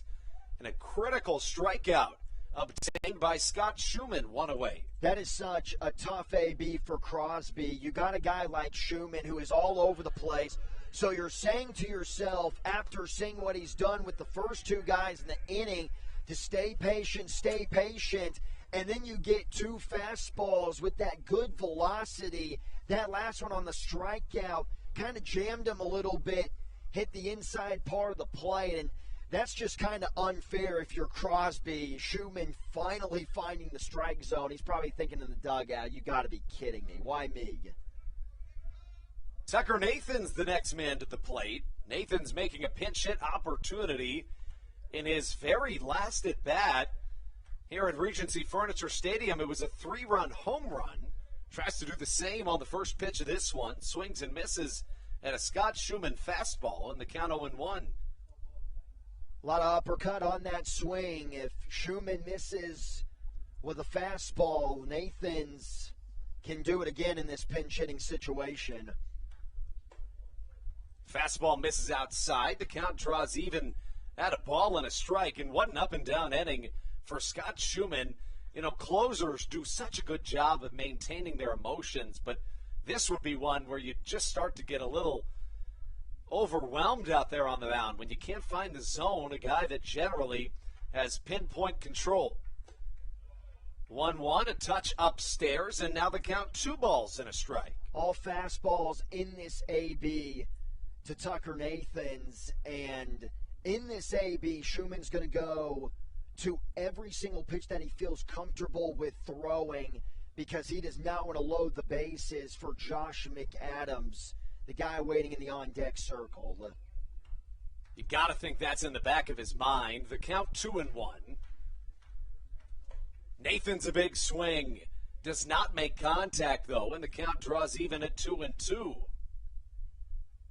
Good job by Schumann to work back in these last 2 counts. Was 3-1 to Crosby before he got the strikeout. Was 2-1 to Nathans, and now the count 2-2.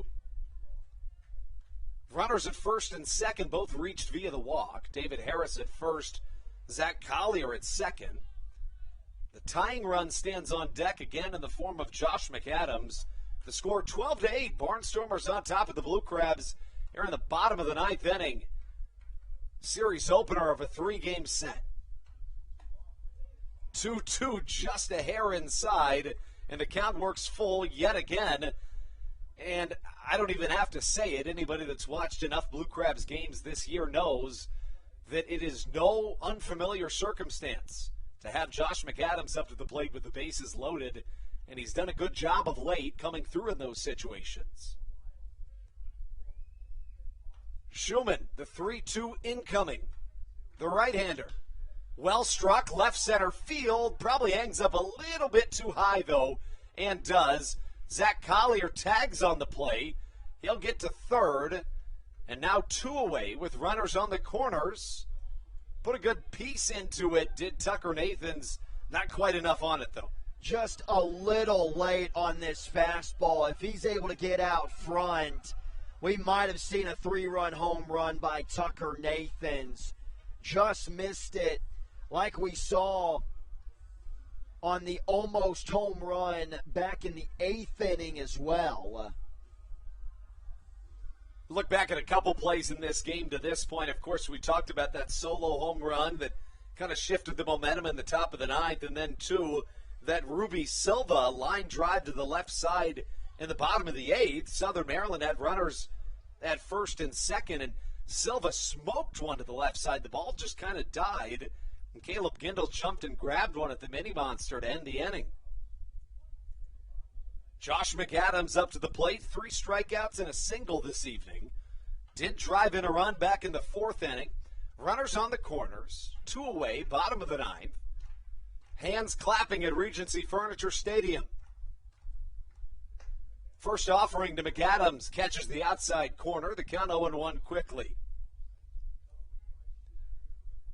Josh, 21 home runs on the season, 14 of those here at the Rag in Waldorf.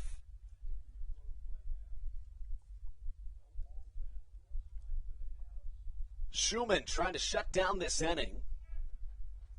McAdams stands in his way. The 0-1 misses downstairs, and it just seems like Schumann can't string together back-to-back strikes at this point. The off-speed pitch hasn't been doing him any favors in this ninth inning. When he's had success, it's been with that fastball. If you're McAdams, you've got to be sitting dead red on the heater. 1-1, here it comes from Schumann. It is a fastball off the edge of the bat, and the count 1-2. And McAdams, who struck out earlier in the ball game, it was a 3-pitch strikeout, 2 fastballs on the inside part of the plate, and then away with the slider. A similar situation here on a 1-2 count. Both strikes on a fastball. Now wouldn't be surprised if they go back to that combination with the slider outside. The 1-2 incoming. Southern Maryland down to their final strike. Inside, nearly hits McAdams right off the helmet as he backs out of the way of danger, and the count draws even at 2-2. 2 balls, 2 strikes, 2 down. Southern Maryland chasing 4 here in this bottom half of the ninth. The Blue Crabs had back-to-back runners reach base to start off this ninth inning. Zach Collier and David Harris drew walks. Schumann has locked things down since. Josh McAdams could change that rather quickly. 2 balls, 2 strikes. The closer Schumann on the mound as McAdams requests time, which is granted.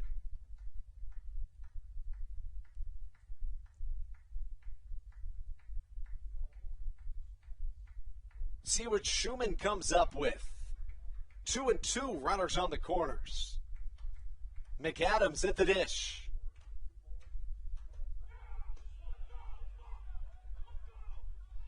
A pitch swung on and missed from Josh McAdams. And an emphatic scream from Scott Schumann as this game comes to a conclusion. 12-8 the final score as Southern Maryland falls here on a Tuesday night, Matthew. Well, a lot of offense. That's the thing that I noticed when I came in on the broadcast. And offensive clinic from both sides. Scott Schumann showing why he is one of the better closers in the Atlantic League. 2 guys get on in Collier and Harris, and you start thinking to yourself, man, the Blue Crabs really do have a chance. And then he found that fastball and was just lighting up the radar gun, getting swings and misses from all over the place, and able to not really make it that big of a deal that 2 guys got on to begin the ninth inning. Tough loss for Southern Maryland. Certainly is. You know, Lancaster was really good with runners in scoring position this evening. That's probably the game changer in this one. And, of course, we look at the Long Island, West Virginia game and see that the Ducks are on top 11-0 in the 5th inning.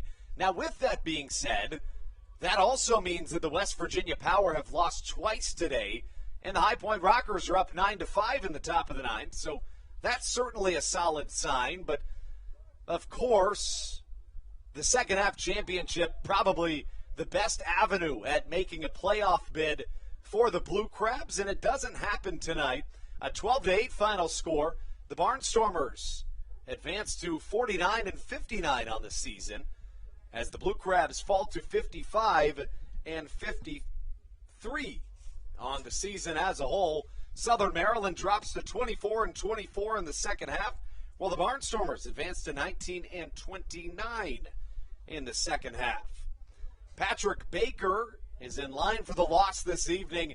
A ton of hits, again, a lot of offense this evening from the Barnstormers. 15 hits, and they scored in bunches. 3 in the first, another trio in the fourth, and then finished it off with 4 more in the seventh. What do we need to see in games 2 and 3, which now become all the more important? You got to see better pitching overall. You got to see the starters go longer into the game. Patrick Baker giving up the 3 runs in the first inning and then the 1 run in the third. In baseball, it's just simply, you can have all the offense in the world, but if you don't have lockdown guys coming out of the bullpen and in that starting rotation, then it doesn't mean anything. It's no good. And I know that in the Atlantic League, the ERAs aren't superb, but you still have to have guys who are going to get you consistent innings, and the offense did enough. 8 runs, 9 hits. That should win you almost every single ball game, day in and day out. But the big innings is what really costed the Blue Crabs tonight, with the 3 runs in the first, a big 3-run inning in the fourth, and then 4 runs in the seventh.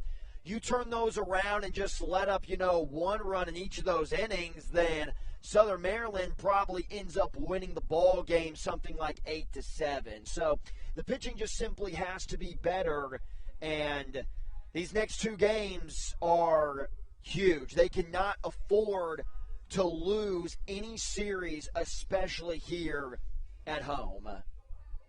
Kyle Murphy will get the ball tomorrow for Southern Maryland. See if he can turn things around for this pitching staff. Game 3 still to be determined. For Brennan Casera and Matthew Hargrove, I'm Andrew Banstra, signing off on a Blue Crabs 12-8 defeat at the hands of the Lancaster Barnstormers. We'll be back tomorrow, same time, same place, right here from the Bayonet Press Box inside Regency Furniture Stadium, live on the Hometown Real Estate Broadcast Network. As always, pregame show kicks off at 6:20, first pitch at 6:35. Thanks so much for tuning in as always, and we leave you with a final note. Let's go Blue Crabs.